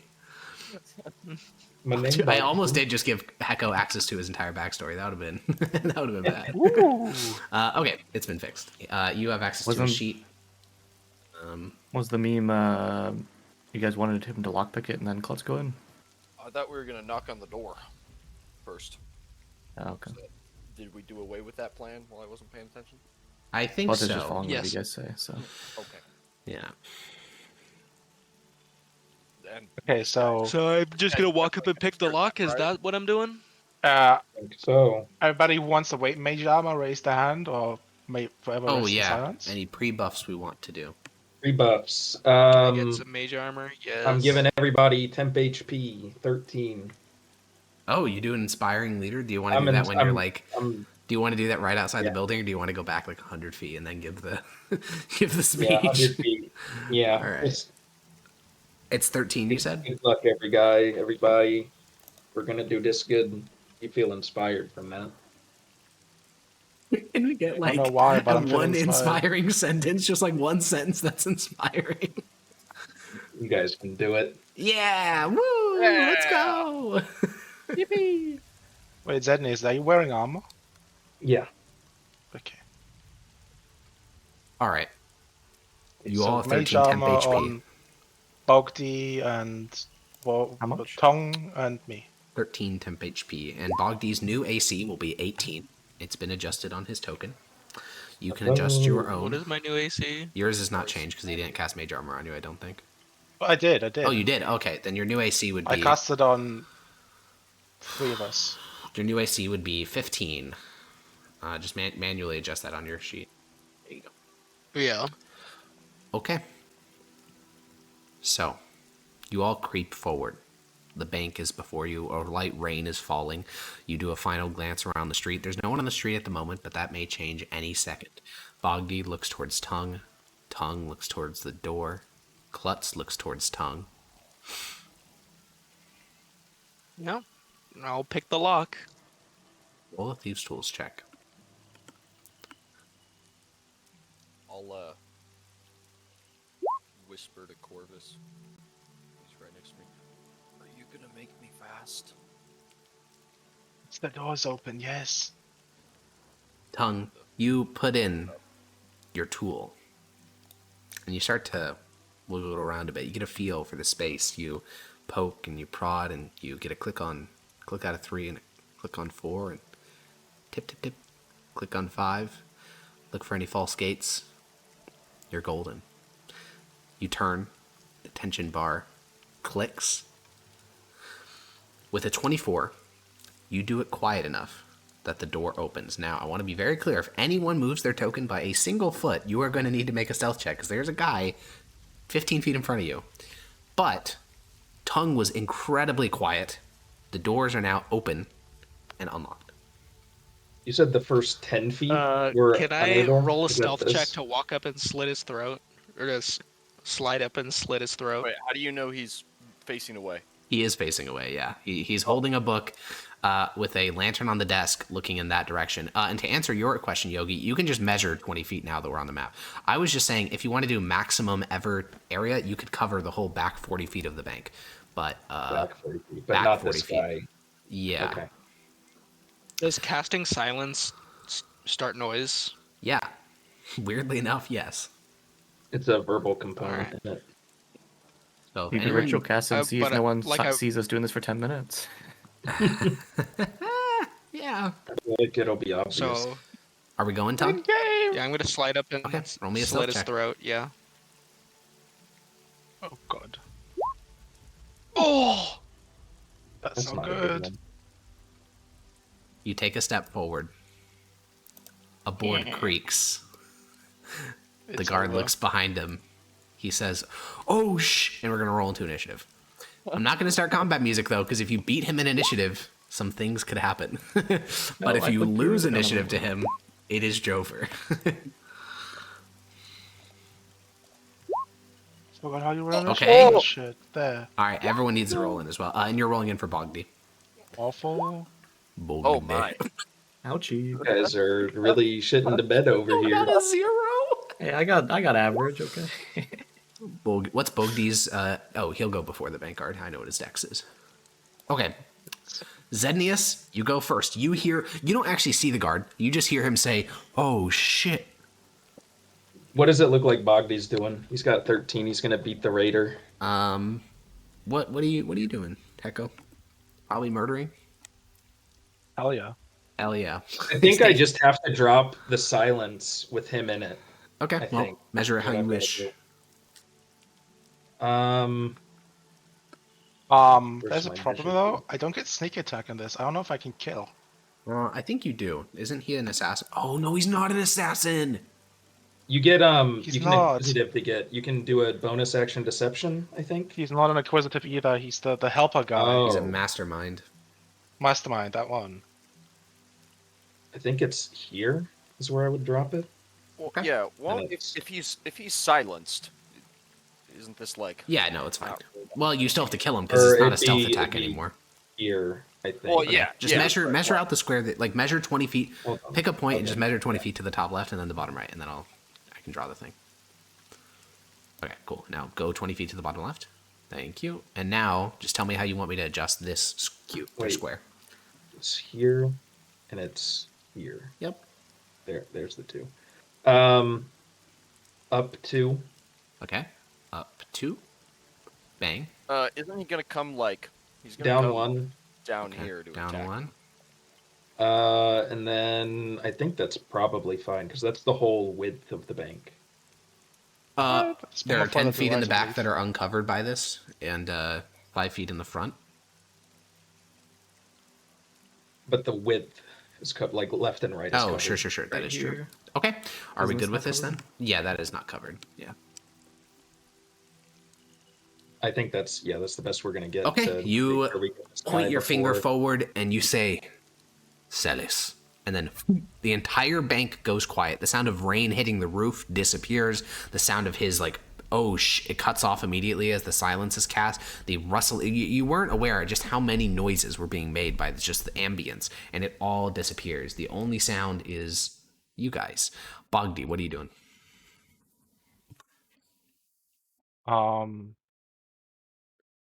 Well, rush up to him, like so,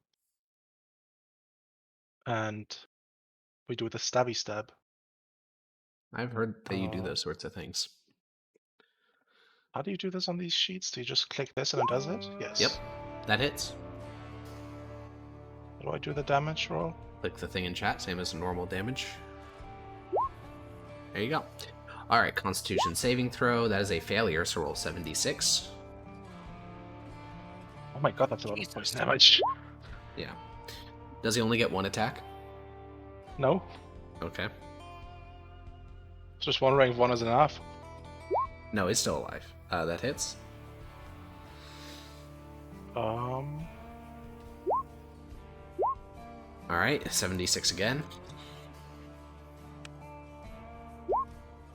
Alrighty. He is there any... Oh, it's slash. Okay, so it's 6 incredibly bloodied, but still alive. And on his turn, he takes a whistle he takes a whistle from his waist. You see his whole upper body, lean and silently blows into the whistle. And it produces no noise. And that was his item interaction. So then as his action, he is going to make 2 battle axe attacks against Bogdy, both of which silently whiz past Bogdy. Klutz.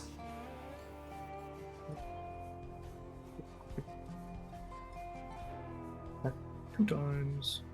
Well, actually, I think he said he's incredibly bloodied, so yeah, just attack twice. Cool. All right. Wow. Miss. I don't need to action shoot. Yeah, you guys should be fine to get him.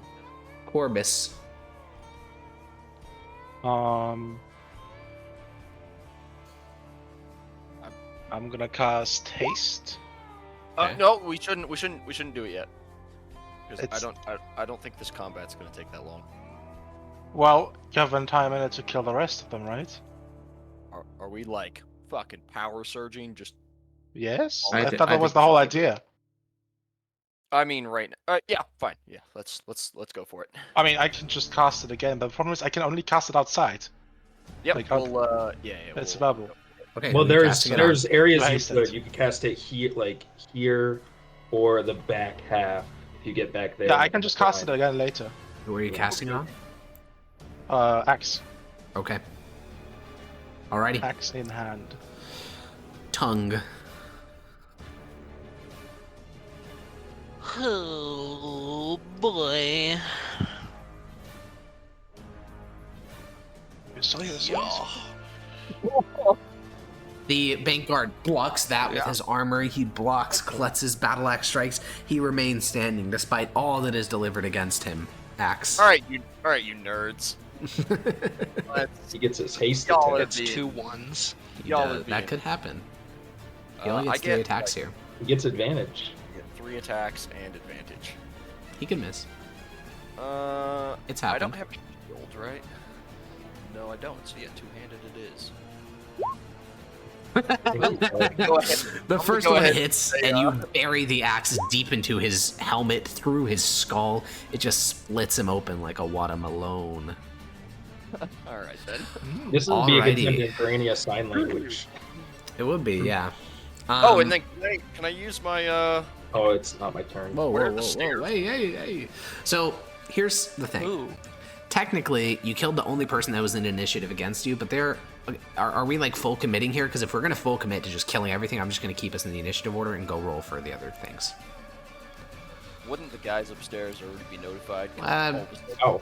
Well, the ones that were affected by the silence spell are, but they're just notified that it's silence. I wouldn't make that auto initiative. Yeah. Let's see. Basically, do we want to stay, like, basically, is our plan to start killing now? Because I'll just keep us in initiative, because it's going to get confusing otherwise. But if we're going to try to do so. Okay, great. Then we will stay in initiative. I need to quickly roll some stuff. I'm going to put Hedhagal on you, Zenius, so that we don't forget about him. What the fuck? Oh, there he is. Okay. Okay, what would be the best way to do this? I guess it would be like this. And then if they're alerted of you, I will mark them with a token for myself so I don't forget. It'll be a red dot for alerted. Okay. This may take. I should have looked at initiative just so I could have gotten a better one. True. Well, I mean, initiatives are relative anyways. I don't know if it really matters, right? Like, you're always going to go once per round. But the first time matters the most, of course. Yeah. Yeah. Or we shit the bed on that one. Baby style. Okay. Axe, what are you doing? Yeah, I was going to...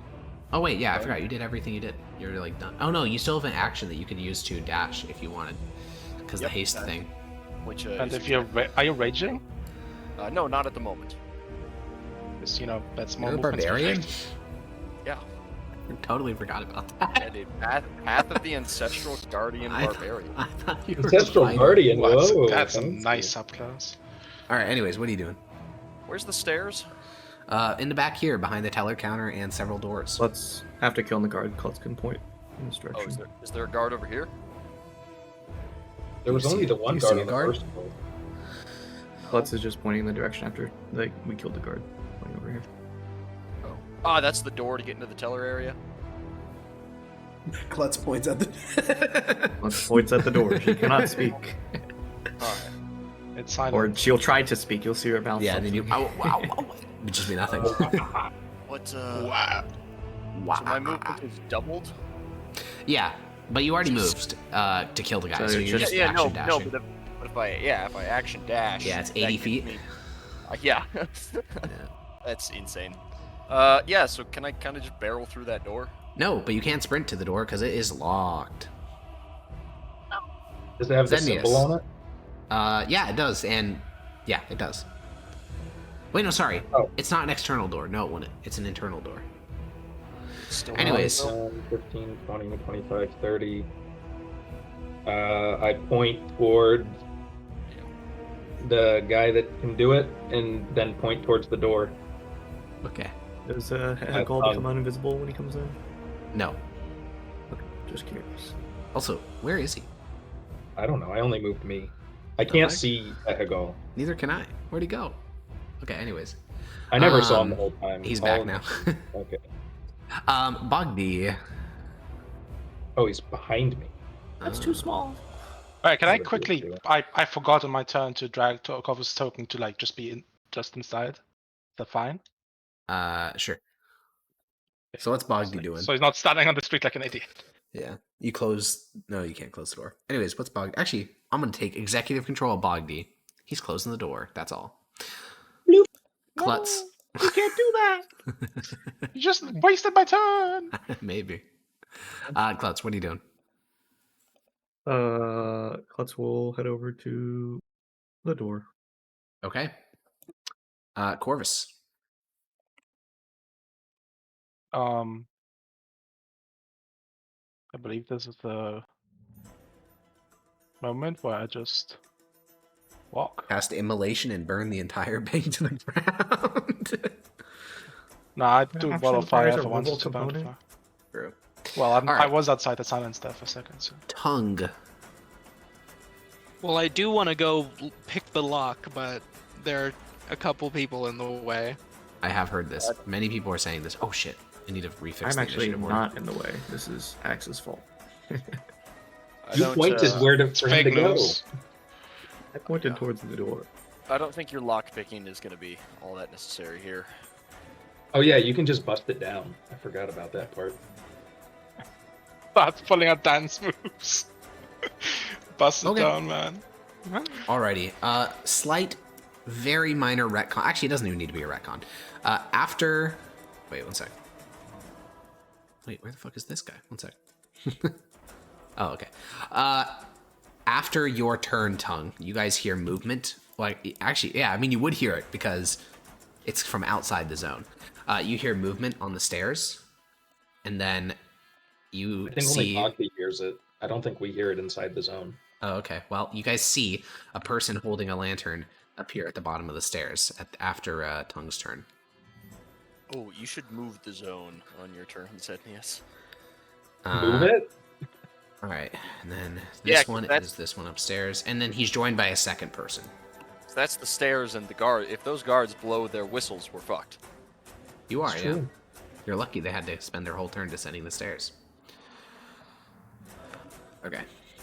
And those little red dots just denote that they're aggroed for me. Okay, Axe, it is your turn again.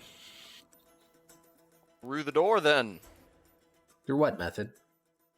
Battle axe. Okay, make 3 battle axe attacks. I have the AC and HP number in my dome.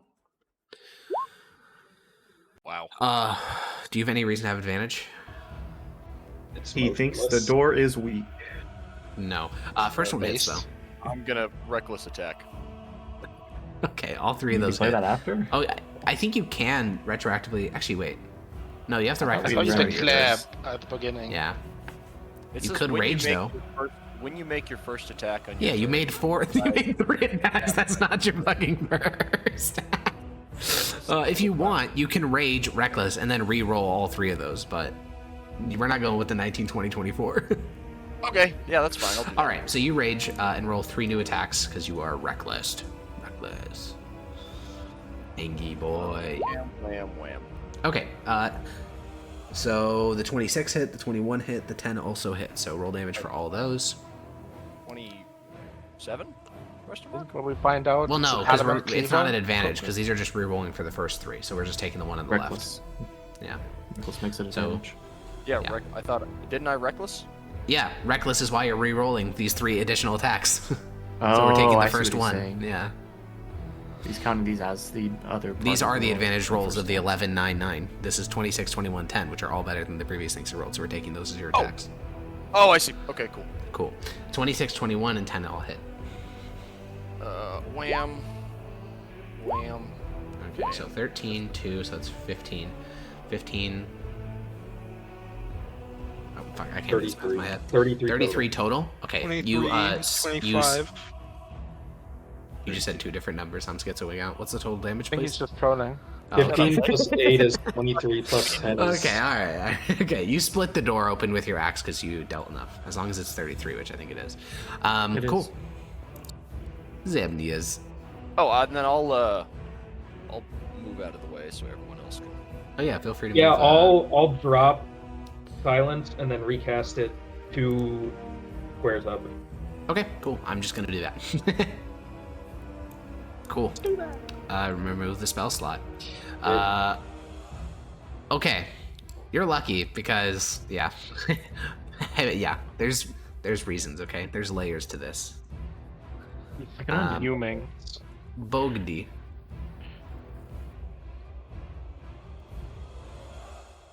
Oh, I'm sorry. I thought you took control of Bogdi entirely. No, just that one turn. Just that one turn. Okay, just just roll me roll one us. turn. I did, yeah. Wait, what's his speed? Is it 30 or 35? It's 30. So that's 10, 15. Can he like jump over these counters? Or is it No, just, there's like, a window in the way. Plus, Oh, I'm stupid. I guess I go like this. Cool. And Alrighty. then I guess. Wait, he's a broke, but he doesn't have cunning action. What the fuck? He's an NPC rogue, thank you very much. Yeah. The Arkham hell? likes to troll us. It happens.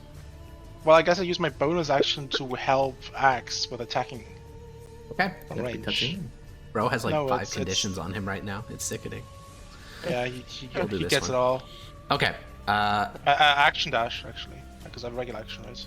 Jesus Christ! Wait, why? Oh, so I'm raging. That I'm door hasted, locked? I'm being helped, and Yeah, that door is indeed locked. And you're also pregnant. That door was You locked. can't go in there, Bugder. Bogder. What the fuck? Oh, I'm sorry. His name is indeed Bogder. no, don't move there. Then I can't break the door down. There you go. Clutch will something probably like break the door down. Well, depending. Alrighty, just doing What does some movement in feel other about parts of the being building. in a silence spell? That's probably the only time that's happened to her. She's getting paid. She doesn't give a fuck. She's just vibing. So Plus. based, honestly. This is more money than she's ever made in her entire career, so she's just doing what you guys Cluds. telling her to do. Hold on. Fucking action surge never got added to my sheet properly. Hold on. Is it just an entire full action? Yeah. And possible bonus action. Yes. That is a direct. Oh my god. That's a direct quote. Sorry, I choked on water. You hit the vape too hard. I did. That doesn't- I did the Have we Tom talked about Scott if that- meme. So in Have order to we get more talked movement, I about have if to that dash. gives you a second bonus action? It does. That's why it says possible bonus I always action. forget. Yeah. Yeah, it's because you have to use a bonus action to do it. Okay, Dodo, what are you doing? In order to move again after action surging, I'd have to action dash, correct? Yep. Wait, no, for action surging? No. Yeah. It just says an additional action. That doesn't include movement, I thought. Yeah, so you can move. It also doesn't specify you using a bonus action. Wait, I don't know. I was going to move here, attack, and then action surge to be able to move into the guards. Oh, yeah, that would work. Yeah, yeah. Okay, since I'd already used my movement. Okay. Yeah, Good if enough you for that. destroy the door, though. That's a more sturdy door than the one that Axe was attacking. Well, that's fine. Good. Oh, no, never mind. You're right. Okay. We'll see. Those two hit. I'm a siege monster. Okay. You rend big damages, because this is a reinforced wooden door, so it's like a banded iron door. So you rent big holes in the wood. You actually like kind of rip through one of the bands, like kind of peel it out of the way, but the door is still intact. Do you still want to action surge?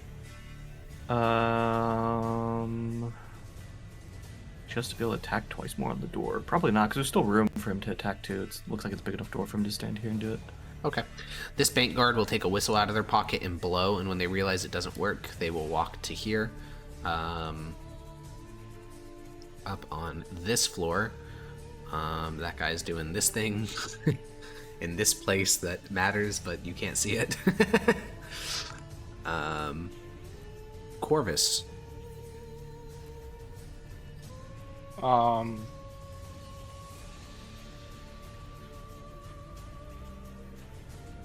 So, what's the ceiling like?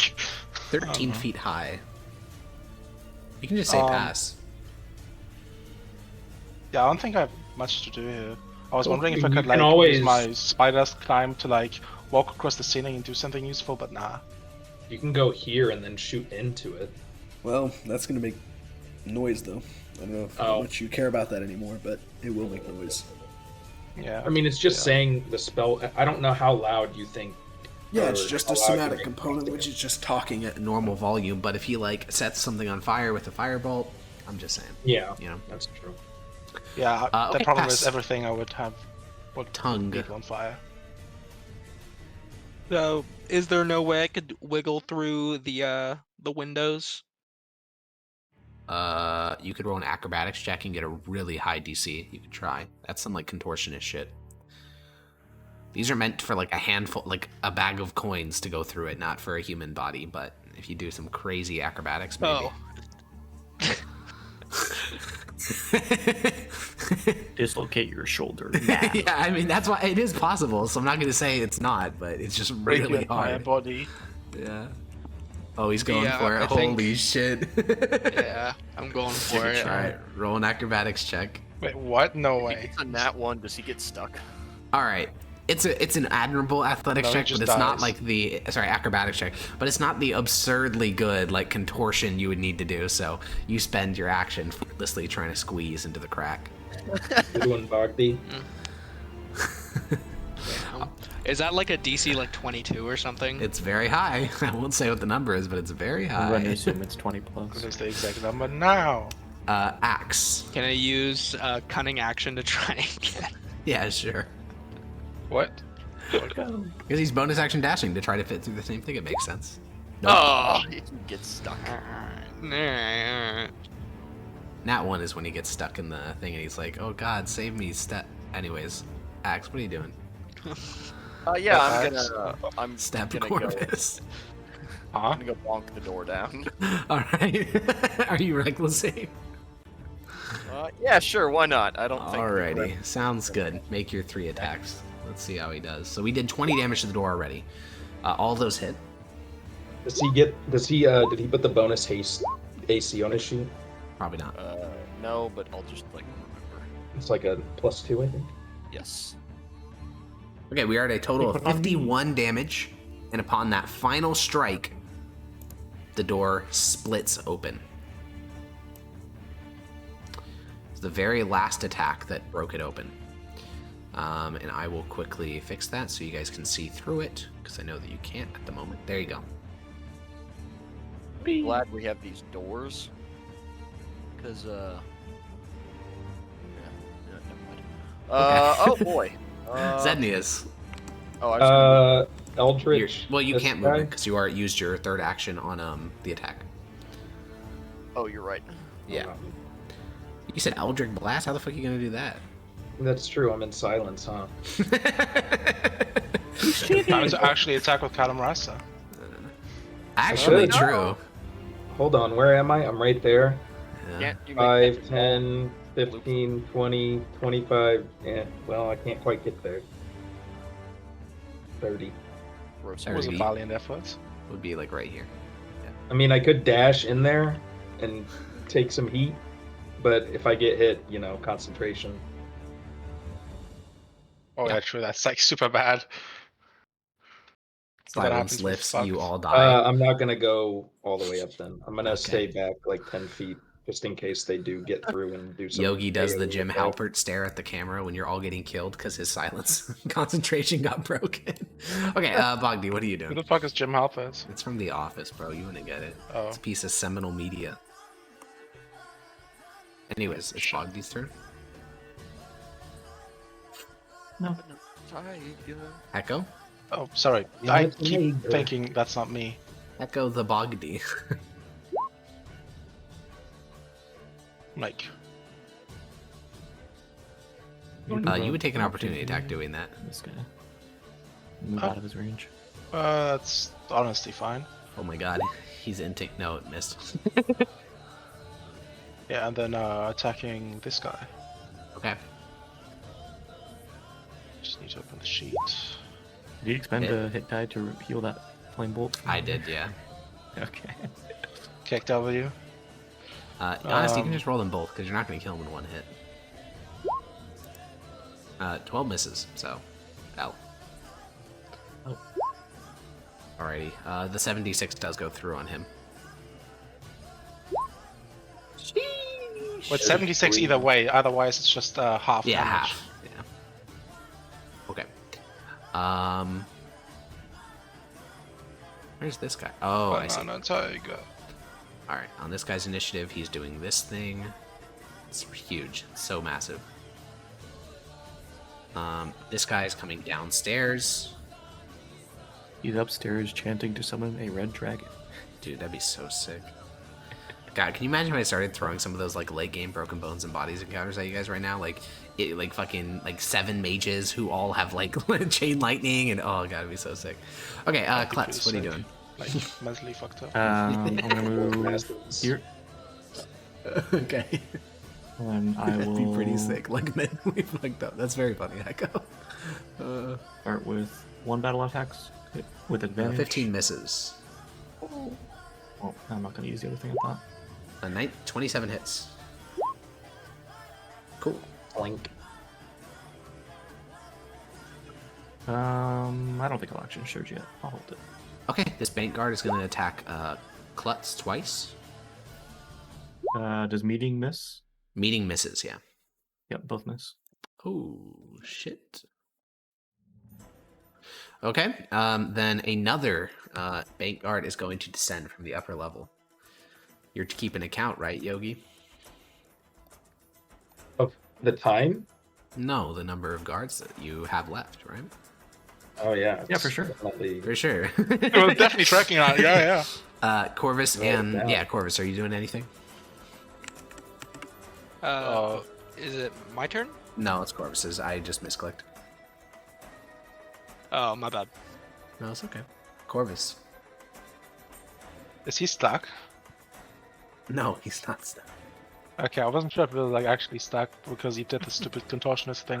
Just gonna walk over into this office. Step Corvus. to this edge right here and just gonna shove. Okay, Tongue, and now it's actually your turn. Okay. 3. 15. So would I have to use my cunning action to get to here? I think. Yeah, definitely. Yeah. Okay. Yeah. Yeah. Yeah. Yeah. All right. Yeah. Yeah. 10 misses. Yeah. Alrighty. This bank guard will attack Tongue twice. It's actually so Jover Bank Bros. Axe, what are you doing? Well, are these two on the stairs over here? Yeah, they're descending towards you guys. I see. So, can I attack them? Are they, is one of them, like, near the bottom? They are both within 5 feet of you, yeah. Alright. Oh, so they can both attack me? Lame. Yes. I'll come over here. No, I'll come over here. Then I get an opportunity attack, don't I? Yeah. No, because he already used it. No, it's the southern guy now. Yeah. Hit. Let's go. 8 slashing. But actually 4. Yeah, and it's 4 on your temp HP. Yeah. Oh no, guys! I only have 9 temp HP points. What will I do? Listen, in a different circumstance, this could have been a deadly fight. Okay, Ags, what are you doing? And then I'll attack this one over there. Alrighty, 3 attacks. I also made that joke that before I went down that one time. I guess. Oh yeah, it's such an easy fight, and then you fucking died. Yeah, that is true. The pride cometh before the fall. Are you recklessing? I'll actually attack this guy in the middle, and no. Okay, alright, take your attacks then. I mean, they have advantage anyway to hit you, right? So what's miss, why hit, would you hit. reckless? No, miss, Wait, hit, you? miss. They will. Well, one of them does. One of them does. Or 2 of them do. They'll probably both be flanking you next time. Oh, well shit, why not then? Yeah. Okay, then re-roll 3 more attacks, and these are your advantage ones. Like, you take the number on the left, just like we did before. Yeah, I got it. Okay, and you're also reckless. Okay, none of those are better. Oh, wait, no. The Yeah, 15 none of those. is better than Yeah, the sure, but it still misses. So only you get 1 hit. Yeah. Fucking Okay. full damage. Not too bad. Nothing to sniff at. Zenius, I assume you're staying back. Are you beginning a ritual silence spell? Sure. Okay. I don't think it's really going to come up, but sure. I mean, who knows? We'll be There's here gonna for be downtime 17 anyway, hours playing a 3,500 round combat. How many rounds has it been since he recast the silence? He there will recast be it downtime in 2 between. rounds ago. It's been 1 round. Really? Oh, okay. So there will be a. Oh, you're right, This since is the the recasting. second. This is the second round. Bogde. So there'll be a 6-second downtime in between. These guys are Between still the alive, stairs. which means Yeah. Okay. yeah, but these guys are alive, so I'm gonna attack this one right here because I have advantage on him. Actually, let me help you out real quick. I'm just gonna have the thing auto roll the poison damage, so you don't have to do it manually every time. That's pretty cool. There you go. Click the. It missed. Actually, don't click that. Yeah, 17 AC. What a scam. 28. Does he have 28 though? No, he does not. Okay, he takes 36 damage and sneak attack as well. Wait. Yeah, I was gonna say sneak attack. Oh, that doesn't auto roll, of course. No, it doesn't. After 76. I actually programmed that sheet to make you have to manually roll as much as possible. Okay, he's dead. You plunge your Chris knife into his neck, and he tumbles over. Who's this nerd? Where'd this guy come from? From upstairs. What the fuck? That's the guy I was talking about. Is that the marshal? But he's not. He's the sick ass guard. Oh, he's the mega guard?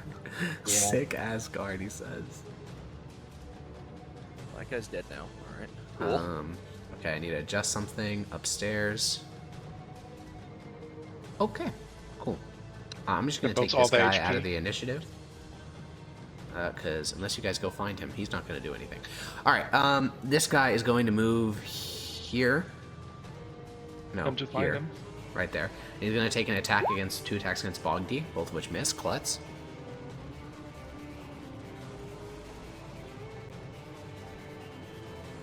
Dota. Klutz, parentheses, Dota is for squids. Sorry. Dota 2. Is he? How do these stairs work? Can I attack him?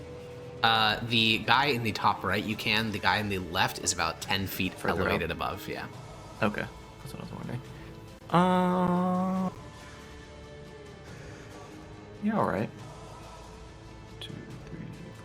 Now that is an opportunity attack. That is fine. He misses. 18. So you are now blocking the stairs, by the way, so for them to get down, they'll have to, kill you. Yep, that's Who what she's else here but for. Klutz? She will attack this guy, Cool. Hit. and in response to the hit, I will use trip attack. No! Okay. Large or smaller must make a strength saving throw, okay? Fail. Push him down the stairs. He is prone. Means the second Hold on attack's the at stairs. advantage and deals maximum damage, right? I don't know. Not maximum damage, it's Was it just advantage. But you do also add the superiority die to the attack's damage roll. It says that in trip attack, so roll a D8, I Oh, believe. You would know better. Okay, sheesh. Alright, and second one hits with a 21. You also do that. Okay, cool. That's a lot. This bank guard is going to attack Bogdy twice. Miss. This bank guard is going to stand up and attempt to shove action Klutz. It's a contested strength check.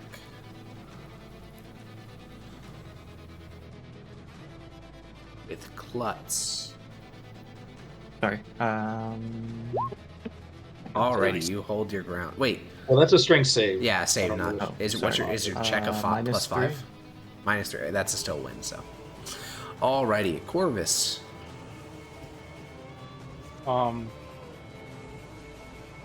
Pass.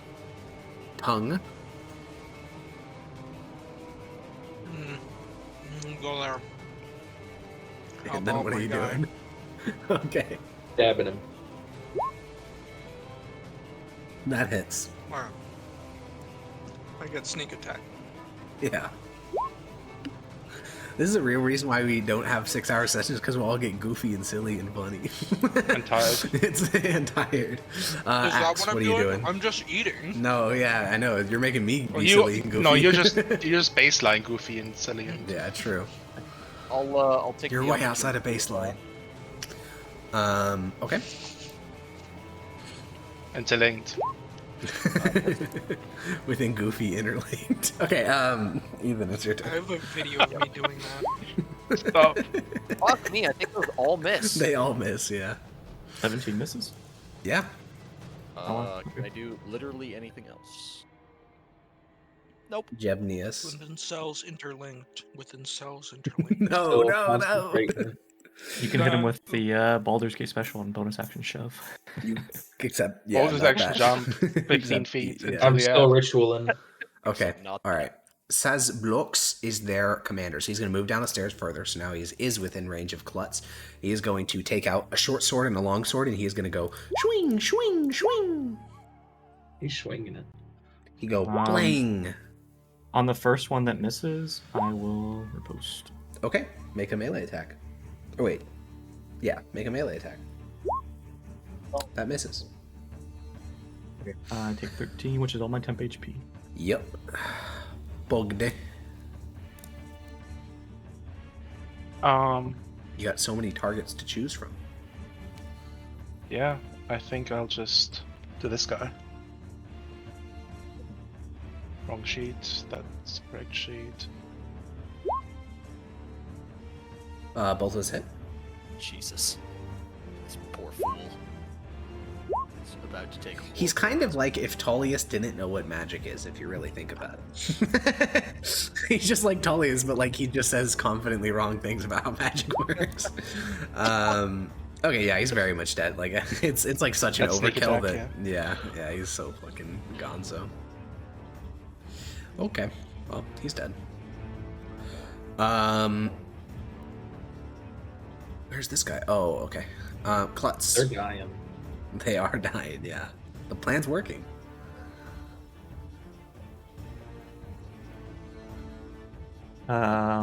This one I can attack because he can attack me. Is that right? Yeah. I'm pretty sure this will fail, but we'll see. I'm gonna attack him. 17. 17, I think. I'm not sure. 1 sec. That misses. Attack again. It misses. 16 also misses.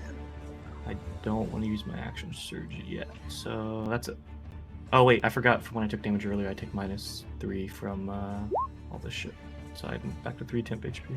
Great. This Vanguard is going to attack Bogby twice. Is that the first hit on Bogby? Holy shit, it is! He takes 10 damage! He's down to 3 temp HP. It's so joke. Does he use his reaction to take half? Sorry! I don't even know if, I'll be honest, I did kind of that with the assumed he had that. firebolt. Yeah, I assumed he had that feature because he was a rogue, but I don't know if I added it to his sheet. No. I forgot to add it to his sheet. No, you forgot to add like half the rogue features. Alright, let me sheet. forget, and I'll subtract 4 more HP from when he didn't use reaction on that, on This wouldn't that be the first time fireball. this happened, or the last. Alright, so he's at 77 HP. Okay. You used the hit die to save. No, you can't just do that retroactively. Alright, I just did it. This is gonna attack Klutz twice. And Corbus.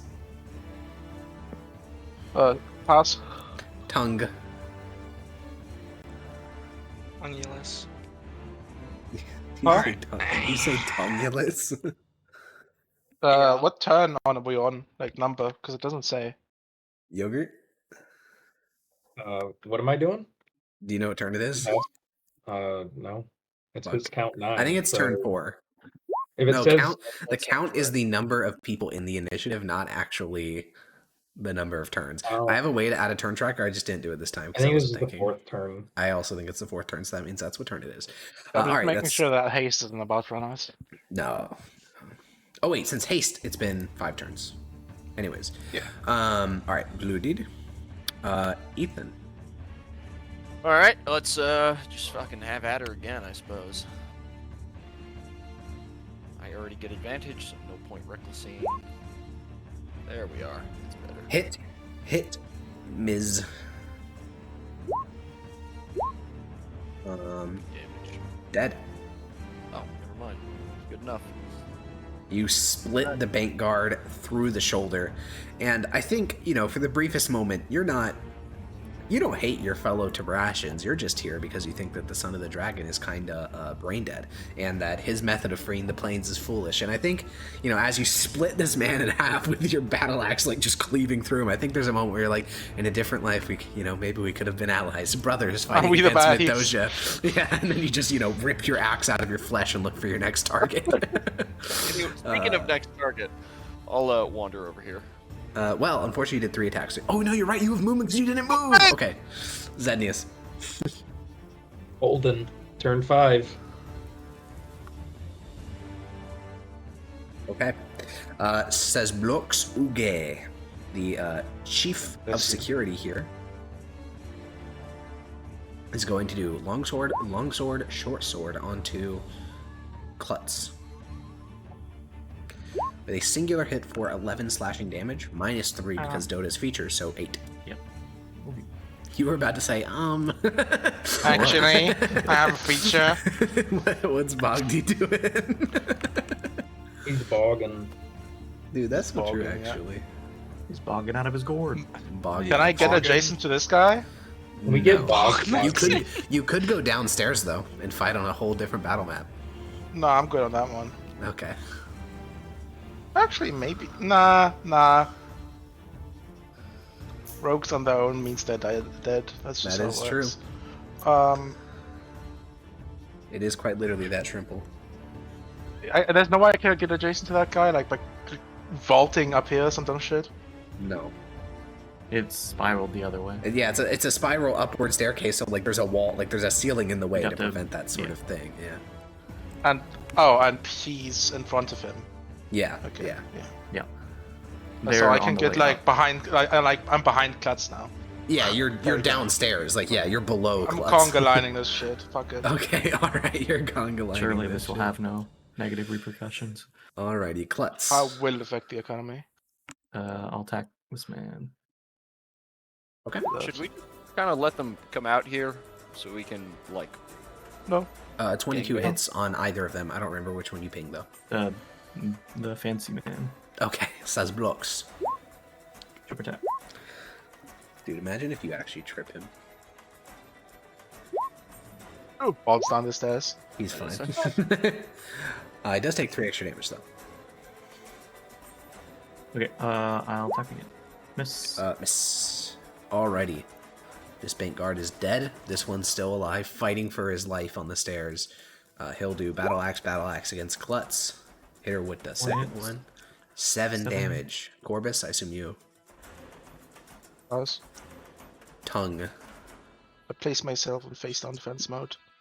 You know, I've always wanted to get this picture commissioned of all of Ethan's characters sitting in a circle eating jerky. I think it would be funny. That would be very funny. Maybe I'll It would be so perfect. Thandria Hill and fucking Albadon, like all them eating jerky. That's funny. That does work, yeah, because he's like a corporate meeting of them eating jerky. Not a corporate meeting. I think the campfire idea is better. That's good. No, Alright, it's the county of jerky. Council of jerky. Yeah. Axe. Do some doo-doo rolls. Damage rolls. Axe. He's eating jerky. Oh fuck. Axe then. Okay, I'll reckless attack on this guy. Axe is busy entering the campfire with Well, his I'm thinking about jerky. other Ethan characters, and all of them would be eating jerky. Yeah, like Malcolm, whatever his was from Limits of Man, like the dwarf. Yeah. Dude, they're all jerky eaters. Okay, are you recklessing for this one? Yes. Okay. Critted. Hit, Miz. Okay. Bad crit. That's a really bad crit. That is actually a miserable crit. Okay. Zednius is ritualing. Says Blocks is going to go. Can I move in ritual, or do I have to stay put? Gotta stay put. All right. I chose a little corner. Whoa, that's 2 hits on Klutz. I'm cooking. Your total damage you receive is 12. Yippee! Monty, what are you Ethan, doing? you should Oh wait, your- who attacked? Who attacked? Says Blocks. Oh, okay, never mind. I'm gonna use a thing here. I'm gonna. Oh, the Spirit Guardian. Yeah, Spirit Shield. So I'm gonna roll 2d6. Real voice. You take only 6 damage. Is that how that works? He took. So he already reduced these attacks by 3, so he's going to take a total of 12. Are you reducing the incoming damage by 11? Yes. So you take 1. Mild scratch. Yeah, heal yourself accordingly. As like you guys watch as a spirit of an ancient Tabrashan warrior sort of interposes himself, and the guy like halfway through swinging freaks the fuck out and ends up just barely slicing her.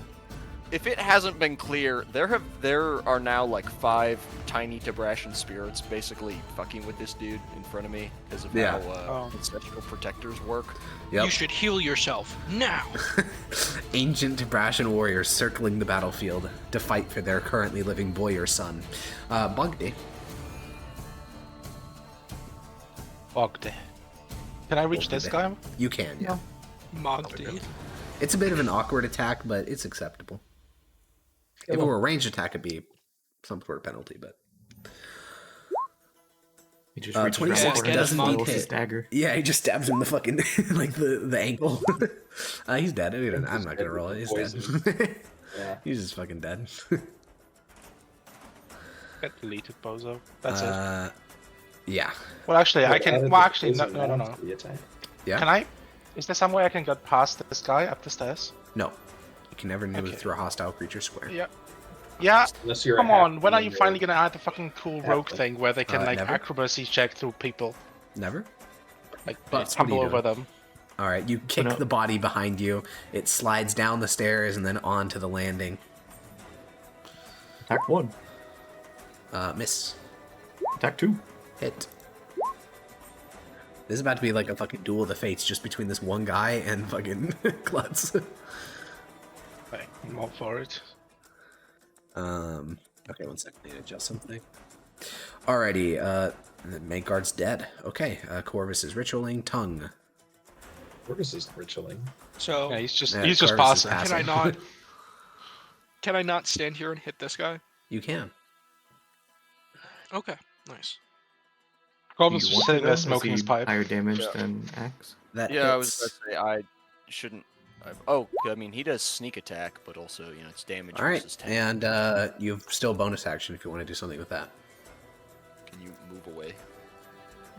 Dash. Get the fuck out of here. I can't bonus action disengage and walk away, can I? Nope, you can just bonus action dash and take an opportunity attack.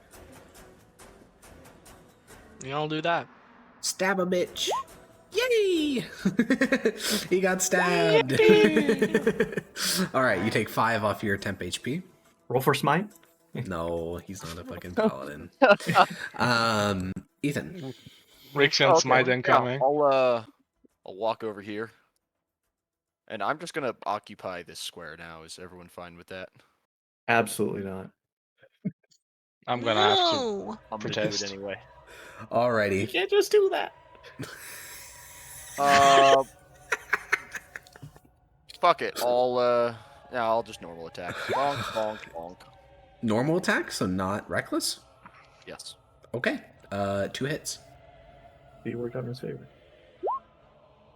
That Yeah. much damage. I think retrospective reasoning based on your rolls is the way to go in this game. Doing probability math is for losers.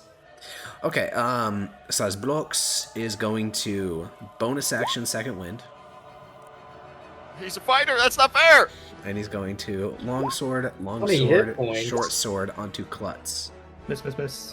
All of those are. Oh. Klutz has got so much. 21 AC, HP. damn. What They the missed hell? with 21. God damn. Yeah, I said Hark got a screenshot. I literally had a 7 or higher on all my HP rolls. He did, it's true. Wait, how much HP do you have? 68 total. At level What level are 6. you? Oh, damn, that's pretty good. Yep. Cobble's level Bogday. 10 and he has only slightly more. He has good con. Bogday. Bogdy, Mogdy. I can't reach this guy Mogdy. still, so Yeah, do you want to go downstairs alone? I'm gonna bonus action help Klutz. Okay. Oh yeah, that's a really good idea actually. And then I'll go downstairs and I'll signal Tong to like beckon him with my hand to come with me. This is where I revealed that at the start of the session I gave like Hecko a hidden handout that he's supposed to like steal all the loot for himself. Okay, you moved 5 feet, so that means you have whatever movement remaining. Oh wait, I can't see. You can't even see. I'm so fucking dumb. I went to the map like, oh, obviously he can see. All right, you can see now. How many do I have left? I don't know. Look at your sheet. You moved No, 5. how much did I move, Bozo? 5. 1, 2, Damn. 3, Yeah, 4, closed over there. 5. Okay. That's it. Cool. Well, that's perfect because that's this guy's turn. He's been waiting this whole time for someone to come downstairs and he'll battle axe you twice. And He's just sitting at his desk waiting. yeah, basically, yeah. He hits you Yeah, for having 7. a daddy There's lunch. a crossbow right next to him. He waits for the guy to walk up. Well, I didn't have a choice at that point. The guy just kind of walked in, you know. Yeah. Bobby All right. just came down and started sprinting. All right, back to this floor. Klutz. Your advantage on your first attack. Hit. I will use my last Very needed. superiority die. Oh, jeez, Louise. Let's go. Oh. He's too strong. They don't call it Saz of Blocks Uge for nothing. Since I'm out of Why does it food sound like call him just- gay? I was gonna say I'm you gay. I did not I say was like, that. I get 2 more attacks off an extra surge or just I 1? did not. It's not 2 more. true. Okay. It's an Oh, attack 2 more attacks. action. Miss hit. Okay. 27 plus 8, 35 damage. Yep. Corvus. Go. We skip. Tongue. You are beckoned to go I'm gonna go downstairs. downstairs. Oh my god, he's following orders. What the hell? Two of you can probably handle that schmuck down there. Cut to I don't have and vision, now no! they're both corpses on the Fought 2 ground. dead rogues. Okay. Tongue, Floor clear. you spent 15 feet of movement to get to your current position. Okay. Is this a wall right here? That's a desk. Oh.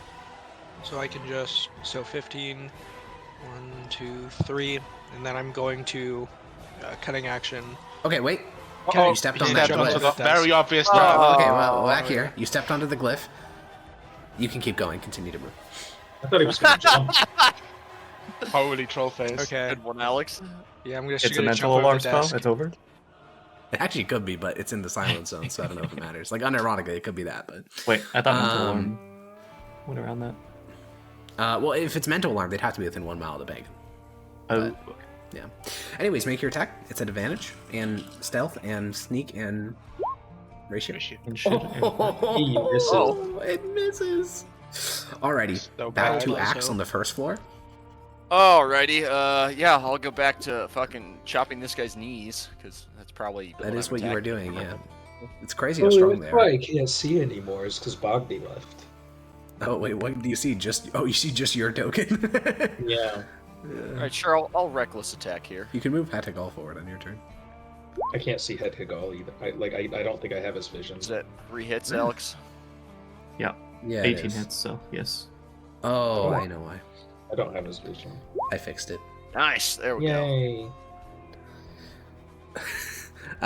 Sorry, I got stung by the head Higal thing. Okay, cool. He is bloodied now, by a lot, because that was a lot of damage you just dealt.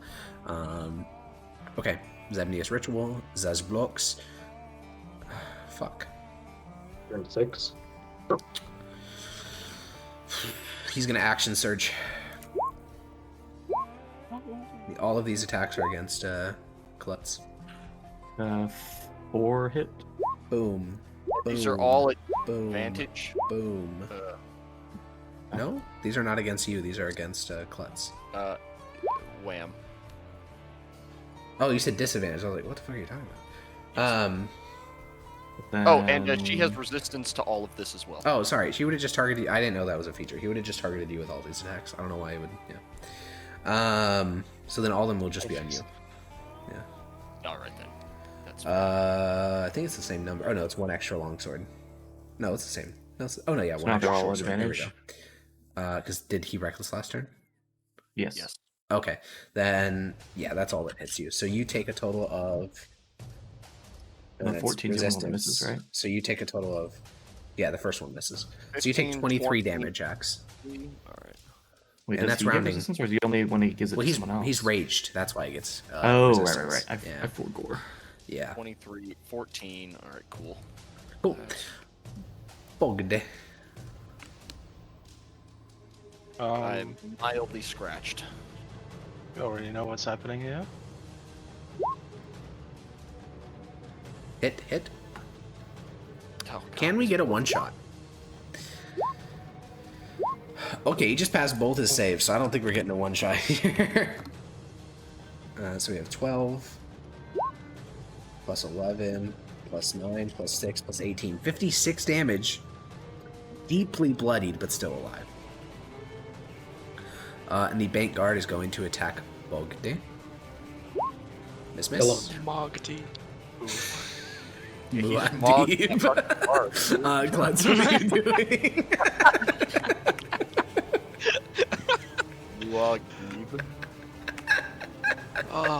Bogdy is confirmed Lisan Al Gaib. Klutz. He kills the guard. And Tongue is like, as foretold! Also, Yogi, that's a good point. The two characters from the actual campaign are just like in the corner, like vibing. Oh man. Literally Yeah, paid like 50 I totally gold forgot to about just that. have someone else do all the work. Yeah. Yeah, I'm literally in the corner, taking a smoke break. Tongue. Nose. Now you name one of them. That hits. With sneak. Let's go! You stab him in the back of the neck plate. He stumbles forward, Not his neck plate. dead. There's actually a name for them. I think it's called like a goiter plate or some shit. It's like the goiter. It's like the thing that you put around your neck, and it's a piece of metal. Let me go look. I have one of mine handy. Cool. Huh? Ethan, it's your turn. Oh, never mind. I won't do that. Okay. Reckless. This attack. kind of has the same energy as when, at the end of Voyage of Defiance, you guys hired an assassin for like 500 gold to beat the campaign for you. It's kind of like that. Where And then he Zenya's didn't just- end up beating the campaign for us. Yeah, true. Wait, you just hired the guys? That's so Giga Chad. They did do that, yeah. They paid him so much money, too. Anyways, That campaign's Eden. over? Yeah. Yeah, reckless attacking. Wham, wham, wham. Reckless? Okay, then 2 hits. I think you can guess which 2. Terrible. Again, All of dog them. shit rage. Jesus. Well, dog shit or not, you slice off one knee, one leg, the lower half of the leg. Then he stumbles forward down the stairs. His head hits one of the plates, like the knee joint of Klutz's armor, and then you slam your axe into his back. And gurgling, blood dripping from his mouth, he is dead. Alright, and then I'm gonna fucking bounce it upstairs. Well, actually, so everyone's dead. So the way what we're gonna Well, do there's here the is... tellers upstairs. I don't know if we would just want to clean it out. Fuck, I forgot you saw him! You're right. Yeah. There is one guy still alive, but that was going to be a jump scare for later. But you're right. You know he's alive, so it's not much of a jump scare. So, yeah, good point. All right, so Axe, you get stunned as you climb the stairs from the ending of Heist. Also, your rage ends. But, yeah. Fine, Klutz will go upstairs then. No, yeah, the two of you together can go upstairs after, a 6-second delay. And we'll start with the scene Klutz of the two will of not you. be waiting. Well, you have to... So here's a fall question, back upstairs and on top. Yogi, you are forbidden from saying anything. What floor was he on, guys? 2nd or 3rd? There's a 3rd floor. There is a 3rd floor. Yeah. Probably the 3rd. Okay. Then you guys bound up the stairs to the 3rd floor, and here you are. Oh, Yep, we yep, wouldn't Is that's there a way to give me That, vision? that sure is a black rectangle. Kind of just want to see. Yeah, I'll Is this a give you door? all Or vision is on this like a it. window, That is a door, or what yeah. is this? That is a door. I'll give all of you vision Oh. of Ethan's token. Are we out of silence, or are we still in silence? You're still in silence. Okay, I will motion for Axe to go back downstairs. Alright, I'll plod back downstairs and start scoping out the 2nd floor. In case he's there. And you're going to stay here, Lutz? I'm gonna start smacking down the door, yeah. Well, you're going to be plunged into darkness because he's carrying a torch right now, so... Alright, I'll we'll, have a torch. we'll knock down... Oh, okay. There you go. But she Okay, you has light a dark torch. vision. Oh, you're right. I'm too. Oh, also, you I have can dark drop my vision. shield. But dark vision, yeah. I don't need it. Okay, then we'll cut to Axe downstairs, and then we'll come back to Klutz in a second. Here you are, Axe, on the 3rd floor, or 2nd floor.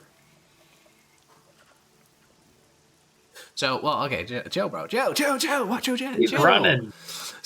So, you walk into this room, and It's actually just the Terminator, like looking you for the find guy the in the office. you find the employee lounge. You find a card game that was in process between a couple of the bank guards.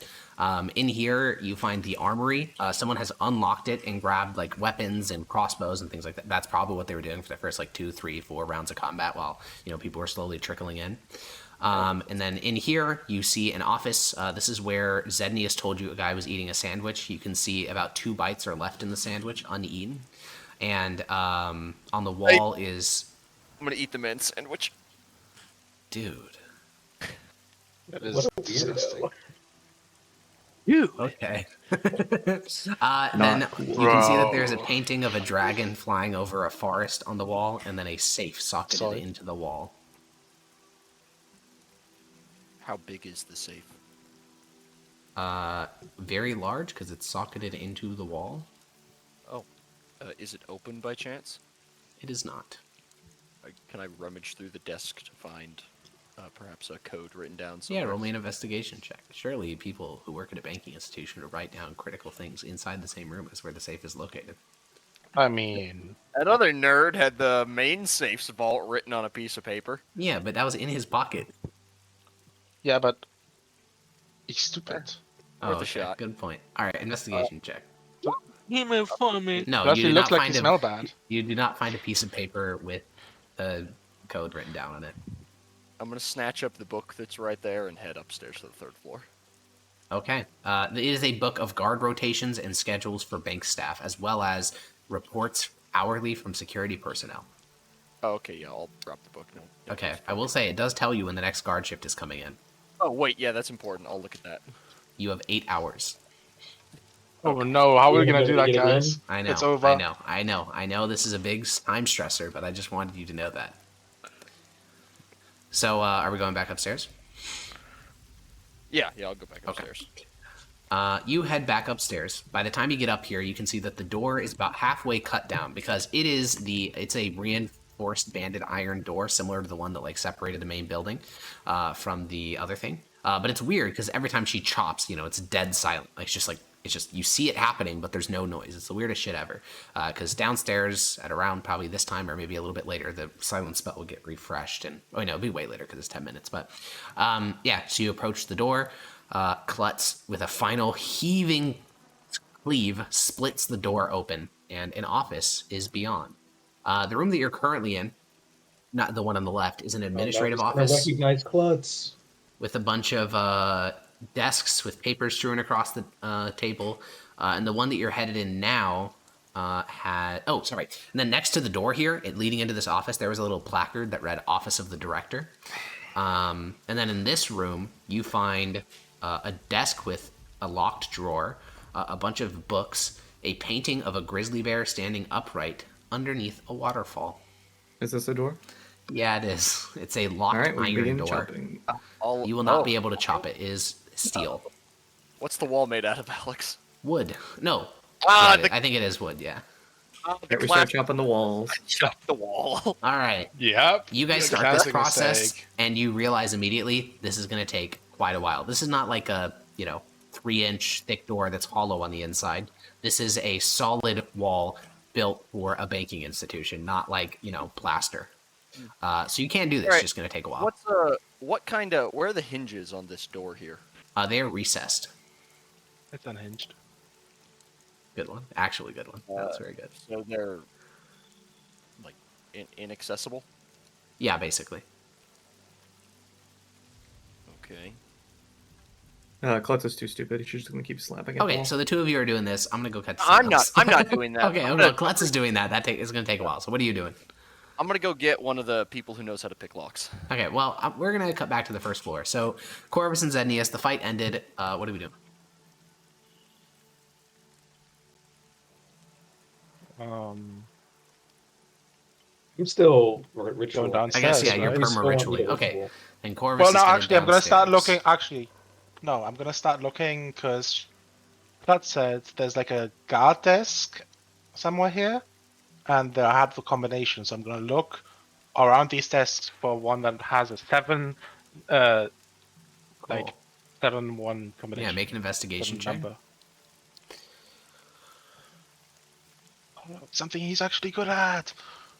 That's when we find out that the lock is actually randomized every day, and they have to have someone come in and write down the new combination. True. 22. What you find is a underneath one of the desks, the one on the left here, the one I positioned you closest to, there is a false wooden cover, and behind that is a little lock. It's a miniature safe. Okay. That is all you find. That's unfortunate.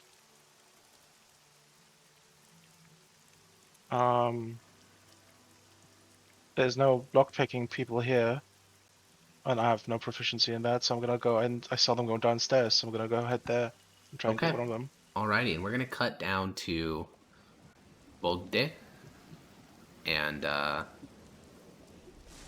the other individual, Tongue. The two of you are down here, and I'm gonna play for Bogdi now that we're out of combat. Bogdi will look at you, Tongue, and since both of you can't speak right now, he will look at you and then gesture towards the vault at the end of the hall. I'll put my finger up for 1 second and point at the desk and start rummaging around just to see if I could find any more information. For sure. Let me read something real quick. Inside of the desk, you find a log of all the people who visited the vault the previous day. You find a whole clutch of crossbow bolts, and you find 3 spare whistles. Okay. What is it? Does the book say when the last time that the marshal guy was here? It only holds yesterday's. In this particular book, is yesterday. So you start to flip through previous pages. And what is the name of the person you're looking for? Obviously, Klutz. Intelligence check. That's fair. I'll accept that.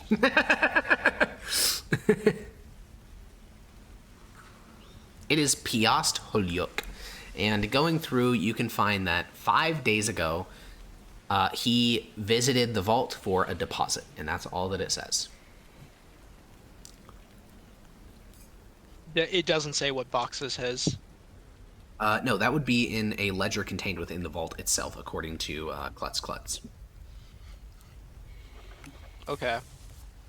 I'll be sure to point out the magic circle to Bogdi, and then I'll hop over. Yeah, he'll squeeze around it as well, even though you walked One you stepped across on. it. Yeah. And as you approach, let's just not step on.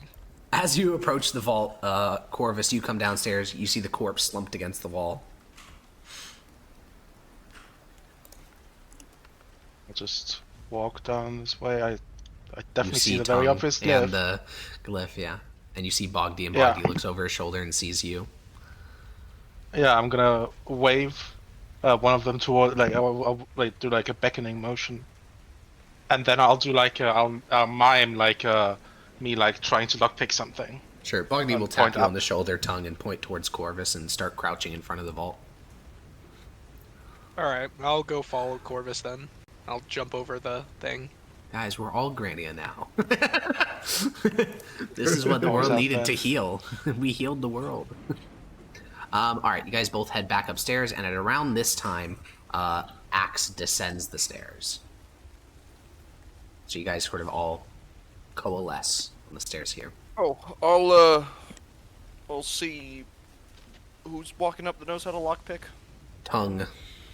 Yeah, I'll see Tongue and just point upstairs and beckon him to follow me.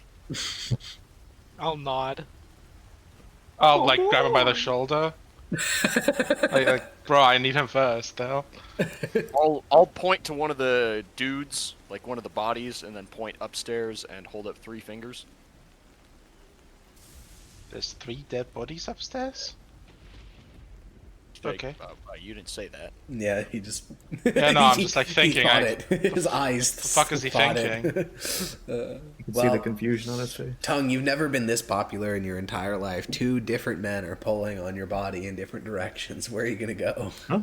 Oh my god. I'll follow the richer guy. That you don't know how rich they are. Well, Corvus came in, was like, "Yo, I'm a wizard, bro." He did say that. And so. And I'm physically stronger, so I'm just gonna pick you up if you don't. Okay, that's not how that works. I'll point at. Well, if you're gonna do that, then I'm definitely not gonna follow you. I'll point to one of the dead guys and fuck, how am I gonna? Yeah, how are you gonna? I'm gonna pantomime jerking off in your face, and then I'm gonna follow Corvus. What the fuck? You can't do that! Pantomime sexual harassment feels weird, man. Okay, that's not unspoken riz, that is just sexual harassment. No, that's pure riz. Okay, make a thieves. Sexually harassing the homies. Thieves tools, please. Actually, Alrighty. You start to pick this lock. You successfully. This is a normal lock. It's not a dial lock, so you're able to actually pick it properly. And when it finally swings open, inside you find a flintlock pistol with 6 cartridges. You find a little red potion and a whistle. Alright. Once it's open, I'm just gonna follow Axe. I'm just gonna look fucking confused and really annoyed at Corvus, are you gonna loot those items? Follow up. Yeah, I am. Add red potion to your sheet. I'm also taking the pistol. Oh, okay. Add flintlock pistol to your sheet. Shoot yourself. Shoot yourself. No. Huh? Insane. You can't just take my joke. All right. Back on the third floor, You need to leave. Axe and It's How much usually of the going at flint it like a pistol fucking weigh? lumberjack. Yeah. Axe and Tongue, you ascend the steps. It weighs, I don't know, look at, Google it, Echo. Yeah, so- The two of you ascend the steps, and you see Klutz is still slamming away at the wall, and she's starting to work up a sweat as, you know, chip by chip by chip, this, like, solid wood wall is starting to be broken in. I'll tap her on the shoulder. We'll turn around like mid-swing and just look at you. I'll point Heavy at, breathing. I'll point at Oh, Tongue. Pam. Point at Oh, the door. pantomime adjusting my fake tie. You'll let him pass through the door, Dude. That was a joke just for me, Blake. No and one then else got immediately that. go back and start smacking the wall. Okay, all right. You let him pass and make me a Thieves' Tools check, Blake. Oh man. I immediately go back to actually- smacking the wall. The crazy thing is that actually passes because it's such an easy lock. However, as the door swings open, we need to roll into initiative. Because there's a guy in there, and he's strapped with a blicky. He's strapped? With a blicky. Is he sticky with his blicky? I don't Huh? know what that means, so probably not.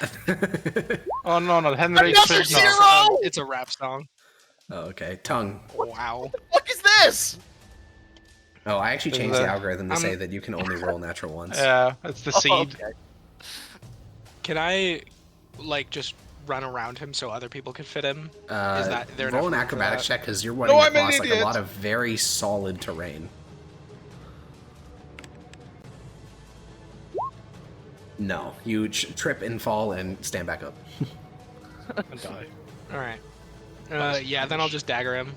Okay. Also, to be clear, because of how the door like straddles two tiles. There we go. Straddles two tiles. All Straddles. three of these are acceptable like attacking squares, like the top Big. right. Anyways, 10 misses. Heinrich is going to take a pistol off the counter and he's going to shoot you with 3 times. Heinrich? Yeah. Henry. Yeah, Heinrich. God. No. All right. That Telling good you, roll. you take 24 damage as she shoots you twice in the chest. I'm gonna reduce this by. Oh, Well, I'm not you do raging. it when, yeah, I was about to say, yeah, I don't think you can do it when you're not raging. Klutz. I'm Battle Axe. Hit miss. All right, he is bloodied. Okay, then. This poor fool. Axe. I walk up here and reckless attack him. Imagine if the bank director was a boss fight, though. That would have been crazy. He's not only good with numbers, but he's also jacked as fuck. First one misses, second one hits, and you cleave the 15. bank director Whatever. in Reckless. between. Oh, reckless? Okay, they both hit then. Yep. And the bank director He's hits still the dead. ground dead. I mean, he did shoot Tongue twice in the chest, so that was something, I guess. A really good thing we have silence, because that would have been really, really loud. Dude, there are like, yeah, you would have been. If you didn't have the silence spell, I don't know, this heist would have been much more difficult, but you were able to just like brute force it. Anyways, I'm going to describe everything that's in this room because it's very busy. The room has bookshelves on the northwest walls. There is a large cabinet, which is on the south side, which has a various number of scroll cases. In the middle of the room is a table with a map stretched across it depicting the Principality of Donoslaski.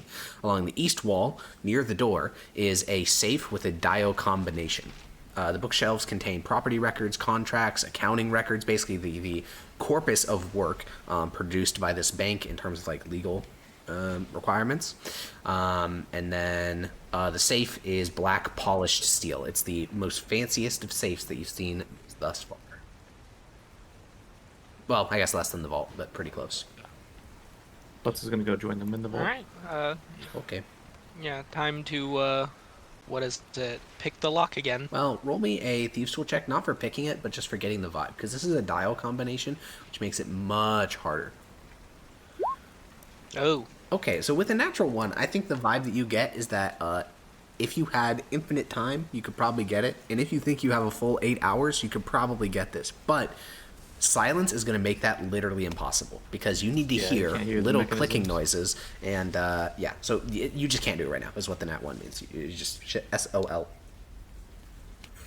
Damn. All right. Anything on the bank director? You go investigate his body where he's like was kicked across the floor. On his person, you find a spent pistol, a second spent pistol, a third spent pistol. You find 6 rounds that were in his pocket. You find a stopwatch, fine clothes, and in his pocket, literally coated in blood, is a little strip of paper. Can I try and decipher what was written on it by seeing any kind of, like, I guess, what is it? Like pen strokes? Yeah, you take it out of his pocket, you kind of rinse it out, you hold it up to, the torch of Axe, but not like to burn it, just so that you can like see the sort of outline of it. And in the darker areas is where you think you can start to make it out. And you think that what you can see is a combination of numbers that says 5, 5, 5, 7, 5, 5. Great. Can you repeat That's that? only 6. It's Yeah. 5, 5, 5, 7, 5, 5, 5. It is only 6. Oh, wait, he said 5, 6. 5, 5, 7. 5, 5. 5, 5. No, one less 5 at the end. The dead. Yeah, it's 6 numbers. 6 Yeah. numbers. 5, 5, 5, 7, 5, 5. Yep. All right. I will. Yeah, I'll put that in my pocket. Okay, you and put a I'll gesture bloodstained piece at, of like paper in your downstairs to Axe. I'll point at the safe. I'll shake it. Shake my head. Shake it. Shrug and head downstairs. Shake it. Alrighty. Shake it. Shake. Tongue breaks shake it down. Alrighty. Shaketh my head. Alright, so it sounds like we have everyone. Corvus, after you loot that little thing, where are you headed? Since I don't find anything else with combinations, I'm gonna Do go we downstairs. care about it being silent anymore? Do I need to keep up this? Well, no one has come to tell you to stop doing it, so. Unless anyone Also, we wants to go still tell might. him that. Yeah. So, I'm gonna go Zenius downstairs is stuck in and the cage. And I wanna. I saw that arcane circle, right? Yep. We're all down here Oh, now, wait, by the way. I I mean, have Head light Hall on can me. scout and tell me, right? Once I'm downstairs, I'm gonna Yeah, cast but he doesn't know light. when or you should or should not. Oh, wait, I stop can't the cast silence. light. It's silent. Yeah, it's silent. Well, the entire I'm vault gonna is light it. silent. Anyway, so now that everyone's in this hallway, Bogdy's gonna point at Tongue and like look at you, look at the dial. He's gonna like touch his ears and like do a shaking head motion. After God. for the next, after I finish this ritual, I'm not gonna do it again. Okay. Klut's gonna realize the person that hired her isn't here and gonna go look for Zednius. Yeah, I was gonna. I was gonna do the same, but sure. Okay, cool. Tongue, what are you doing? I'm gonna kiss. Huh? You're gonna what? Sorry. That was nothing. That was some Tourette's. Oh, okay. So what are you gonna do? How Bogdy get Yeah, I'm there? gonna take a look at like Bogdy's progress on the vault. No, he's pointing at you. He points at the door. He points at his ears. He shakes his head no. Yeah, is same problem I assume that I was having, right? Presumably. So he points at you, like raises his eyebrows, points at Axe, I'll looking at you both I'll with like a nod. questioning expression. Just to look at him like a confused chameleon. I'll whip out the piece of paper and I'll dial in 55575. Well, okay, let's chill. You whip out the piece of paper. This lock is a large dial combination from 000 to 999. Sorry, 00 to 9. No, it's 00 to 99. So 0 to 99. You were told that he spun the dial 7 times, and you have 6 numbers here. So what are you doing?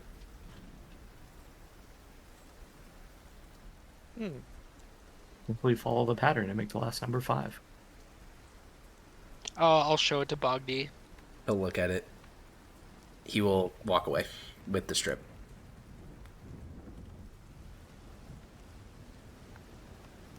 Are you going to stay in the basement?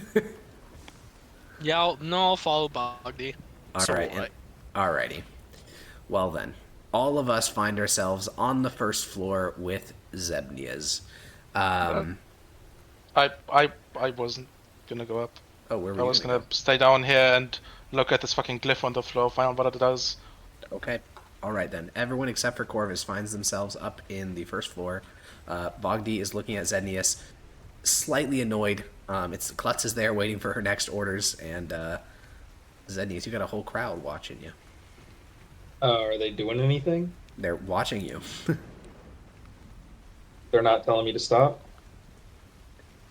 I mean, they can't speak, I feel so... like all of us staring at you is... Okay, I'm gonna stop it. Okay, I'm not doing the ritual anymore. I'm gonna step right here and tell you guys to come over here. No. Okay, your lips move. They can't hear you, but Bogdi will get the message and he'll walk over. And once he exits the silence, I can gesture to. Yeah, sure. Come over here. He'll exit the silence and say to you, and the rest of you guys, you just see lips flapping. He says, "We cannot get into the vault at the moment. We have this combination of numbers, but I don't know quite how it works. I certainly can't get through a dial lock without any noise. I think we've killed all the people in this building." All right, I'll drop the silence. We found one upstairs. Well, unfortunately, you're still in the zone of silence. Well, I just said I dropped it. Okay, yeah, you drop it. And then all at once, you guys hear the sound of the storm that's been going on outside. You hear the rain pelting against the roof. You hear the distant sounds of thunder. Beneath you guys, you can hear the sound of Corvus talking to himself. Did you retrieve the... Or I guess I don't know that the teller had a key. Only Klutz does. So, as I was saying, we have access to this combination of 6 numbers, but the vault, Klutz, you said they turned the dial 7 times?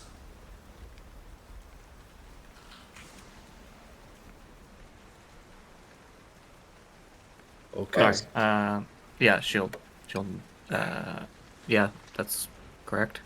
Well then, I entrust this to you, Zednius. He'll hand you the bloody strip. Tongue is at your disposal. I'm going to, start to gather the bodies and do a roundabout about the property to make sure that we didn't leave any bloodstains on any outdoor windows. Klutz wants to go to where the guy threw Make the sure paper not away to last smudge time. any of the symbols. Dota, you said you wanted to go to where he threw away the previous slip? Yep. So he tore that slip up and put it back into his pocket. I was never going to correct you. Yeah, I was never going to correct you until basically now, I guess. But yeah, he tore that slip to shreds and put it in his pocket. Open his pockets. Klutz will relay that, I guess, he used that paper, so I don't know how else he got it. Well, I mean, Tongue can share with you that he did search the guy's body, and that's where he found the bloody slip of paper with the 6 numbers on it. What about the key? She's just reaffirming that he used the paper to get in, even though it doesn't make sense. Yeah. The what, Zenius? The key that he used in the safety deposit He box? did not have a key on his person. Okay. Did you check Sorry, to be clear, when Klutz downstairs? met him, he did have a key. It's just on his body, he did not have a key. Did you check his room, the room at all? Nope, but maybe that is a ticket to the lock upstairs, and we'll find another one in there. Sure. Let's investigate his office a little deeper. You guys head back upstairs. Zenius, you see the body of the bank director splayed across the desk, like a giant fucking axe mark has like split him nearly in half. Alright, I want to go to the safe. Okay, if you do that. Yeah. Oh, Is there a outside safe the in room. this desk? Is there anything in this desk? There's a locked drawer. Hey, Tongue, here's a lock. Yeah, I'll look over. I'm already on it. Is that no? He's talking about the locked desk drawer, not the safe. This one. I'm gonna okay. I'm gonna attempt to yank the door open. The vault door or the desk drawer? No, the desk drawer. Oh, okay. Make a strength check or athletics. You pull hard. There is a really loud noise, like a rattling noise, like but it does not open. I use my javelin to leverage it open. Does it sound like something's in there? Like big? Yeah, definitely. Well, not big, no, but there is something in the desk drawer. Yeah. Make another athletics check. I get advantage because I'm using No, elite. you get a second athletics check because you're doing it with the javelin. Ah. You. It does not break it. All right then. Let tongue in. Super. If I had advantage, oh boy. Are you gonna have small talk with Klutz? No. All right, you push aside the dead man's fingers, tongue, and you gently push your tool into the lock, and eventually you click, click, click, click. The lock squeaks slightly. You open it up, and within is a letter. I'll hand it to Zednius and walk towards the safe. It's written in Dwarvish. Comprehend language. They should call me fingers instead of tongue. All right, wait. No, I know Dwarvish. Sorry, I know Dwarvish. The letter is from the creator of the vault door. It gives a list of specifications, reminders, and essentially is the closing of business between the bank and the vault creator. It talks about who designed the vault. The guy's name is, let me go find it.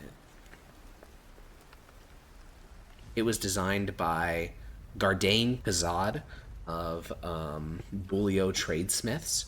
The vault lock is a dial combination lock, which is manually reset by a locksmith every day at 7 a.m. or at the discretion of the bank director. So they have a locksmith like on call who they can call to reset the vault door combination. If anyone enters the wrong combination, the combination dial will retract behind a 1-inch steel plate, and it will not reemerge for 1 hour, meaning if a failed attempt means minus 1 hour. The vault door itself is a foot thick of steel with a pane of glass affixed to the back of the door. In the event that a explosion or some other force attempts to move the vault door backwards, it'll snap the pane of glass, which will then trigger an alarm spell. All right.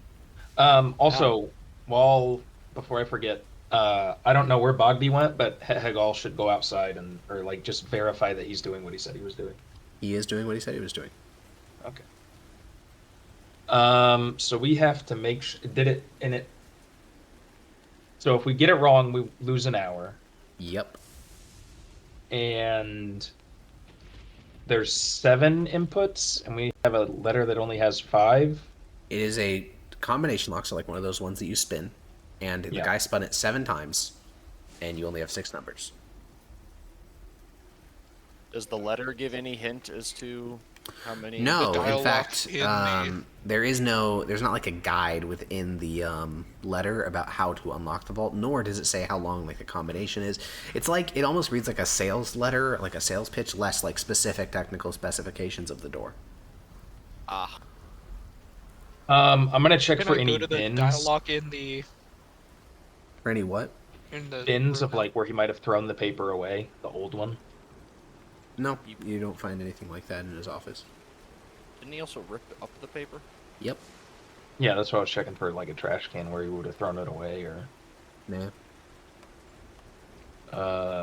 Okay, I guess you can try to undo this one now. Okay. Yay. Only a perception check, Tongue. Okay. Where is perception?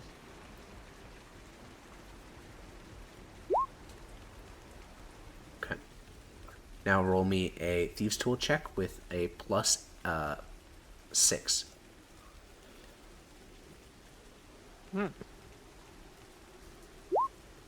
All right. So that's a 24. The perception check is basically how well you're able to hear the clicks on the dial. The Thieves' Tool check is how smoothly you can move your hands. And in combination, you press your ear up against this vault and you listen quietly. You plug your other ear, you zone out the sound of the storm, the vibrations of people walking around you, and you just listen. This is going to take him 15 minutes. So is there anything you guys would like to do in the meantime?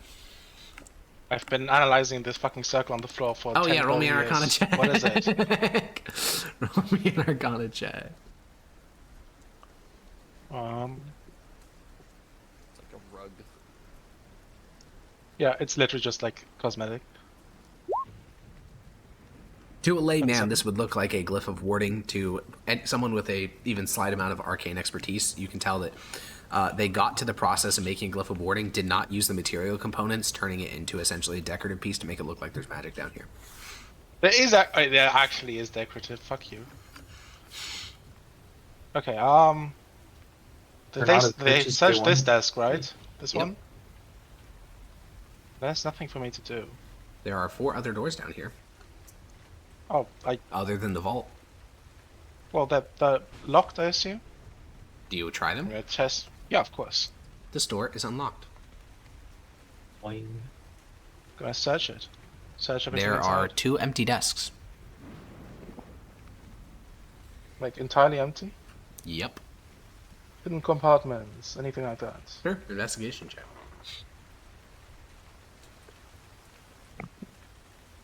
Investigation 20. Beneath one of the desks, as you're rooting around, you find a single copper coin. Huge. I'm adding that to my sheet. Okay. I'm rich. You have to go to a money changer for that piece. Yeah. They're gonna take 30% of me finding it. You know what's funny? We always talk about how shitty it is to like break currency down, like you're turning a gold into silver or something. But imagine you're like trying to convert your coppers into silver, and you have to spend like an extra, like 7 pence to just get 1 silver coin. Oh man. Anyways, there's 3 more doors here other than the vault. You just want to yank them off? Yeah. All right. Boom, boom, boom. I'm gonna thoroughly investigate all of these rooms. Do you want separate investigation checks for all of them? Nah, just one. 13. God damn it! There's nothing. Separate ones. You can't. Nothing of value. It's just like Which are the ones? empty There's only rooms. one we can't open. Is the vault? Yeah, because it's a vault door. Well, okay. Here's the meme. What stops me from just dimension drawing inside the vault? Give it a try. Because like, I can just say like 7 feet exactly in that direction, right? I'm not disagreeing with you, man. Give it a try. I'm worried it might fuck something up. I'm gonna detect magic first. Okay, is that a spell slot, or are you spending 10 minutes? 10 minutes. Okay, we're gonna jump back upstairs then. 15 minutes later, Tongues, you've already done 4 pieces of the combination lock. You're moving on to the 5th. You focus every ounce of your body into your fingers, and you're listening, and then you hear the slightest little eek. And with a tug, this little tiny vault opens. This vault is gonna be infinitely easier than the one downstairs, but you did manage to get it purely by ear. Inside, you find the deed to a silver mine, a certificate of authority granted by the Prince of Donoslavsky to allow the Prznow Bank to operate, a stack of letters addressed to the bank director, a silk bag containing gemstones, a gold bracelet, a key, and a little slip of paper. What's on the slip of paper? On the back side is a name. Let me go find it. Gyula Uge is the name. And then on the other side of the note is a 7-number combination. Oh my god, we got it. I got it. Unless Also, it's the I'm one taking for the tomorrow. gemstones. Okay. Oh you can add god, 2 it's the one for gemstones to your tomorrow. sheet. It's the one for tomorrow. I can't. No, it'll be the good one. He ripped away. He ripped the one for today. Yogi's voice. He was like, "No, it'll be a good one." We all. It does it every morning, so he ripped the one because he It knew has his to cat be was with gonna the be the color last. for it to change. I thought that the dwarf is the one that changes it. Yes, and they come Yes, tomorrow that would morning. be the new one. He's not going to have the code before the dwarf makes it. Yes, he's gonna be the one that makes the dwarf choose it. That was gonna be the one for tomorrow. If that's, let's try it, and then we'll only lose an hour. Meaning we Yeah. only have 7 hours to try something else. You guys have burned about an hour, like going up through the entire building and searching, and 10 minutes of blocking and all that stuff. So you have about 7 hours left. No! Alright. So, we all descend to the vault of the Prznow Bank. I'm bringing down all the tokens. Axe, you descend, coated in blood. Tongue, you descend, your chest covered in musket, what do you call that? Black powder from when you got shot in the chest twice. I'm Eisen. Corvus descends. Reflecting. On what? I was here the entire time casting Detect Magic. Oh. Well, just as you're about to finish, you descend the stairs and you flash your eyes immediately. This entire building is under the effect of an abjuration spell. Abjuration? Mm-hmm. So that is probably what protected against the... It's not blinding, though, so I would still see if there was something else, perhaps? Or does it You just see an abjuration spell. Everything else? Okay. I'm guessing that's what I'm going to walk up to the vault. Want me to identify it, then? Do you have the components? Yes. You have a pearl? Yep. The two wizards are in the corner talking. We know that this is probably the thing that stopped your scrying. So do we need to identify that? The door itself isn't anywhere. Well, I want to know if it stops scrying. Wait. Bogdy's just going to gesture at you, Tongue. Open it up, please. I'll nod. I'm going to have you also give me the key, Tongue. It's not going to work. I didn't grab it because I thought you were going to. Well, I grabbed it. Well, none of us know. I want the key. All right. Tongue, you have the strip of paper and the gemstones. Make sure those are on your sheet. Zenius, you have the key. Tongue. Wait, we let Tongue keep the gemstones? Yeah. What? Tongue, what specific... So before you is a vault with 00 to 99. What do you do? What does the piece of paper say? It says 7, 8, 9, 5, 4, 3, 2.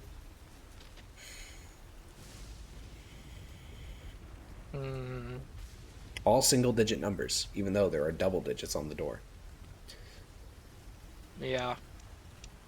We're using, I mean, how did I crack the last dial save? That one was purely on sound. You had no fucking idea what the code was. Wait, Cuts come over here. He can verify that it's 7 by, like, going to 7 and listening for the clicks. Wait, no, get Cuts over here. She actually saw him open it. You guys wave towards Klutz. Get over Klutz, here. what the piece of paper say? No, that's not what we're asking. We're asking Klutz. Remember when he opened the store, right? Yes. Do you remember if he turned both dials and in what order? There's only one dial.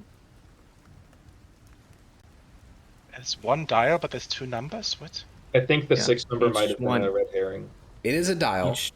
Each tick is like a one number. Yeah, one. Yeah, it's a dial that goes from 00 to 99. It's one dial, and you turn it left and right. Oh. One of you said that if you go to 7, you'll know if it's correct. That is also true, but that is also an immediate fail if it's the wrong one. So.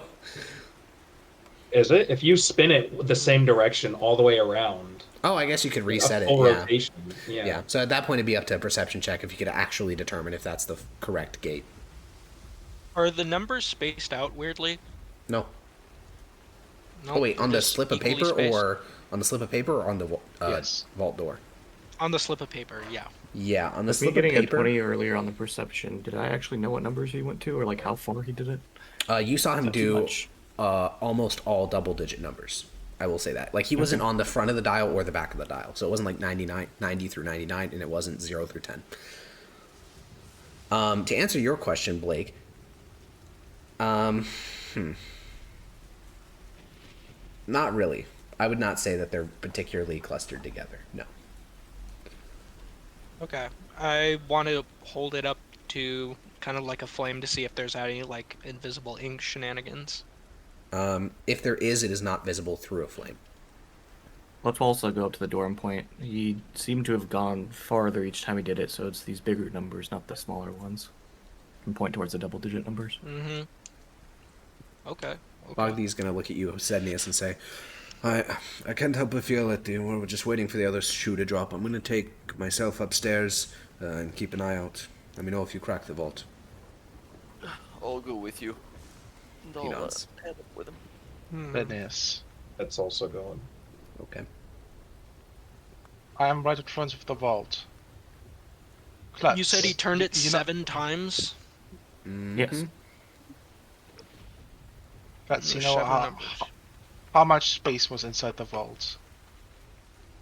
Uh, If the door wasn't there, how many steps do I have to walk until I'm past the door on even floor? we'll go look back at the stairs. It's from here to the wall. Is that what you mean? Yes, Oh. but if I were to step like here or here, how far until you said there was something on the floor, or was there like, was the room elevated? No, there were shelves and boxes on the walls, and there were 3 big metal things up towards the end. Where were they? Xenius, The get big me the metal bloody things. piece of paper. Get me the bloody piece of paper. Opposite. Which one is that? The one with the long code? If this is the room, then they'd be over here. Okay, here, Alright. guys. I think I'm cooking. So Oh, shit. what Oh, I'm shit. thinking is I'm gonna do 75, 85, 95, then 57, then 47, 45, then 35, then 2. You can also try the duplicates of the numbers, so 77, 88, 99, 55, 44, 33, 22. Well, he does get 1 attempt before it locks So for an it's hour. 5, so 5, 5, 7, 5, 5. whatever you're gonna do, rather than And- say it out loud, just type in the number that you're gonna. Just if you're locking in, just put it in chat. If not, you can keep talking about it. What? Yeah, that's what I was talking about. So I was gonna Okay. do Yeah. add the numbers together. Only and Corvus do- had. Yeah, but like 75. alternating. Okay, so I think I know what you're doing. So we're doing like 75, 85, 95, 57, 45, 35, 2. That's what we're doing. Didn't we say that he didn't do any numbers that was like single digit and no, like in the 90s? On the previous code, They were yeah. just. Yeah. Doesn't the code get changed in the morning? Or remember, there's the second clause in there was if the bank director requests it. We probably shouldn't have killed that guy. Yeah. Were the probably numbers could've really learned a close lot. together, do you know, Klutz? Like, could it have been 57, 58, 59, 57, 54? Well, I don't know if you've got to use a combination lock before, but you have to go all the way around anyway. Yeah, exactly. How close they are. Yeah, I you didn't got to do know a full that. rotation. I've never used one before. Okay. Oh yeah, Just basically you go looking at you go it to the right to your pragmatically- number. American schooling, and then boys. Yeah. School locker, baby. Looking at it pragmatically, I think this is our best guess as of right now. Or Okay. the opposite. What's the opposite? What do you mean? Like go backwards? 57, 58, 59, 75, 45, 30, or 53. Oh, like if you're the saying five you to the take that first code and one, you why would- attach it to the other one. Yeah. Yeah, I don't If know. it wasn't for the crazy perception check, Klutz wouldn't have got this far, so Klutz can't help anymore. She'll just be Based. over here. And just as a reminder, we found the bloodied slip of paper in the director's pocket, and the full code, the 7-digit, was found in his vault. So I don't know if that changes our accounting at all. Zinnius, you don't have to speak with dead, do you? That would be so helpful. Rania does. Granny is not here. Grania is not here. And also, she's stinky. All right, Blake, Is there- I'm leaving it on I you. think Gold Not- can't squeeze anymore, right? And there's Nope. no squeezable space in there. Correct. Blake, these people are Yeah, all I think jamokers. They're I'm- not professional thieves. What are you putting into the vault? Standing Okay, back. first,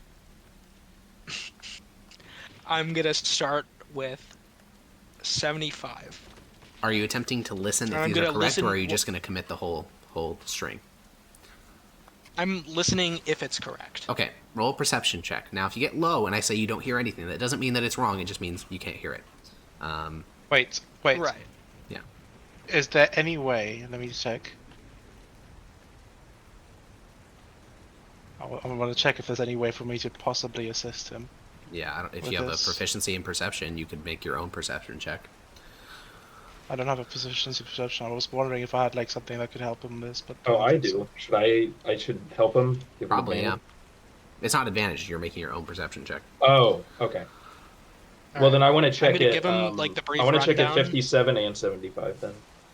Well, I mean, I guess you're right. You technically can do both. We of can the only first one, 'cause choose you do one. it. Well, no. What you can do is you can click it to 75, and then if you don't hear, you can do a full reset of the lock by turning it all the way to the right. And so the first digit you can actually attempt like multiple times, because it's not until you turn to the left that it locks in that first one. So Right. I guess for the first digit you Okay. do actually get to be a little bit goofy with it. And because my passive perception is 18, 18. That's does the that floor. mean Yeah. that's the floor? Okay. That's the lowest one you can get. Yeah. Right. So perception checks from both of you, and we put in 75. Neither of you hear a click. All right. So we'll what now? try 57 then. All right, we move all the way to the right, resetting the lock to its starting position, and we go to 57. Both of you guys make perception checks. Oh my god. Neither of you hear a click.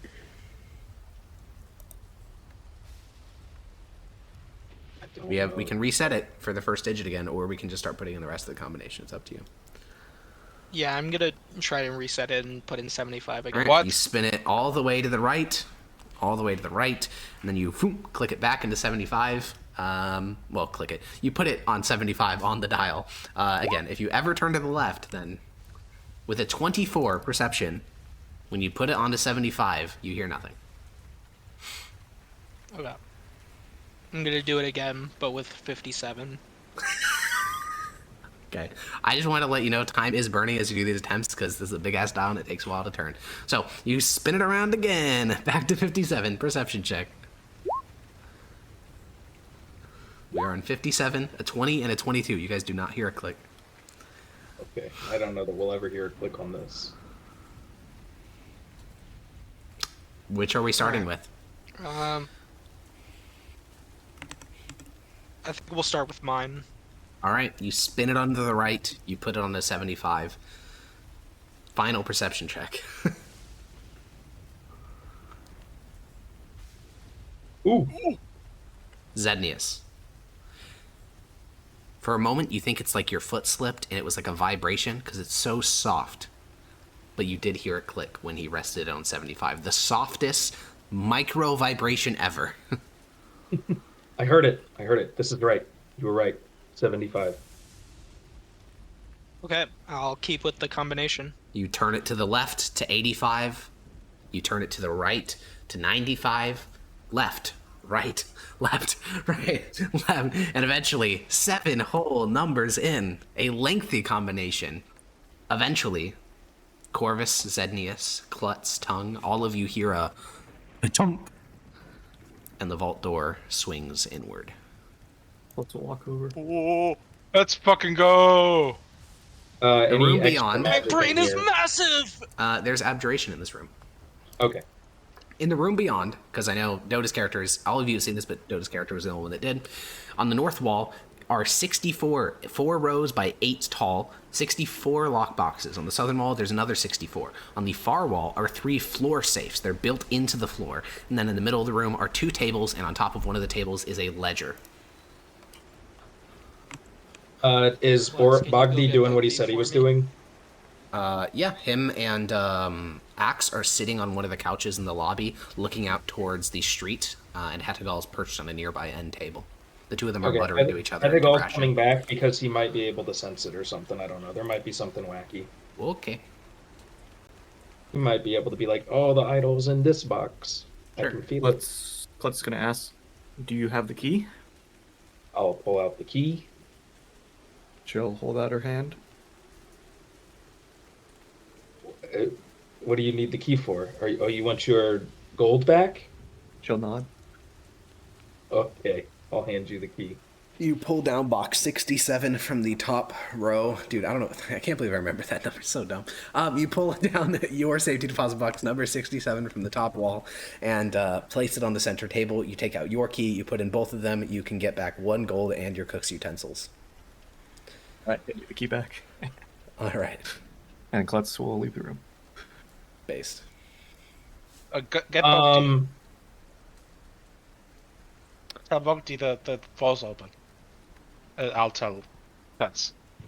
What? When she leaves. I mean, we don't need Bogdy down here. Bogdy asked to be told when the door was open. Yes, that's what. That's why. Okay. Alrighty, Butts goes and grabs Bogny. You'll find him just engaged in some small talk with Axe, but when you tell him, he'll get up and descend, leaving Axe and you in the lobby. I'll just. Hegal is crawling on Okay. all the sides. He cannot detect the idol, though. You get the sense from him that this isn't surprising him at all. He didn't expect to be able to. Okay. Bogdy will approach and sort of pat you on the shoulder, Tongue. Well done. Is there a ledger of whose box is whose? Yes. Fetch that ledger. It's just on one of the tables here. Oh, I need to look up what's in. What boxes are the. None of them. Oh, It is one of the floor safes. Floor safes. Fuck. Floor safes. Jesus Christ. Floor safes. Floor safes. Yeah, the first floor safe, the one on the south, is owned by Piast Halyuk. The second floor safe is owned by Grand Vizier Bala Renegra of the city-state of the Invincible Overlord. And the third safe is recorded as holding the royal treasury. Holy shit, we get all of them, right? Holy. Sure. Bogdy will walk inside and look around the vault. Like really shitty security for what is contained in here. No, the door was pretty fucking advanced. But it wasn't even a magical door. I mean, it was magical. Slightly. Bogdy will look around the room and then look at you, Zednius, and say, well, where's this thing? This one. Right. And what type of safes are they? He'll exit the room to give some space. Are they another combination? So all of the safety deposit boxes are keys. You need one key, the master key, which you all have, and then you need the customer key. So you'd have to pick lock every single safety deposit box individually. As for the floor safes, each one of these has a dial combination and then also 2 keys beneath it. Oh my god. We're never opening these. We have to. I mean, they don't come off the wall, right? We can't just remove them. And even if they did, you don't have a way of moving, 14,000-pound safes. Wait, they're that heavy? How big are they? Yeah, they're like buried into the floor, made out of solid steel. Okay. Bogdy will say, Axe, can you join me? Yeah.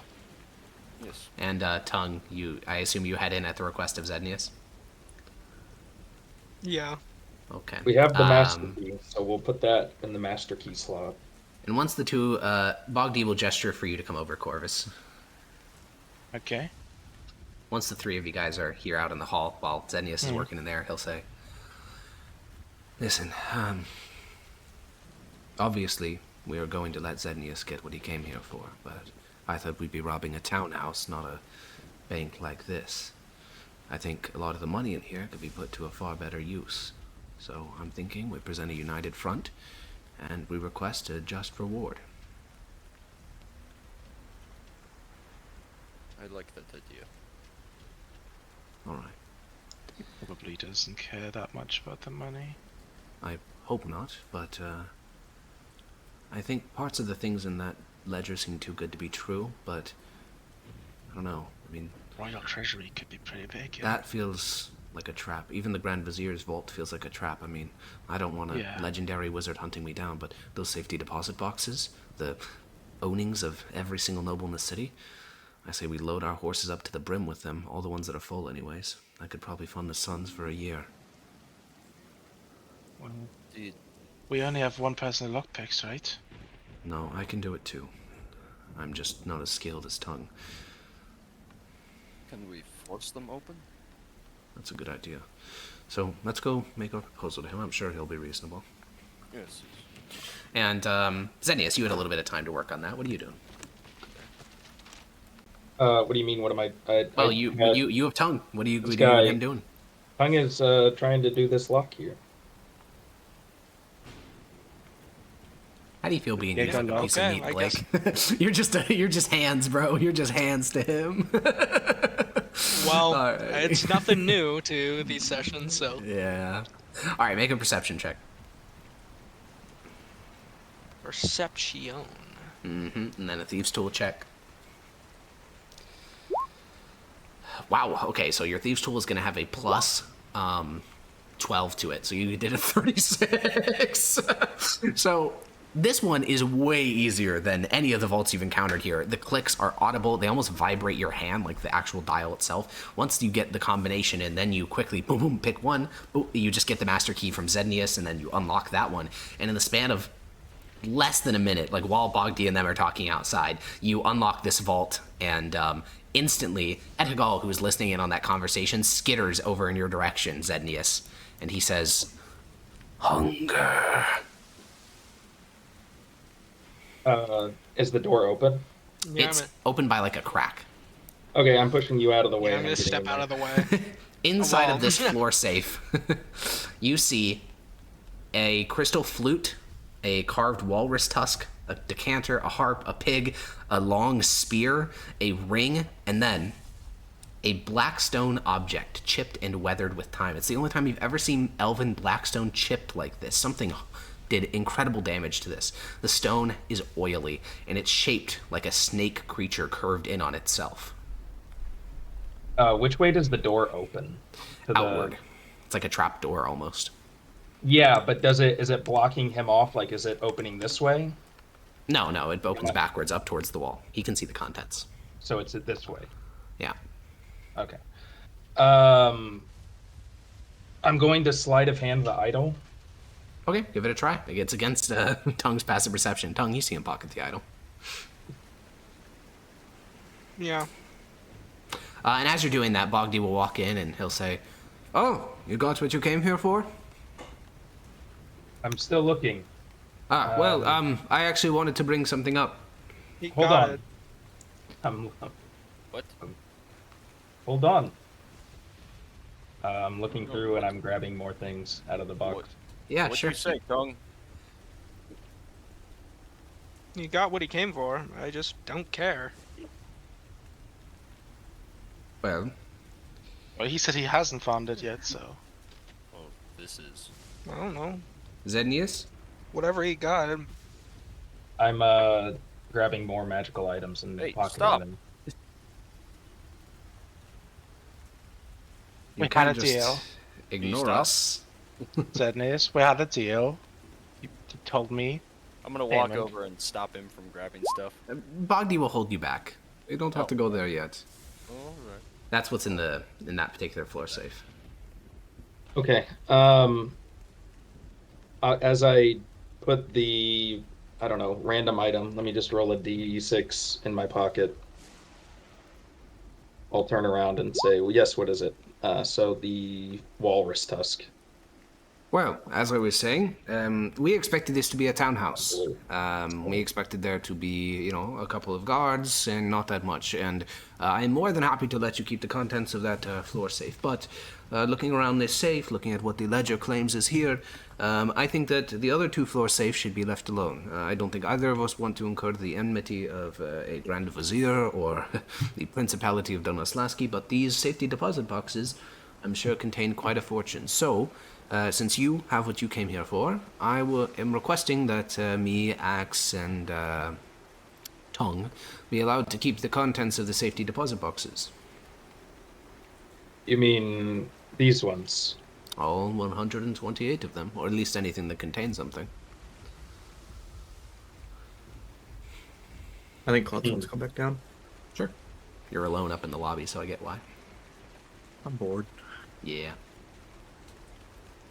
Are you guys done in here? He glances over. There's a Not discussion. They want to open all of the boxes and take all of the contents. We are I'm robbing glad I the got my bank. stuff out then. Might as well rob it all. He nods. Come on, Zednius. We all know that. You were here for. I'll point at the walrus tusk. That, I guess. The rest of the floor safe contents you promised to me, and let them have the things. We have 2 picklocks, we have 2 people with big arms, we have 6 hours, you got what you want, Corvus gets what he wants, and we get what we want. When I looked over the ledger, ballpark, how much gold is in here? It did not break it down like that. It just said the owner. It did not say like what was inside of the different safes and safety deposit boxes and such. You don't think we should get going now? Do we really have 6 hours to escape? Well, until the shift switches. The guard change doesn't happen for another 6. Let's say we give ourselves a 2-hour head start, enough time to leave the city, ride an hour across open plains. That still gives us 4 hours to break boxes. Yes, and I mean, it's not like we've Bogdy and Axe over here went through the upstairs contents. There shouldn't be any traces of us being here. Unless somebody walks by and is slightly confused why there isn't a guard on the couch, but they're probably just gonna think they're on a pee break or something. And with that storm, it's unlikely that somebody will even check from the outside through the window.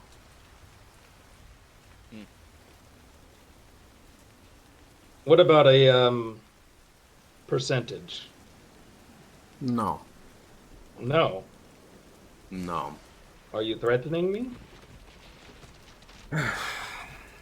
Listen, you called us in because you wished for assistance in acquiring whatever that thing is that is in that little safe. You got it. This money could be put to very good use, and I don't know why you would need it. You already have your wealthy estates, you have a very wealthy father, you have everything that you could wish for. And whatever that little trinket is that you've acquired. But this was not part of the deal. No, it isn't. That's why we're talking about it. It doesn't seem like we're talking. It sounds like you're demanding. He shrugs. Zednis, let's be real. Without Bogdy and his colleague in our pointed tongue, we wouldn't have gotten as far at all. And without my silence and my mercenary and my money... Yes, we all contributed greatly to this operation, yes, and so you're getting exactly what you want. Well, now, if we're to break it down on a percentage basis, inform us what this item you want is. I'm sure we can find a fair market price for it. No. Oh, well, now we don't want to talk about percentages, do we? Listen, and he'll step forward, not in like a hostile way, just like in a friendly way, as he always does. He'll step forward and say, listen, you're getting what you want. Corvus is getting what he wants. We're getting what we want. Klutz is getting what she wants. She's getting paid for this. We'll make sure that she even gets paid more than she expected. And, we'll make sure that you get reimbursed with whatever you spent on this expedition. I'm guessing 80 gold, something like that. It's good for all of us. It's just that this money is more use in our hands than it is in yours. I don't agree with that. Well, of course you don't. If you agreed, you wouldn't be arguing.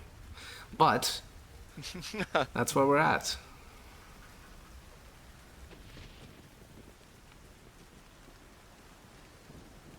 So you're demanding it, and you're threatening me. I am not putting my hand on a blade. I am not putting anything, weapon in your direction. I am not threatening you at all. I'm just saying that this is how it's going to work. You're getting everything you wanted. I don't know what there is to complain about. It seems pretty fair, Zednius. Come on. You have money already. Let us have some. Your empire rapes our lands enough. Axe, we don't need to get that. No, what he speaks is true. And I'm not even one of, as fervent as he is, but it is true. Your wealth is immense, and it comes from a very crude source, but I would not hold that against you. You did not choose this thing.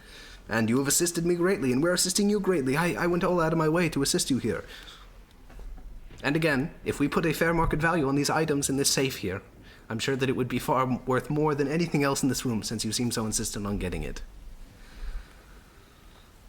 So, I think that we can both leave this way happy, and I hope there's no ill will. I know that it sucks, renegotiating when you're in the middle of a job. It's uncomfortable for everyone involved, but it's a lot of money.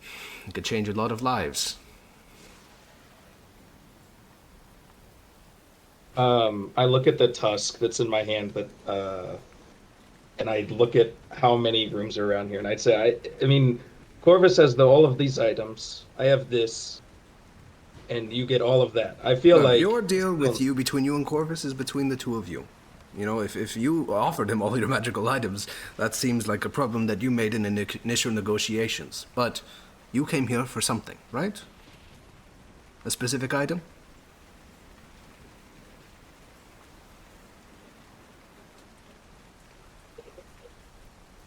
So, you have it. Axe, start breaking open the lockboxes, and Tongue, start picklocking them. We want to make sure that we're not getting stuck here. I'll nod and I'll start doing it. Thank you. And I'll, That's if you want to start breaking them open too. Don't worry, we'll pay you. Klutz is looking towards Zednius for instruction. Klutz, you can break and take what you want. Fine by me. I think Bogdi kind of does the thing where like he runs his tongue along his teeth when, you know, you say that, and he looks over and sort of says in like a hushed tone in mythos to you, "You're not actually going to let her keep it if it's worth hundreds of gold, right? A dagger in the neck is free." And she deserves her cut too. Uh-huh. All right. He'll go back to common. Well, I'm glad that everyone came out of this happy. Once we get all these chests broken open, we can figure out how much it is all worth, and you and Corvus can figure out what you're going to do with the contents of that floor safe. I recommend you don't open the other two, but if you do, make sure that I'm far away from the contents of them. And Bogdi will begin to assist Axe and Tongue in opening the different safety deposit boxes. Let's be smashing. Alrighty. So, I just quickly want to resolve the contents of the floor safe, the first one that we opened. What are we doing with that? I want to... Obviously, the last idol's on you. The last idol and the tusk. Yep. I want to eyes them and see if there's any other kind of crazy shit. The only two magical items in that entire floor safe are the Ring of Hail Vitality and the +1 spear. As far as you can tell, the last idol is not magical. Okay. So the What is the Ring of Hail Vitality? The Ring of Hail Vitality. Can't seem to find that on 5e tools. I know, I made it. Of course. He made it up.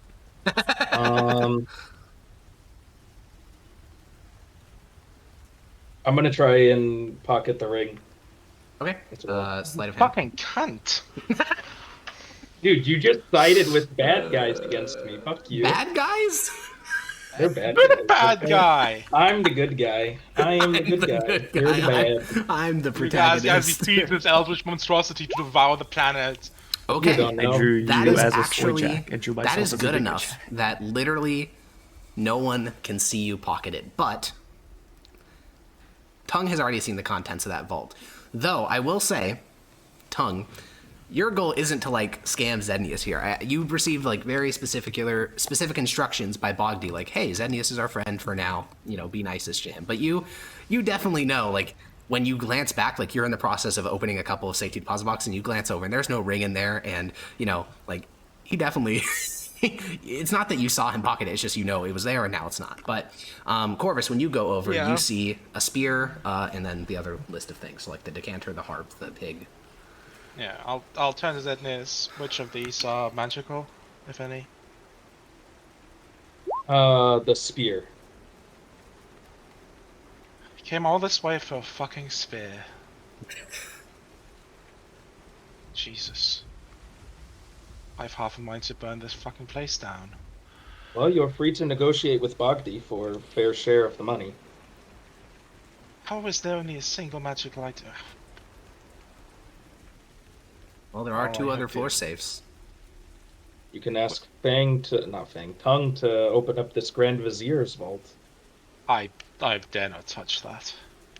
I'd like to keep my head on my shoulders. You could not torture me to open that. Wise choice, honestly. Alrighty. Now, we are. So are you leaving all the way- other crystal items? Yeah, I'm taking them. Okay. They'll still make for good money, I You hope. could sell them, yeah. Okay. Yeah. You can Although I have those to your did sheet. promise magic items, not those. And since we are way past our time, I'm going to summarize the experience of searching through all the safety deposit boxes. Technically, there's a roll table, and you know there'd be math for it. But to summarize, in total, there is about 36 million pence worth of different currencies, art items, gemstones, rings, everything, all throughout this vault in the safety deposit boxes. It will be put into a pile. The value will be tabulated in open, air. Bogdy will do his absolute best. Tongue can help him a lot because Tongue is a, fixer. He knows the prices of things. And with all of this calculated, Bogdy would like for all 36 million pence to go with him, Axe, and Tongue. But since you promised Clutch she could get whatever she, broke out of containment, she's getting around 4 million pence worth of stuff. Very important. What were those things worth 4 million? Because she probably doesn't value a whole bunch of things. In terms of raw currency value, it would probably only be like 300,000. Okay. Only I'm gonna give the 300,000 rest of it to Bogdy. Okay. All right, then you can keep 300 gold. Don't add to your sheet quite yet. And after this huge pile has been tabulated, all in told, it's about 600 pounds of pure wealth. And Bogdy will look at you, Zednius, and think and say, well, I reckon with all that done, we have about 3 hours left before the guard shift. So I say that we send Klutz, Axe, and Tongue to the inn and get the horses, come back, load everything up into the saddlebags, get out of the city, and then we can worry about specific, splitting up of coin. I think getting out of this place before the guard shift happens seems as good as... Exactly. Did you get everything you wanted from the floor safes? Everything I wanted? No, but everything that was in there, sure. He nods. No magical items in any of the safety deposit boxes either. Not that I could tell, anyways. I would have checked when he had. Yeah, you can check. There's no magical items in the safety deposit boxes. Klutz is gonna speak up. On second thought, you guys can keep all this. I don't wish to have any of that. Roll me an insight check, Klutz. Yeah. I don't think Klutz has really good social intelligence, good social cues and understanding, but she does have a basic survival instinct. And yeah, she realizes that she already is getting paid way more than she ever could have hoped to have, and this is I'm gonna get killed for this. When you said you didn't want the money, you watched as Bogdy's entire posture calm down. He was probably going to kill you, very violently. But you watch as he simmers down quite a bit when you say that, and he seems to nod and say, well, we'll make sure you get your original fee, and I'll throw in a couple of gold extra from my personal share of the funds. Now, let's go get the horses. We don't want to beat the guards. And you guys go gather the horses, and honestly, you kind of can just leave. You're going to get to the gates. They're going to say, what are you doing leaving in the middle of the night? Axe will show that he's a boyer. And the escape here is actually kind of the most boring part.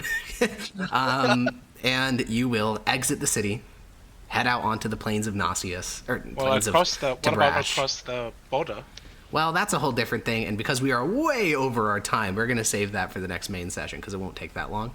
But I think the final thing we'll do is, Zednius, you're riding ahead at the front. How are you feeling? That got tense in the vault. That got very tense. How's he feel about the people he chose to bring with him? I mean, it's obvious next time that I'll need more muscle if I ever do a job with Bogdy again, because he will also lay out terms beforehand. Yeah, I mean, we didn't know it was a bank, so we wouldn't have foreseen that, right? So you don't trust him anymore? No, absolutely not. He just pretty much threatened me with his two goons right there, and Corvus threatened me. Corvus had his back. Yeah, Corvus sided with him. What do you make of that? They seem to be talking very familiarly out in the hallway. He mentioned the Suns. When they first introduced, there was a tell on Corvus's face. Bogdy played like he didn't know him. That Zednius caught that, and then this happened. He's definitely keeping an eye on Corvus. Okay. Can't trust Corvus. Can't trust Bogdy. Zednius rides across the plains with... Oh, sorry. You were going to say? Maybe Klutz will be hired again someday. You ride across the plains with Paranoia constantly glancing over your shoulder. Corvus, you ride ahead trying to make yourself, not too close to Bogdy, but you know how much money this is. One of the most violent acts of your career. That moment when you found that military cargo train that had been intercepted, and you turned that over to the Sons of the Republic. That was only worth a little bit under 800,000 pence. You just made 36 times that in a single night with only killing 8 men. This is probably the biggest contribution you've ever made towards the Republican insurrection against the Empire. Klutz, you're lucky to be alive. Bogdy was plotting out your actual murder, so he was planning it out in detail, but you'll be fine now.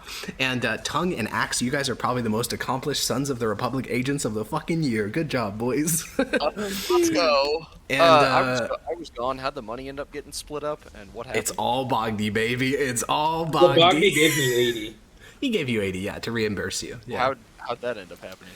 Klutz surrendered her entire share because she was worried about getting murdered. She realized that her payment is already way more than she could ever make in like many years, so she wasn't going to get greedy. Yeah. So that is 36 million pence for the Sons of the Republic. Well, during the ride back, I want to ride next to... Oh, are we just wrapping it up? No, if you want to do one final thing, feel free. This is the last time you're playing these characters, probably. Oh, I want... Yeah, I wanted to ride next to Corvus. Sure, yeah, you can, he's a little bit ahead of Bogdy and the rest of the, your brothers, but yeah, you can ride up to where Corvus is at. Yeah, I just wanted, how close are we to everyone? This column's super spaced out. Zenny is like 200 feet ahead of you, glancing over his shoulder. The trust in this group is shattered now that you're leaving Dolno. Okay. Yeah, I'll ride next to Corvus. A moment of your time. Of course. I look over my shoulder. How close is Klutz? She's like 60 feet back. Yeah. Oh, she's up near the front then. She's like 200 feet ahead of you. Yeah. Okay. You do be my boss. You did a good job. He pocketed some extra things. Your friend there. Extra things? What kind? A ring, an idol, and a tusk. Well, the tusk. Do with that what you want. The tusk was the thing he came for. We saw that, right? Wasn't that like? Didn't he like show everybody that he got the tusk? He pocketed something. A ring before you guys came in. Ah. Damn it! Those things were probably magical. He has this whole thing where he can flash his eyes and see immediately. I need 10 minutes of preparation. Well, he got the better of me. I don't think I can do much about that. His trust in me is already not good. But thanks for the heads up. You did good. Just think a man should know who he's riding with. Then I'll slick back. I guess next to Bogdy. I don't know. Yeah, Bogdy and Axe, your two brothers in arms. And with that, we will end this session next week, or when we play next, we will pick up with the whole party, figure out what they did during the long rest, figure out what Tongue and Axe are doing at Fort Bortool, because they're going to go on a little detour to go there together. Not that we're going to play it out, but that you'll figure out what happened, because it'll be pretty big news. And yeah, Sons of the Republic are up good. See you guys next week. Bye-bye. Wait. Yeah? Did Bogdy ever actually give Klutz more stuff or no? He would have given her an extra 5 gold. Hell yeah. Hell yeah. The scam is real. All right, bye-bye. Not a scam for Klutz. That's more efficient than ever make.